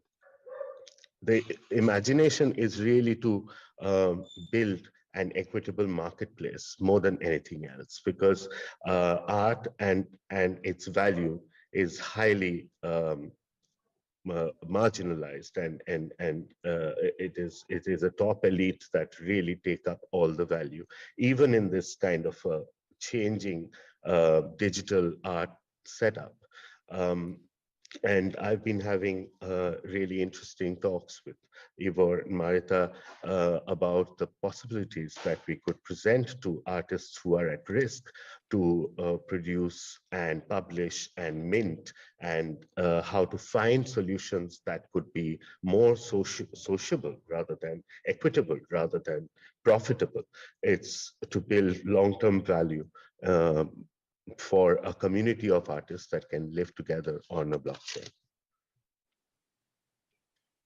Thank you. I have a lot of questions and I'm looking forward to coming back to you. But before that, I would like to give the word to Peter Weibel, and I hope to hear about ZKM's experience with artists at risk and the current Afghanistan crisis. You're on mute still. Your microphone is muted. There should be, it looks like it's muted on Zoom. So if you go to the bottom. So now you hear me? Yeah, that's perfect. Yeah. I would like to apply three types of freedom of his lecture on our institution. He said precisely, he's not so much talking about individual freedom, he said he's talking about social freedom. So I would like that we all together investigate how much freedom we have in institution. For example, he spoke about the freedom to move. He did not mean to move from one country to another one. Yeah? I think what he meant, and I learned from his book, it means also to move for one's own community, yeah? To abandon one's own community. So that means we, the museum, we are part of the art system. Yeah? This is our community. What happens to us when you move away from this art system community? Yeah? You can think, we can discuss the answer. I know the answer, but this is precisely the movement, the freedom to move away from the art community is dangerous. Yeah? Since the next question was the freedom to disobey authorities or to freedom to disobey orders. He did not mention what he wrote in the book. He wrote in the book without consequences. This is the point. You can easily disobey orders, but then you're fired. Yeah? So I always say, in the communist system, when you disobey orders, you pay with your life. Yeah? In our capitalist system, when you disobey orders, you pay with your job. This is a big difference. It's much better to lose your job, but instead of losing your life. So even here we see it's not, but we have not much freedom in the art system. And the third point, he was speaking about the freedom to imagine, to imagine new rules. And this was even missing in the lecture of Wengrow himself. He talked about our civilization, and he said it is built on economics. This is a model of capitalism. No? If it's true or not, is another question. But he said our civilization is built on economics. And then he praised the Aborigines because civilization is built on symbolic orders, visual orders. He did never mention in the book that we are looking for a civilization which is built on the search for knowledge. Now comes the point. My institution, we are interested in the search of knowledge. This is precisely, normally in the art system, it's not the search of knowledge, this is more or less something of science. We accept that science has an order who is looking for knowledge. When now you start in a museum, as aliens, with science to look for to search for knowledge, then you get into trouble because the mass media don't speak about you. The mass media want exhibitions about painting more or less from 19th century. When you do something different, then you have to pay with consequences. But the most important point is the following. How much freedom do we have to substitute politics? We hear the blames, correct blames of Afghanistan artists. Yesterday, we had long blames about the problem of Afghanistan artists, which are nearly to be killed and to die. I'm one of the institutions of many in Germany who want to accept. We invited the government. We wrote the government letters in Germany. We would like to have many artists from Afghanistan or from Pakistan. We give some artists residency. But the German government does not hand out visas. So now you see, my museum is a governmental organization. We get the money from the state. And now I have to act in a different way like the government. So how is it possible that a museum can become an NGO, a non-governmental organization? There's a freedom to have this possibility to be a non-governmental organization, to say, I want to help artists at risk. It's very limited. So we have the question, in a symbolic level, I can always act and substitute the government. But I'm not interested in this symbolic politics. I want to help really, because this is now the important point. Art has since the 20th century moved away from representation to reality. We have real action art. We have body art with real bodies. We have real object art. That means art is now expanded into reality. Therefore, it is correct for art, not for the art system, not for the art market, but for people who understood the movement of 20th century, they know art acts in reality. Therefore, it must be possible that we can act really to help artists at risk. So my practical proposition will be, politics has accepted that we have departments for equity and for diversity, etc. Because this is easy. I would like to find possibility to have departments for artists at risk. So that is precisely, when I have positions and people employed in my museum, in our museum set camp, who take care of artists at risk, then I have to get money from the state to do the job. The state does not do. So we slowly move into a non-governmental organization ourselves, which is risky for ourselves because the state will not enjoy us, the mass media will not enjoy it. This is a situation for me. Therefore, I ask my colleagues how they see the situation as a point of institution, because this is the subject of the day. The freedom we can act as institutions. Thank you very much. I would love to come back later to just your insights practically also on how to work to put effective pressure on the German government in your case as an art institution. I can tell you Julie, one thing. The German government acts in a way unethically, that I will forbid in my setcam that we use the word ethics anymore, because it doesn't make sense anymore at all. Thank you for that. And I think something that kind of plays out in all your contributions is this idea that, we need a kind of a system of hospitality that actually overlaps with the system of production, particularly when it's about artists. And I think that it also plays out in many of your practices and your art production as activism practices also. So I would like to talk, I think, about two things. One is this idea that the horizon of possibilities is limited and what are the resources to open that horizon. And I think you all talked to that already to some extent. And then practically, learn from your experience of building these various institutions that you are actually making, and your learnings from that we might take forward when we think about an alliance. So I would also like to invite you to jump in when you feel the need, but that said, maybe we can start with you, Mazad.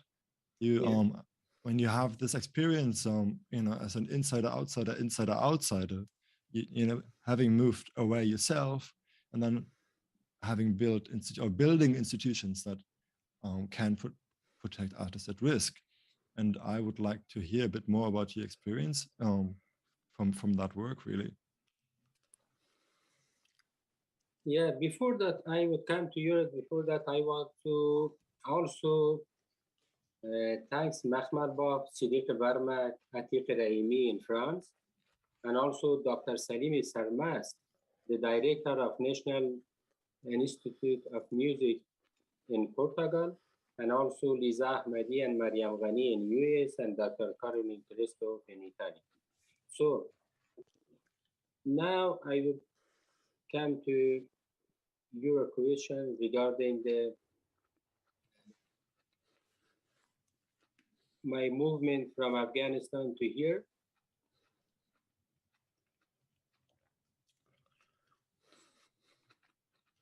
Yeah, please. Yeah. So, as most of the Afghan artists, after 15th of August, everyone was trying to come out, especially the artists who were at risk. And I was one of them. And then finally, I'm here.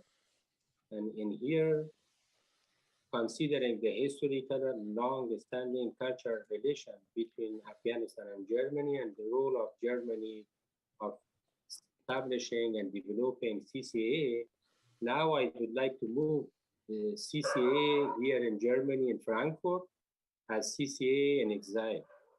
Fortunately, 14 members of very young, talented artists of CCA has been accepted here in Germany.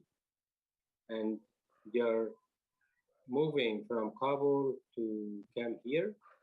And also 6 of these students has been accepted by University of Art and Design in Frankfurt. I would like to thank again Yamar Rahimi for his effort in this regard. And we hope that the rest of artists, especially the women artists whom are still living in Afghanistan with very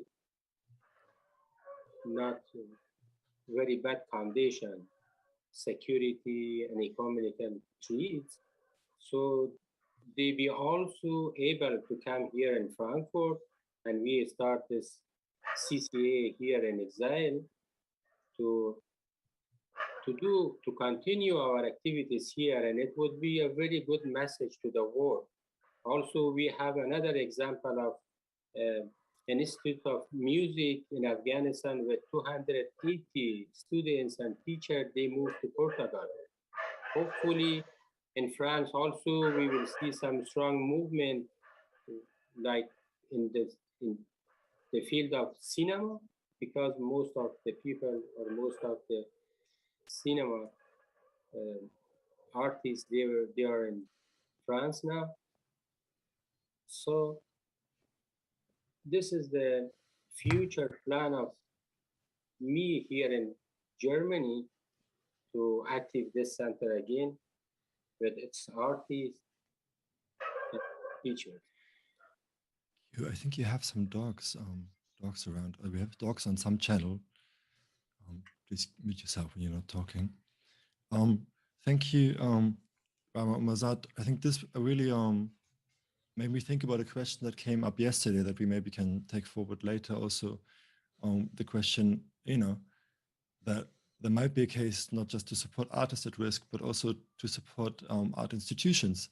In this case, for example, the Center for Contemporary Art Afghanistan in exile that you just outlined, and that might be an effective strategy actually of helping not just one artist, but networks of artists. So thanks for sharing that. I was wondering a little bit regarding this question of widening the horizon of possibility. I mean, this of course is what artists do anyway. I was thinking during Wengrow's talk, so to expand the social imaginary and what's possible. Maybe it's also because of that skill that they're often targeted. So I would like to invite you, Dia, to talk to that a little bit, to this, how it plays out both in your artistic work, but also in your political work, and how the two interrelate. And I was particularly interested. I mean, you have been really acclaimed for your what's sometimes described as extreme listening or empathy. Yeah, this idea of working with the enemy and to, as you put it, I think, looking for a crack where humanity can shine through in the darkest places.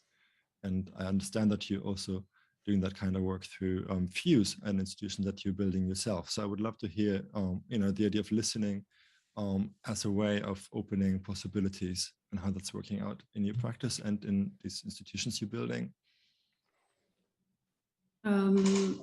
Thank you for actually asking that question. For me, so I started my training started as a musician. So in music when I was about 7 years old. So I studied North Indian classical music for a very long time, which is because I've had to think about this aspect of listening a bit more concretely, and that is a classical form of music that is based on listening. It is not a form that is based on reading. So I think listening is something, and practicing listening is something that's been a very sort of core part of how my sort of skills or creative work has developed. And then what it has done for me anyway is that it is also translated and sort of morphed in from being a creative process to becoming a process of how one conducts and sort of shows up in life, and how I relate to myself and relate to other people. So for me, this act or practice of listening has become absolutely at the forefront of everything that I do. And part of it is also because, when it comes to stories or it comes to any kind of artistic expression, there are so many voices and so many points of view, so many feelings and experiences that are left out from who gets to participate in sort of creative work that is experienced by larger groups of people. So creating Fuse, which is both an arts and a media production company, that has been very important to me, is to try to bring voices that are marginalized, voices that are typically either overlooked or ignored or marginalized intentionally for whatever reasons, to try and find those voices and try to support and nurture and encourage and sort of build at least a platform and a way for artists or creative people like that to sort of have a starting point.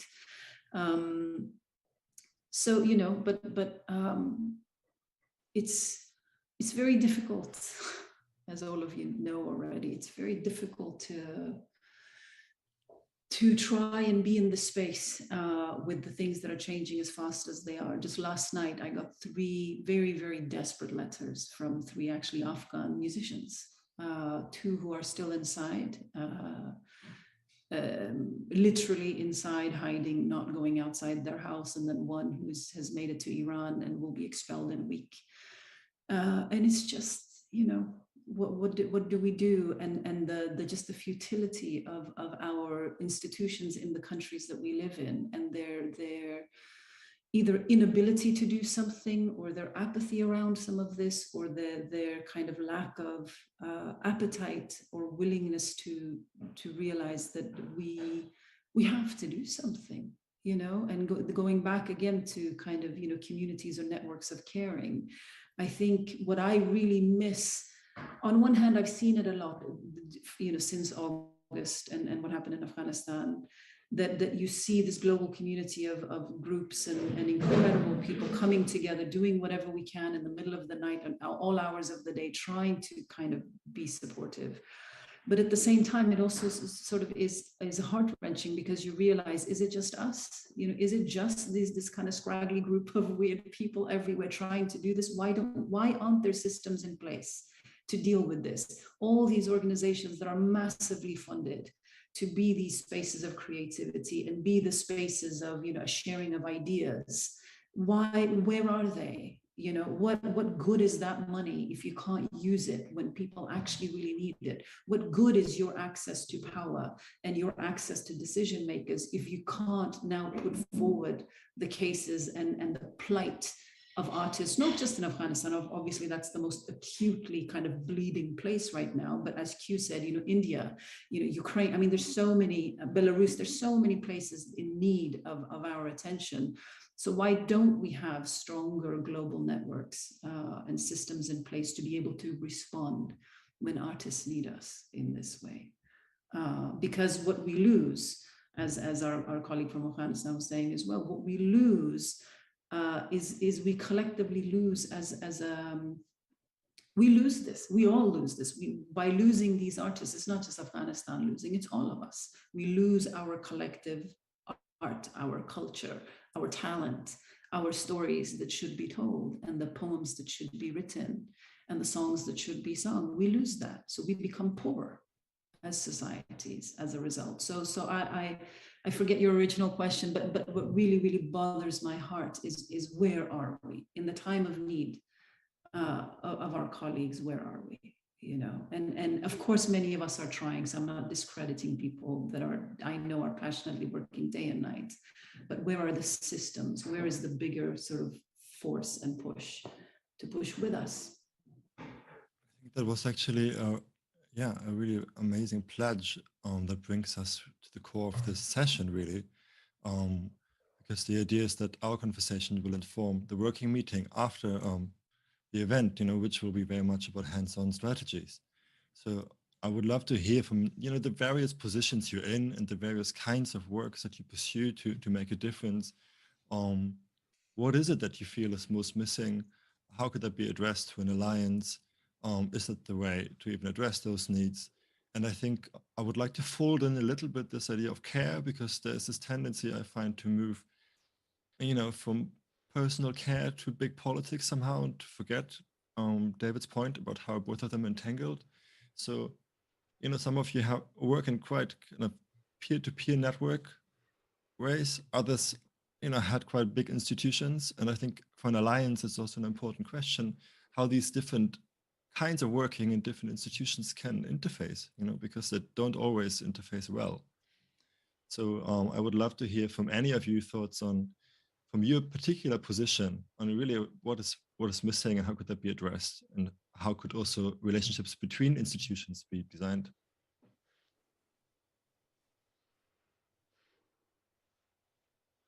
You're asking anyone, right? I'm asking anyone, and I think Peter Weibel was wanting to speak. A main decision by an art institution like a museum is always which cause are you following? Yeah? And our decision here is we follow the artists. Yeah? We do not describe what artists should do, what most museums do, and then judge them to the fit in the program. We are directly in our program following the artists. And when we see that artists act politically, why not should also the institution act politically? When we see that artists act scientifically, why not should also institutions act scientifically? That means the book of Wengrow and Kramer was to see when we have a past which could be much more different than we have assumed, that we also can have a future which can be much more different than we assume now. That means he's asking for a much more free future. And I think this is an obligation for an art institution to work that artists have a more free future, be it politically, be it economically, be it aesthetically, and that we guarantee this free future for artists wherever in the world. Therefore, for example, Ted Kemp did already 7 years ago, we did a big show called Global Activism. And I give you a strange example, because this is what I also ask for the museum. In this global world, we have so many questions not asked. We have so many unanswered questions. I give an example. There was in London, on the Parliament Square, there was Mr. Hawke, who was protesting against the Prime Minister of England, Blair. Maybe you remember. Blair was moving into the Iraq war together with the United States of America. And this Mr. Hawke was protesting against Blair. In the Roth, for example, an anagram called Blair is a liar. An anagram means you shuffle the letters and generally liar. And day by day, he moved, he protested with his pictures about the atrocity of the World Center. So at the end, we had about hundreds of meters protest on Parliament Square. And the police could not move on the way because there was a law. Said they are not allowed. Then the parliament made a law to move away Mr. Hawke. So 70 policemen came to destroy the artwork and the guy. And there was one person against 7 police. And he had to move to Germany because he had cancer and he died in Germany. But now comes the point. An artist reconstructed his work for the Turner Prize, for the competition Turner Prize. And this is not funny. He could reconstruct the work by photographs and documentation, and he got the Turner Prize. This is strange. The man who needs the original work in reality had to go to prison, had to escape. And the person who did the same work, declared as art in the symbolic order, got a prize. This is something not correct. And this is precisely also one of the many basic axioms. Or another axiom is, why do soccer players, which we do not need, we don't need these games, why are they millionaires? But the people who work in hospital for sick people, and we need them, earn nearly nothing. So what we have in front of us, we have an ocean of not asked questions and not solved questions. Therefore, I think we have to fight together with artists and institutions to have more free future, in future have more freedom to work politically, to work scientifically, to work socially. And since we have to organize, and this can mean, in fact, that they move away from a government organization to a non-government organization, because non-government, an NGO means an NGO is an organization who does a job. It should have been done by the state, but it's not done by the state. But this is one of the central arguments of the book by Wengrow. The idea of the state, this is really the main argument, is wrong. It's a wrong history. The future is not bound to the state. And this is precisely what happens in art all the time, that we think we have to depend on the state. I fight in my museum with our team not to be dependent from the state, even when the money comes. And even more, not to be dependent from the media, from the magazines. I try to make our own public. I don't want to have as is public guaranteed to us by television, by press. No, so we have to fight for more independence, for more freedom in the future. Thank you. Thank you for that statement. I was. May I add to that a little bit? Yeah, please. Jump in. So I think one of the points that the professor made is really important, which is that a lot of institutions will react to artists, and they are led by the artists. So whatever the artists sort of come and will articulate, that can go somewhere. One of the things that I've consistently noticed over the last several, actually for the longest time, actually, is in the global north. And I'm generalizing very, very broadly now, but it's in order to make a point. What I have found is that there is an empathy deficit. There is a solidarity deficit amongst artists in the global north for the artists everywhere else. And I find that really problematic. It has been so difficult. Anytime we have tried to do campaigns in solidarity with artists in whatever parts of the world that are struggling or are at risk or are being persecuted or targeted for whatever reason by whomever, it has been like pulling teeth trying to get artists in the global north to want to lend their voice or to even listen to it. And I find that interesting and quite curious. And so I see that there's a lot of, you're asking what can be done. I think that's one of the areas where a lot of work can be done, because artists in the global north have access to power and institutions in a way that can be leveraged in a much more productive way that isn't being done yet. So I think that's an area where we do need to somehow do more lobbying or wake up, whatever that lack of empathy is for our comrades basically around the world. They'll take up causes. They'll take up girls' education or poverty or artists will associate themselves to that. but it's very rare that they will take a stand for fellow artists in other countries. Do you think that's fair, or do I sound unfair? Does it make sense? To me, it does, but I would love to hear others. I mean, Q, for example, what's the solidarity for you and the movement that you've had? It's incredibly impressive what you've done. How much support and solidarity have you gotten from your comrades and colleagues around the world? No, I personally will not take anything away from the struggle, that this is a mass struggle that we're seeing, and really at the helm are people who are not like us. I mean, I am from the privileged elite. I can claim to be an artist. I can actually talk on this panel. I mean, I can talk in English. I can make a point. I'm 1% of India, and this is what I can all do is rep the movements that are happening right now. But I agree with you. What you're saying is the apathy of a global apathy. But the only issue here is that why would the West right now do it? Like, why does anyone have to do anything? We are in a global meltdown situation where everyone is kind of fending for themselves post-pandemic, and nothing makes sense anymore. So the world itself, reality itself, has become like a video game, which is something that everyone is struggling with, because on one hand you have reality itself, one hand you have the whole idea of social media reality. And this is where, just to come to Julian's original question about the ideas and implications, and what are the challenges right now, I could possibly,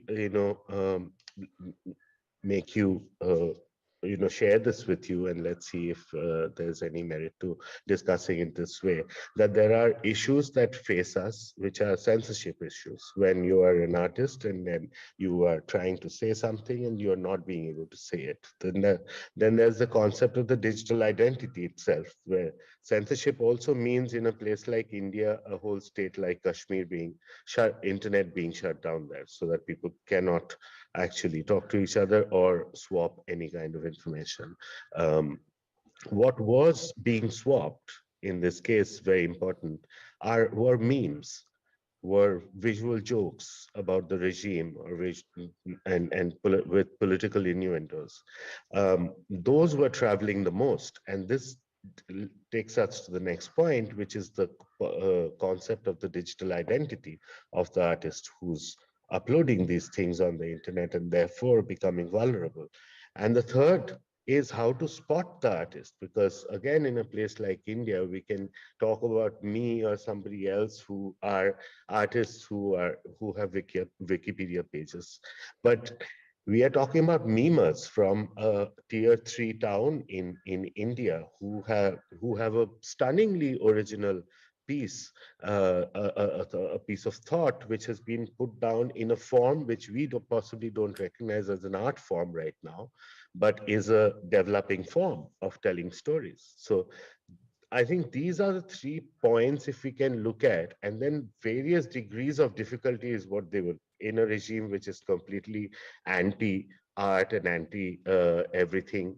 They will have certain challenges. In a place like India, which is growing tendency to block everything independent, and voices that have non-majoritarian views will be blocked. So I'm very, very interested in understanding how we can all come together instead of looking at each other, like even within India. Like I would like to know how these memers can come to AR. For instance, how do they even know that AR exists? That's the crisis, right? How can we make this so easy as that? How do you know that, oh, I am not right now an artist, I can claim to be an artist. Most artists in India can't even do that.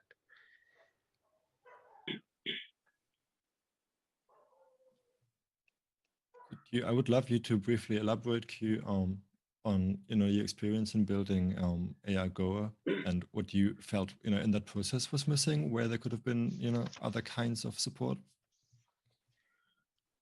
Well, the paperwork support is anyway something that sitting here, it's unbelievable what AI is actually being able to do.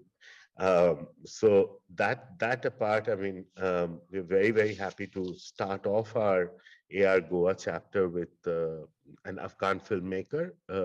He has made a few films, and one of them being Neighbors, which is a really stunning piece.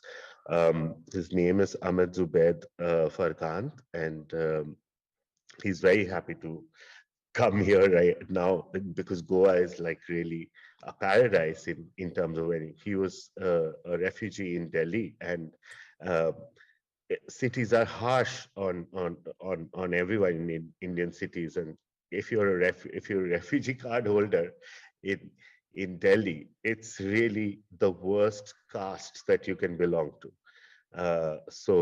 And there's an anti-Muslim sort of general tendency in India currently. So we are very happy to host him.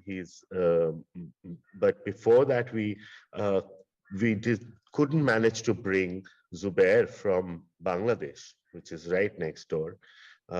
We could not get a visa for him, and despite trying over 3 months, he was under enormous threat.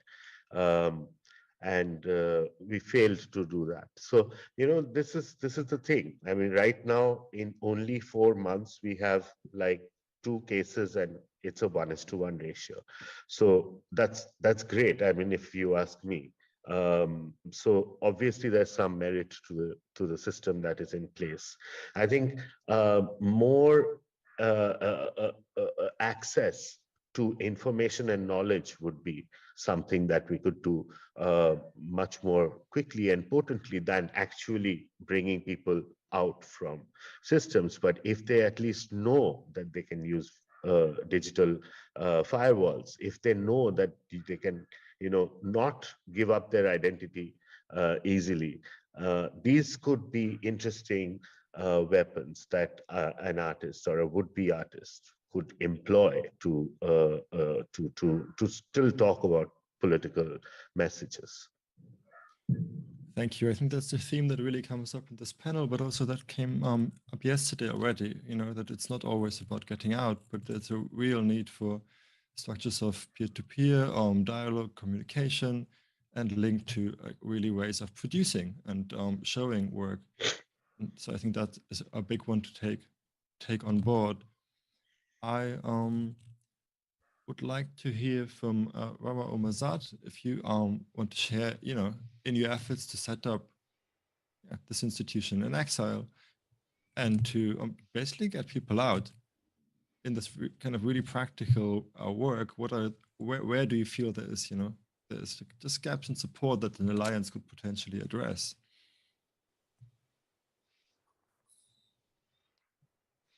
I think so. First of all, I should say that I'm not really experienced of how to work here to do this, but luckily I have a very, very good team of supporters with me, the German and the Afghans, and they are good advisor also. The most important things that we have this goal and we have the colleague, we have the supporter, and I think the German government also will be interested to help us in this regard. And we are always hopeful, and I think it's possible. And by this hope, we are starting to work this, and we have a plan to start from which point, how to go on, to which organization we should contact, and how to build this. These are all the discussions that we have some ideas and plan for that. Thank you for sharing that. And also, I would like to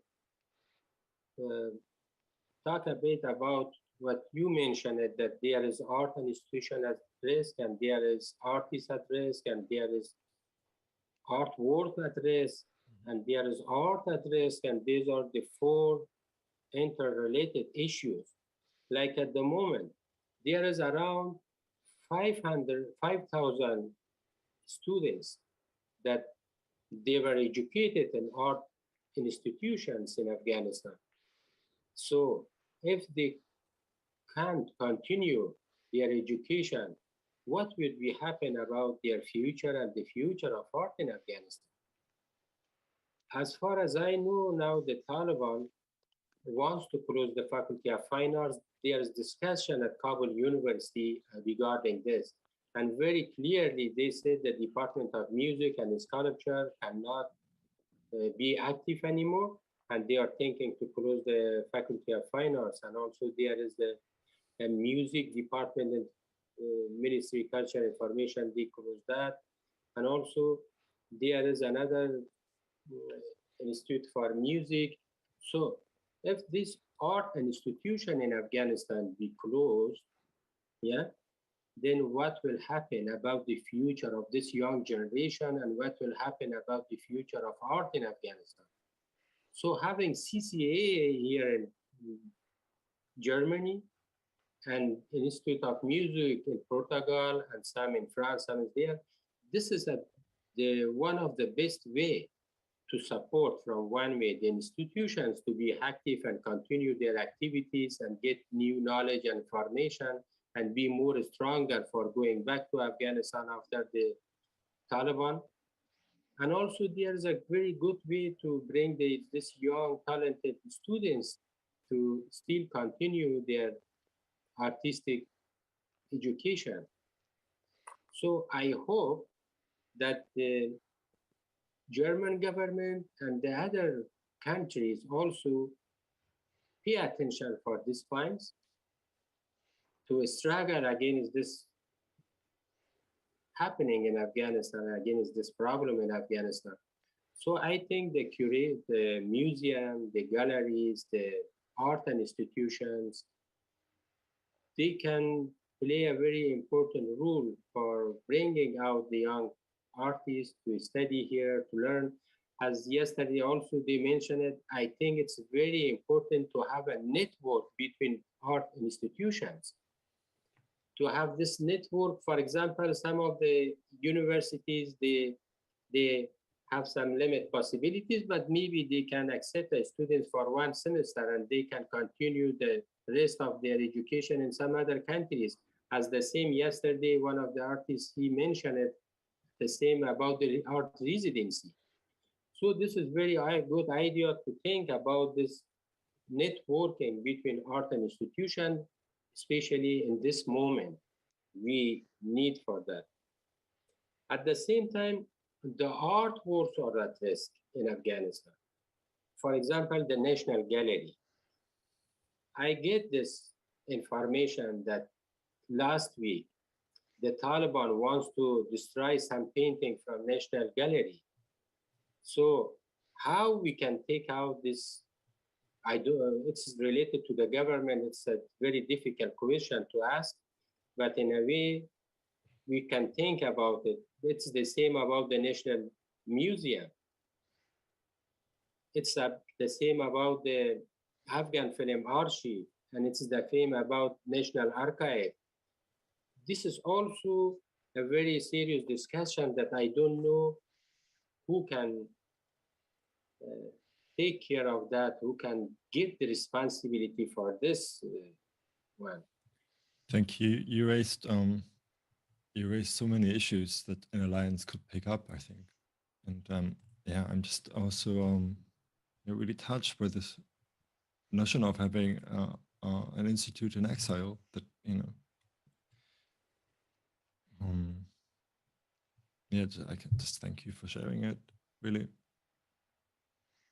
I would, at this point in the conversation, I would like to play a video statement by Claire Farrell, co-founder of the Extinction Rebellion, because I think it brings some, important points to this conversation, especially in relationship to the crisis of solidarity that Dia mentioned. And with that, I would like the video statement to be played if possible.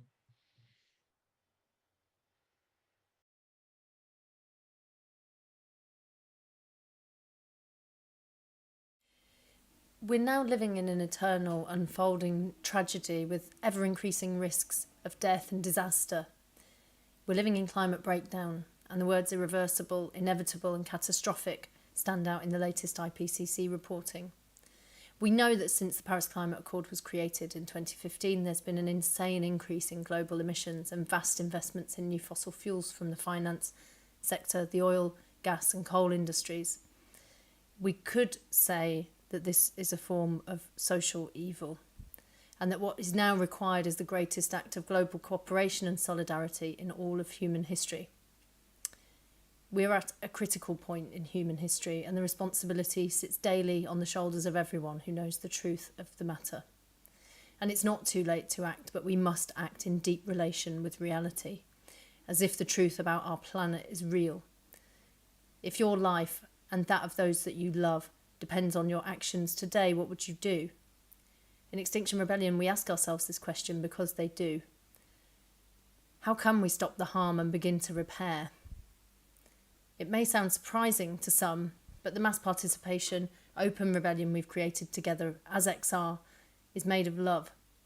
It's created with deep care and compassion.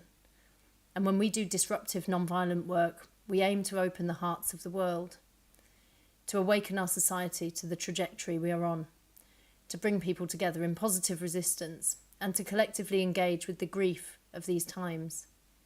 Because without love, you cannot grieve.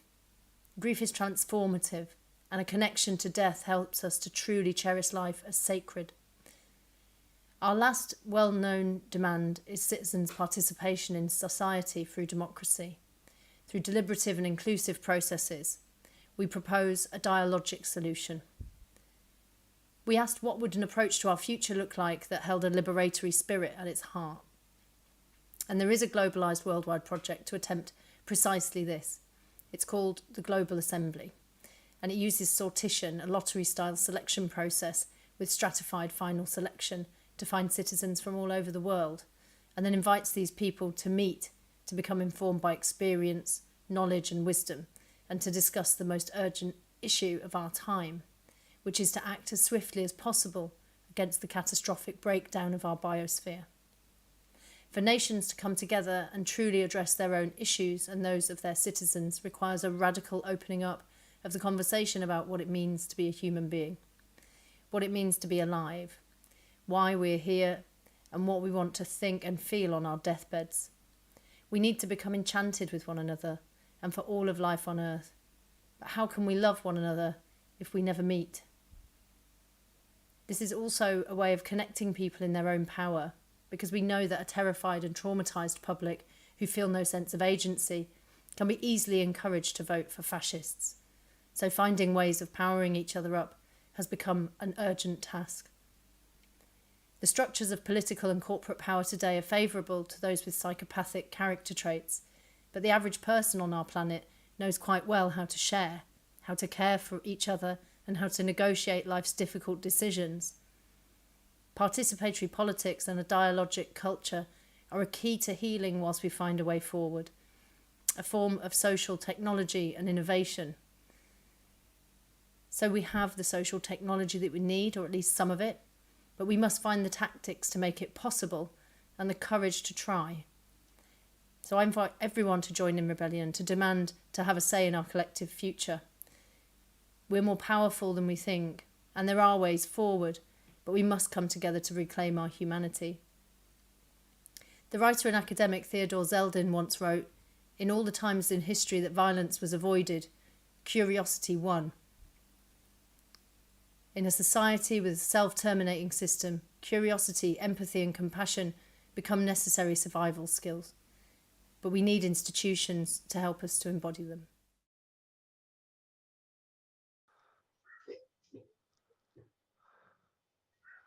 So I think, yeah, Claire's statement is just really powerful and touching. And I think both opens up our conversation even further it also touches upon many of the things that we have already discussed. To suggest that we're facing dramatic climate breakdown. And this, of course, asked the question how the work that we are doing or that you are doing relates to these wider changes. And also, then obviously entire populations will be at risk. And what does it mean to care for artists when a population is at risk? And I think the second point that she raises really powerfully that we have also talked about is this question, she says we need curiosity, empathy, and compassion really as skills of survival in a self-terminating system like the one we live in at the moment. And she goes on to say we also need institutions to embody these values. And I think if we could think about both these points, like the broader implications of climate breakdown as the background for all the work that you're doing, and the question how these values can actually be embodied in institutions, which is not an obvious thing. Okay, so ZCAM, as an answer to the question, has developed a program which I call biophilia. So instead of philosophy, friends of wisdom, I call it friends of life, biophilia. Yeah? So it means we have just now an exhibition called Critical Zones. Critical zones is a new science growing out from Earth system theory. Yeah? It's showing us that we're living not on the planet, we're living from and in a very thin biofilm, about 30 kilometers, 50 kilometers high, 50 kilometers low. And this is a very thin biofilm from which we're living. And this zone is in a critical condition. Yeah? So we have a big show with artists and scientists with a big book at MIT Press to show the people our planet in danger.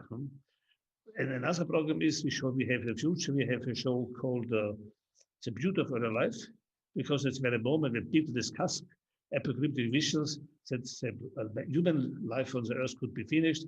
There's an interest how that life origin, what is the origin of life. And then it's a moment we have also a show called Biomedia, because I say the media 21st century will show life-like behavior. So this is my answer to the climate crisis. And then, as said before, ZCAM has two contracts, one with state artists to conserve and store their work and to show it from time to time. And this is another point. The museums do it very well for painting, but there's neither no museum in the world who does it for audiovisual media.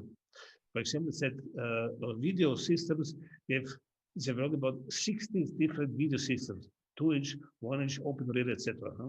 We are the only museum in the world who has all the machines. So we can repair all the tapes which are lost. We're the only museum in the world who can repair and conserve the videotape technology. That means nobody cares about contemporary audiovisual production. And the next point is our contract is precisely, we have a contract with old dead artists, but there's also a contract with living artists.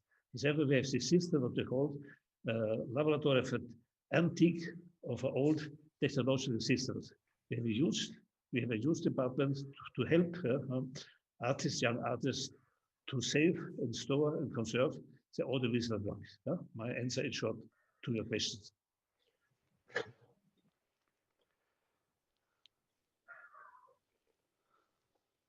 Floor is open, if any of you want to go next.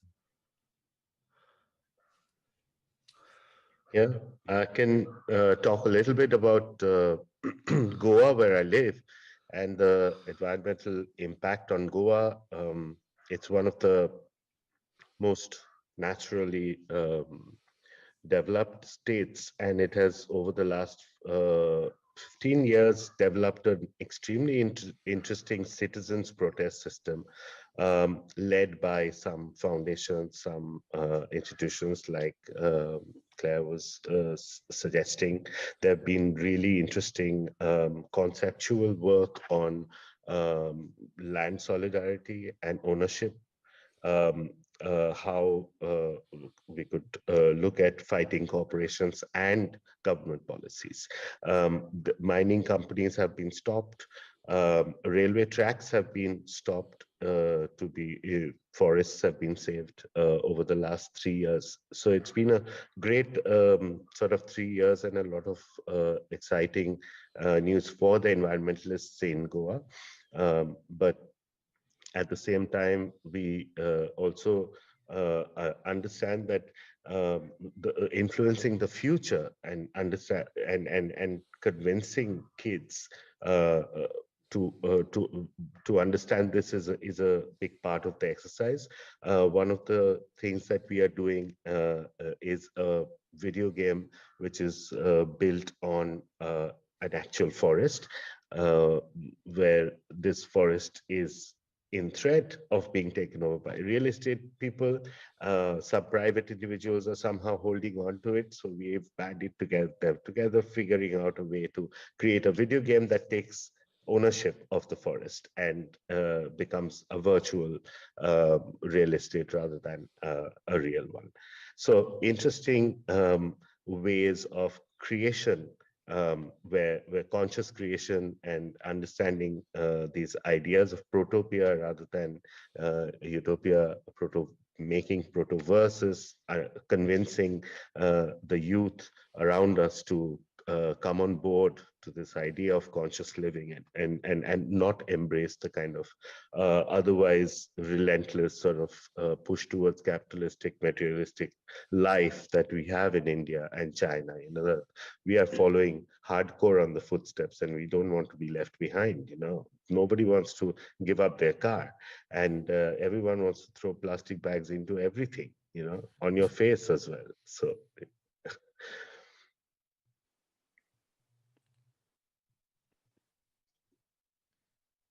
Dia or Mazad, would you like to speak?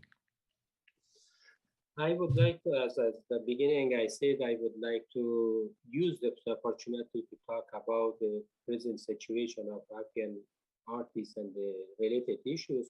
I would like to mention also one more point regarding the institution at risk. So the Women Art Center of CCA was one of the great and the biggest achievements of international source in Afghanistan, international support in Afghanistan. And this Women Art Center has a lot of achievement in the national and international levels. So these women had the first contemporary art exhibition in Afghanistan as a group exhibition. Around 33 women artists has been participated in this exhibition, and it was a unique exhibition. It was for the first time in Afghan history that we had such an exhibition. Around like the best selected paintings of these exhibitions comes to Germany by the hosting or invitation of an organization, Patchwork Lab. If my pronunciation is be okay.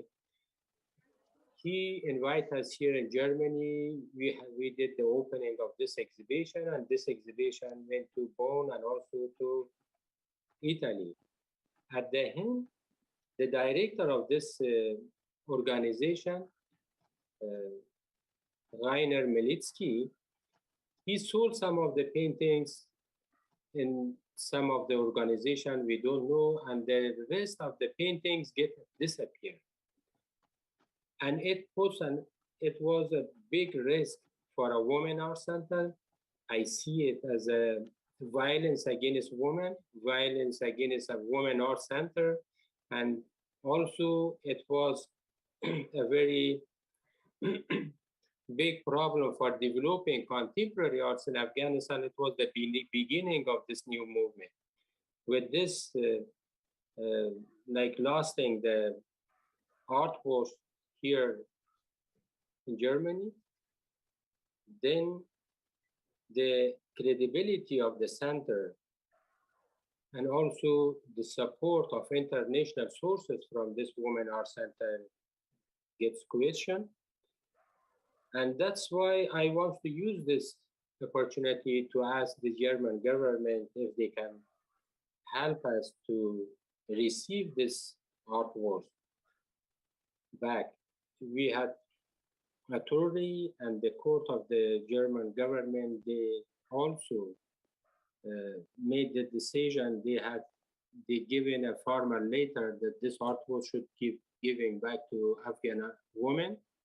and also the person should be in prison. But it didn't change anything.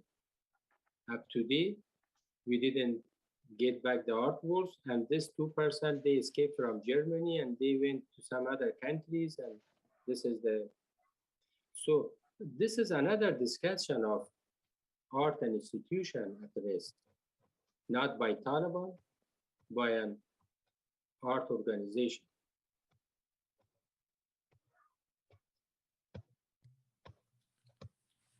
Thank you.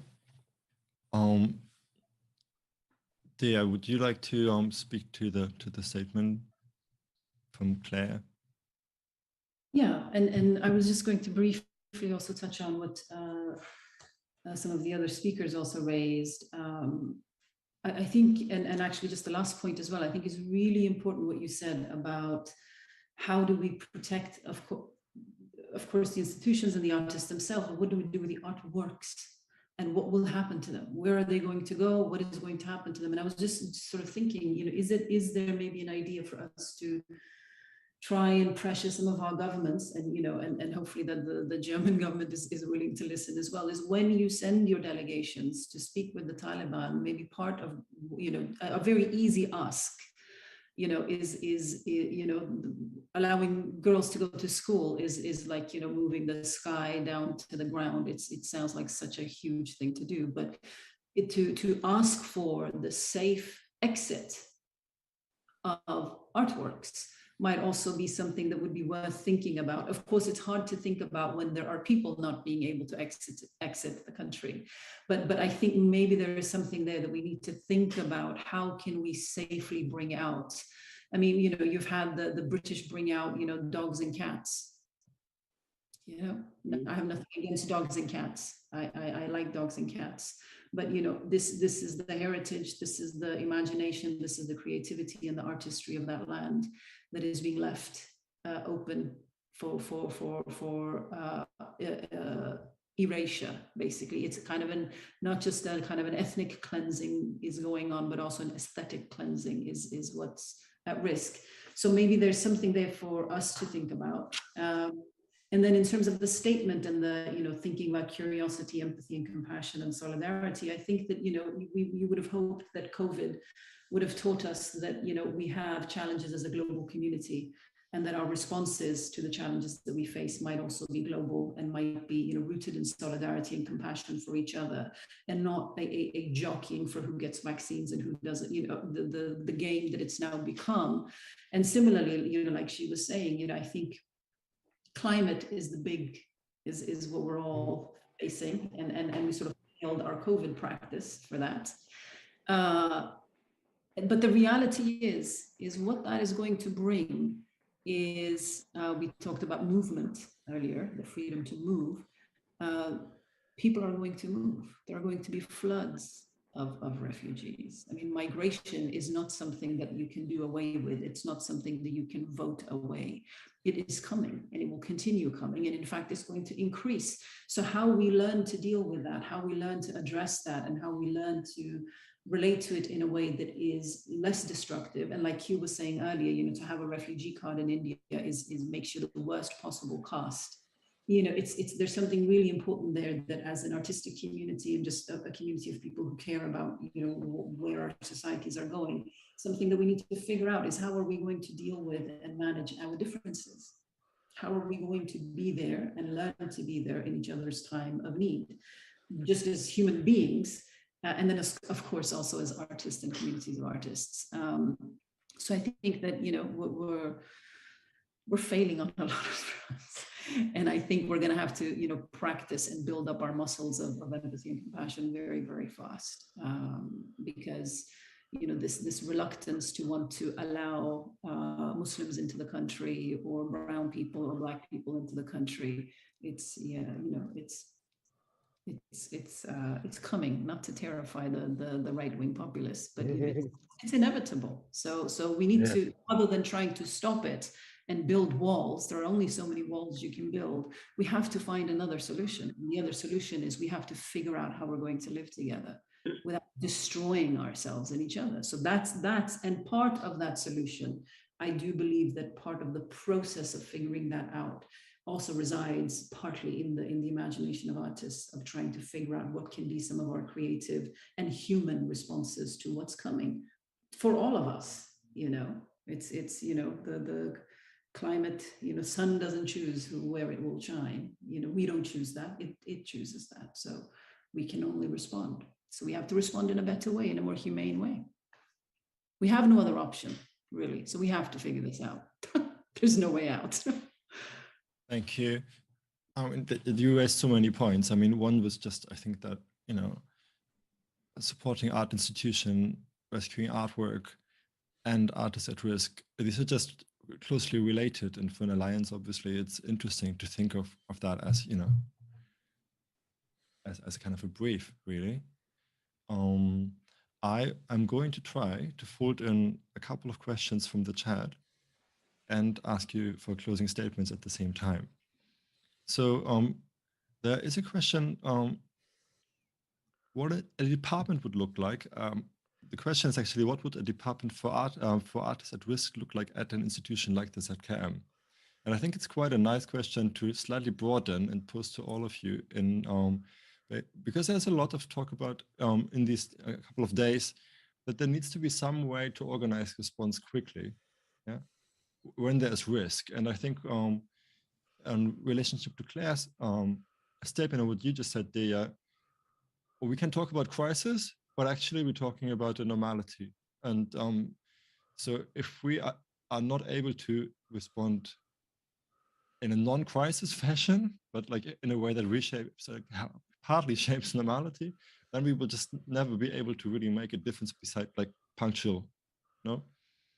Okay. So I think the question then is, what would such a rapid response place look like? Who has to be hired? What resources does it need?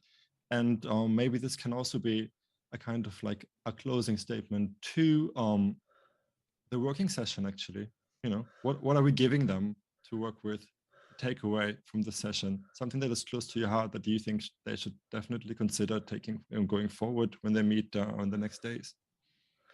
Okay, so this online symposium, together with the organization Artists at Risk, was organized at ZKM by the curatorial department. And as the name already says, curatorial department, these people have normally to make shows and exhibitions. So it was an extra achievement, that they could organize this.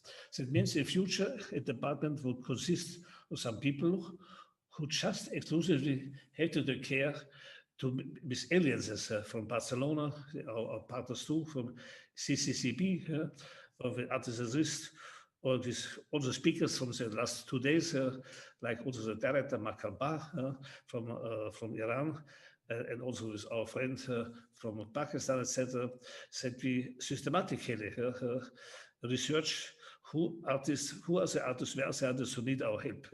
And then we have to deal with government, we have to deal with people who accept them, we have to find welcome committees, etc. This is an enormous labor. So I see a new field of activity, that an art institution should not only make exhibitions, the art institution must, and when you make an exhibition, it's called curatorial. That means you take care, you curate, you help an artist to show his artwork.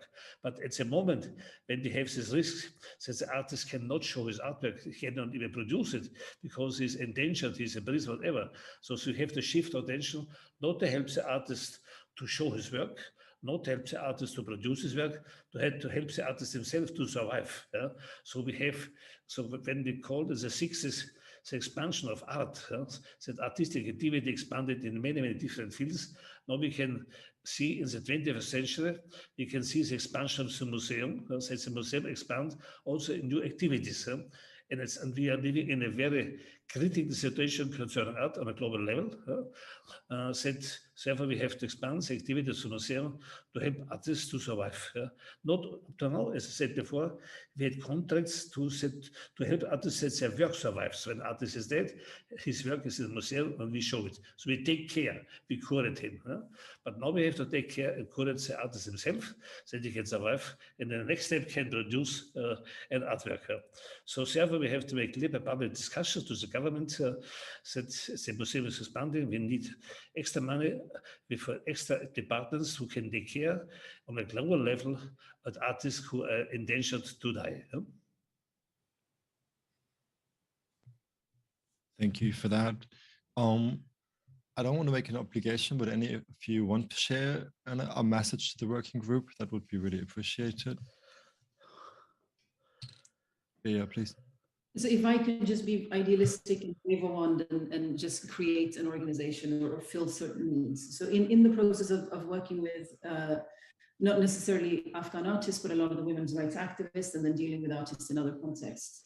For example, I had a really long conversation with some Turkish artists recently and asked them, what is it that you needed at the time that you needed it?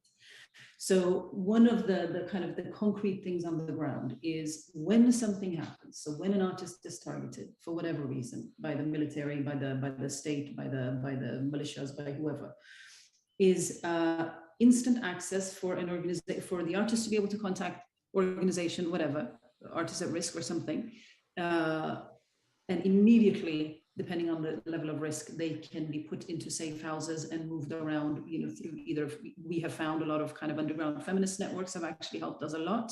Then there's also human rights groups that are local and regional that can be, be fortified and solidified a bit more, so that there is a on the ground path for people to move around and get out of immediate risk. So that would be number one. So strengthening that. Then the ability to get people out who feel like they can no longer stay in their country. So having regional networks and regional spaces where people can stay for longer term would be very helpful. And the visa processes and all of that is such a nightmare, but we need to get better at that because that's inevitable. And then the ability to, once they are wherever they are, if it's temporarily for a few years or for the next 20 years or for 2 months, is to be able to continue doing their work. So to have the local institutions, whether it's museums or theaters or music studios or whatever, so build networks with the local institutions to house the artists, do residencies, for example, so that their creative and artistic life can continue to flourish and grow.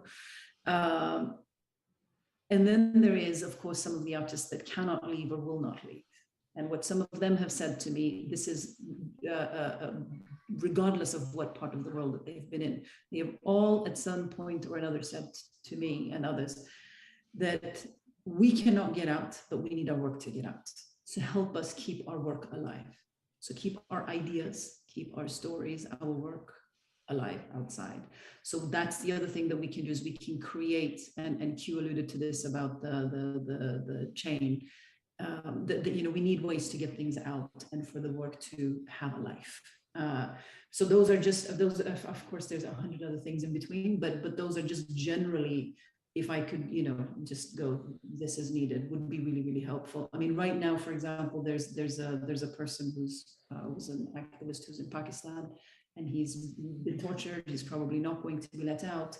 His entire family is being shunned and rejected by the community. They're struggling with money. So what do? He's got small children that now won't be able to continue school and won't be able to survive. So what do we do? What kind of ecosystems of care and support, both practical and financial, can we put in place that are both emergency based and then also can sustain people longer term? And artists are no different than other people. Most artists do not want to live on the what do you call it, the generosity of others. People want to stand on their own feet and go and move and do it. So as long as they can be put into safety, then that will happen. So those are just some thoughts about some of the practical aspects that would be very helpful. Thank you very much. I think that's a pretty comprehensive design brief for the working group. Thanks for making this out there. Q, Mazad, would you like? Yeah. And mental health support as well, which is something that does not exist for artists.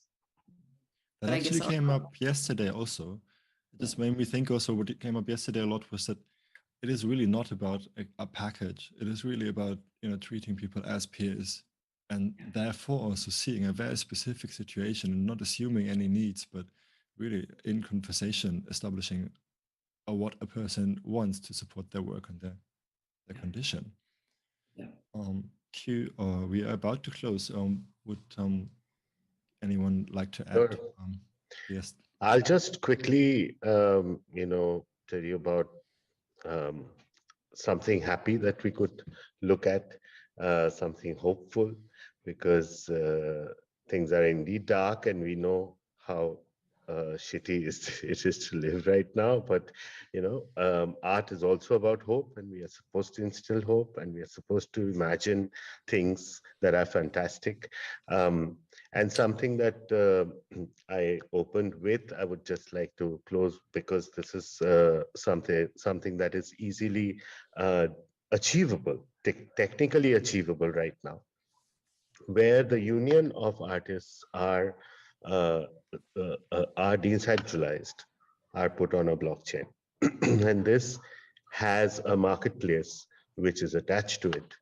This marketplace operates in a very democratic manner and allows for artists who are at risk or not at risk to appear the same inside that marketplace, rather than making distinctions. This is also going to help with the protocol of a new artists being able to find a network, a support group, and this support group could offer packaged NFTs where you could possibly upload all your artworks and get them at least the digital versions out of harm's way. At least protect our art in a certain way, which is quick and efficient. Ground support obviously is a big, we all know it's a huge challenge, and every country, every space will have its own tricks and challenges. So I won't get into that, but currently it seems like a lot of these conditional disadvantages that lie in the structures that we have in understanding what art is and how that art should be valued could be looked at in a more moderate, democratic manner in this way, if we could apply this logic.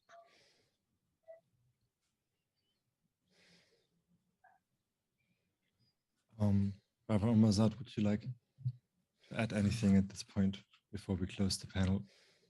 Yeah, regarding the present condition in Afghanistan, it's not easy to answer this question, because in a condition that the artists, they are not allowed to create artworks. The artists, they don't have space to hide their artworks. That the artists, they are living in hidden space, and they are 3 months, they are treated by economical problem. That it's not easy to answer this question regarding that condition, that situation, but there could be a new and different experience. In Kabul, I have two examples of the new experience which is going on that I don't want to talk at the moment about that.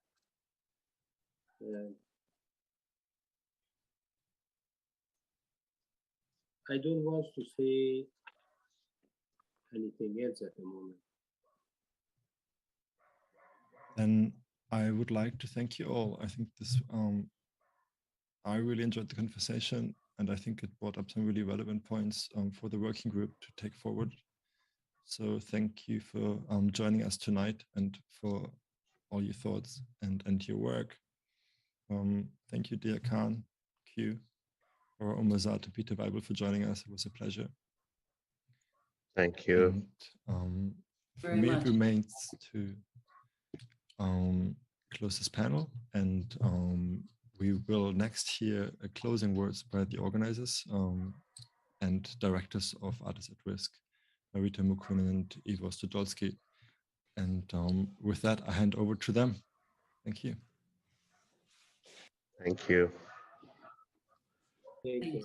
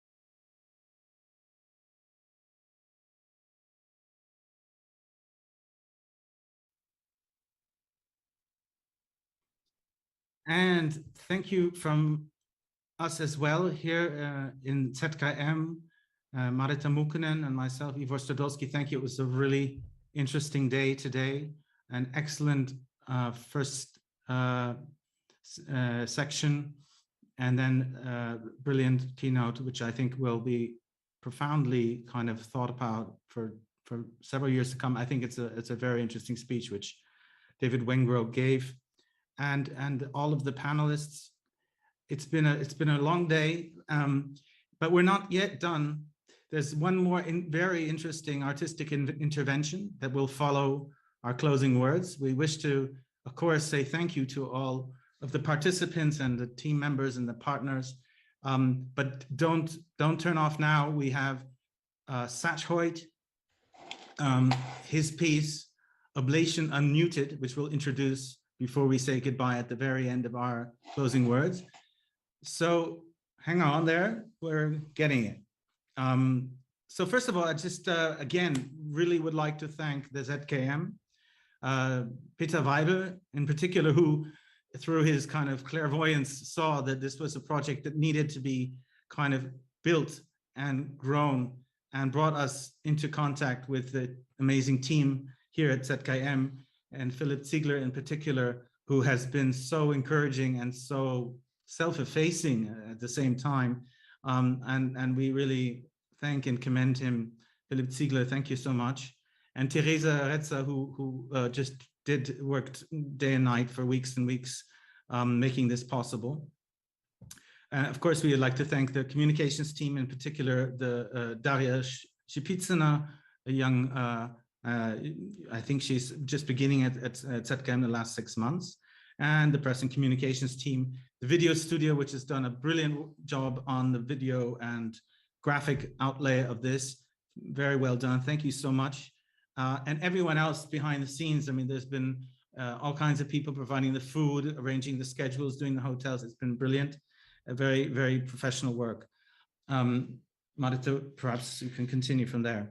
Yes, it's from behalf of the Artists at Risk, I want to thank all of our Artists at Risk peers. I mean, it's all these kind of artists who are our Artists at Risk residents, Artists at Risk alumni, it's Artists at Risk hosting organizations who have shared it's like their care, their hospitality, and their stories with us, because that's the core of the work. And as it was mentioned, that I mean, this work is not possible unless everybody is engaged. And of course, we want to thank our Artists at Risk Secretariat staff, especially Ha Nakuen, who is in our Helsinki office and has been working these days with us, and also our other team members.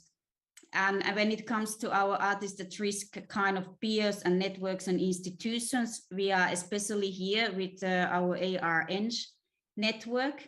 And we are really happy that also Ahmed Morad Kanfir actually got a visa and will join us physically here in Karlsruhe. It's from Art Veda Tunis today. And thanks to CCCP and also our network member in Marseille, it's from at least La Frise La Belle de Mai. So thank you, everybody. It's in our network, and we hope that there are new people, new peers, and new institutions joining Artists at Risk. And we'd like to thank the audience. And we basically will be doing what we did last time. We'll be publishing each one of these interventions and speeches in kind of a flow of post-production kind of smaller clips. So please feel free then to visit our YouTube, where we will have a playlist that will grow over the coming days and weeks. And today still, after the actual seminar is closed, we will continue to have the Gather Town interactive video space open, which means that you can go there, you can meet somebody virtually, talk to them. Some of the speakers may be there to say hello. So please feel free. It's still going to be open for some time. And there's going to be, of course, and it's been mentioned several times, I'll repeat it now, a follow-on event that will especially focus on the political issues that we have to address in Germany, to try to get the Minister of Culture in the Kanzleramt to also attend as a keynote speaker. There's a great possibility of that, would be wonderful, to make the process of receiving Afghan artists in particular much easier. It has to go fast. So just to now briefly get to our kind of summary of how we think this has gone. We're very pleased with the last panel's kind of summary. Thank you, Dia Khan, for that kind of, as Julian said, Julian McCarty, thank you for your moderation.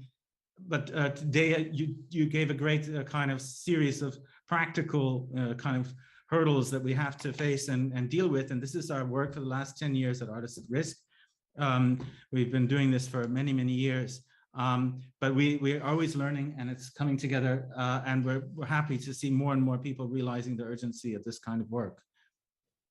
Do you want to say something to that, the practicalities? No. Okay, so we won't go through like a summary of the entire day, but we do have to kind of have some kind of idea of where we stand after these 2 intense days of work. And I think it's worth in some ways going back to the questions and the kind of structure of this whole symposium. So the first kind of section was dedicated to understanding the risks and threats.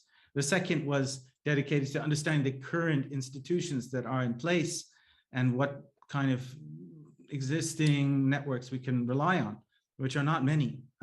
As we know, even big organizations like the UN or UNESCO or EU do not have systems for dealing with this. And they turn to tiny organizations in comparison, like Artists at Risk, with their lists of hundreds of names that need to be evacuated from certain situations like Afghanistan. So that's the second section. The institutions are not ready.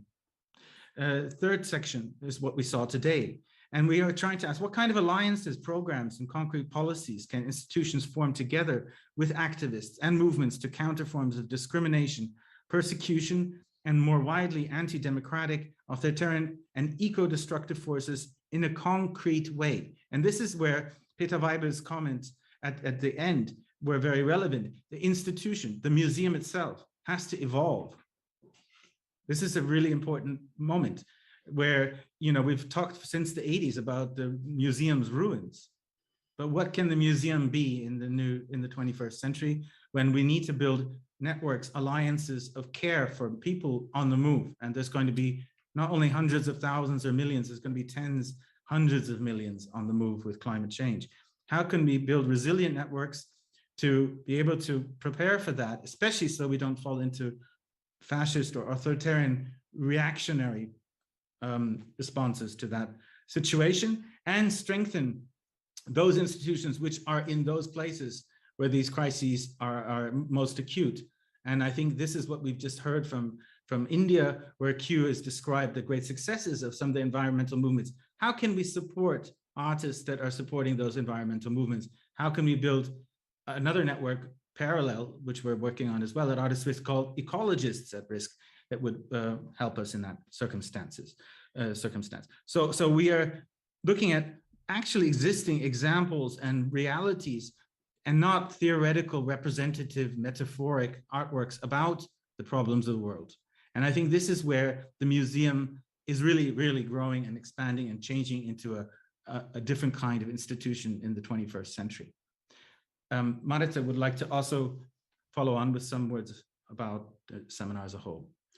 Yeah, I think it's a very clear message which came in the last panelist, that is kind of this global apathy. It's not possible.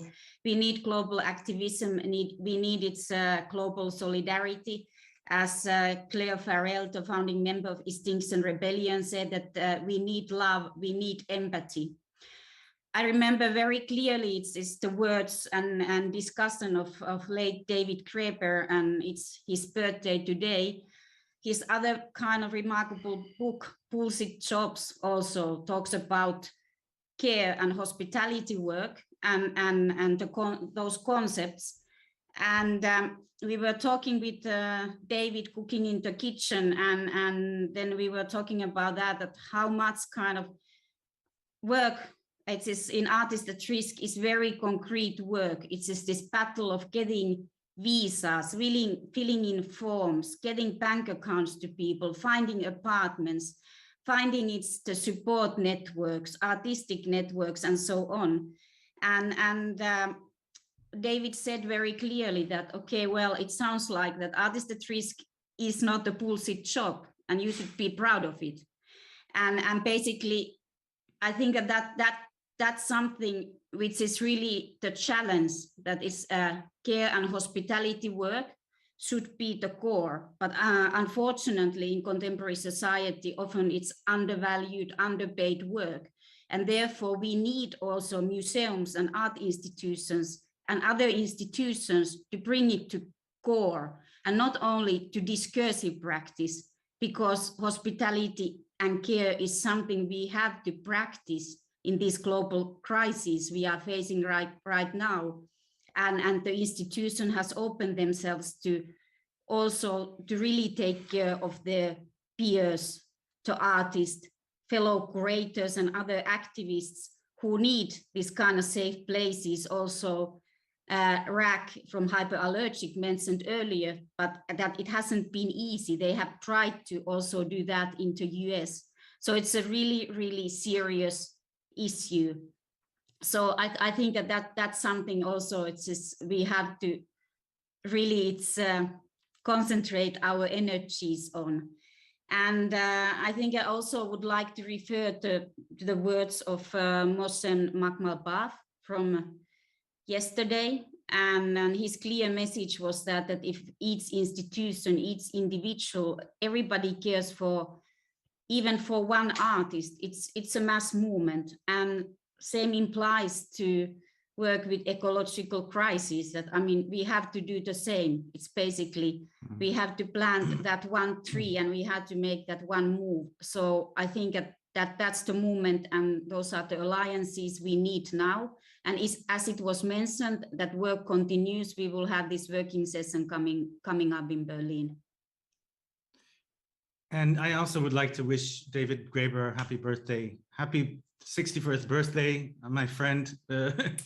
David Graeber's birthday today. And we celebrate his book with his co-author, David Wengrow.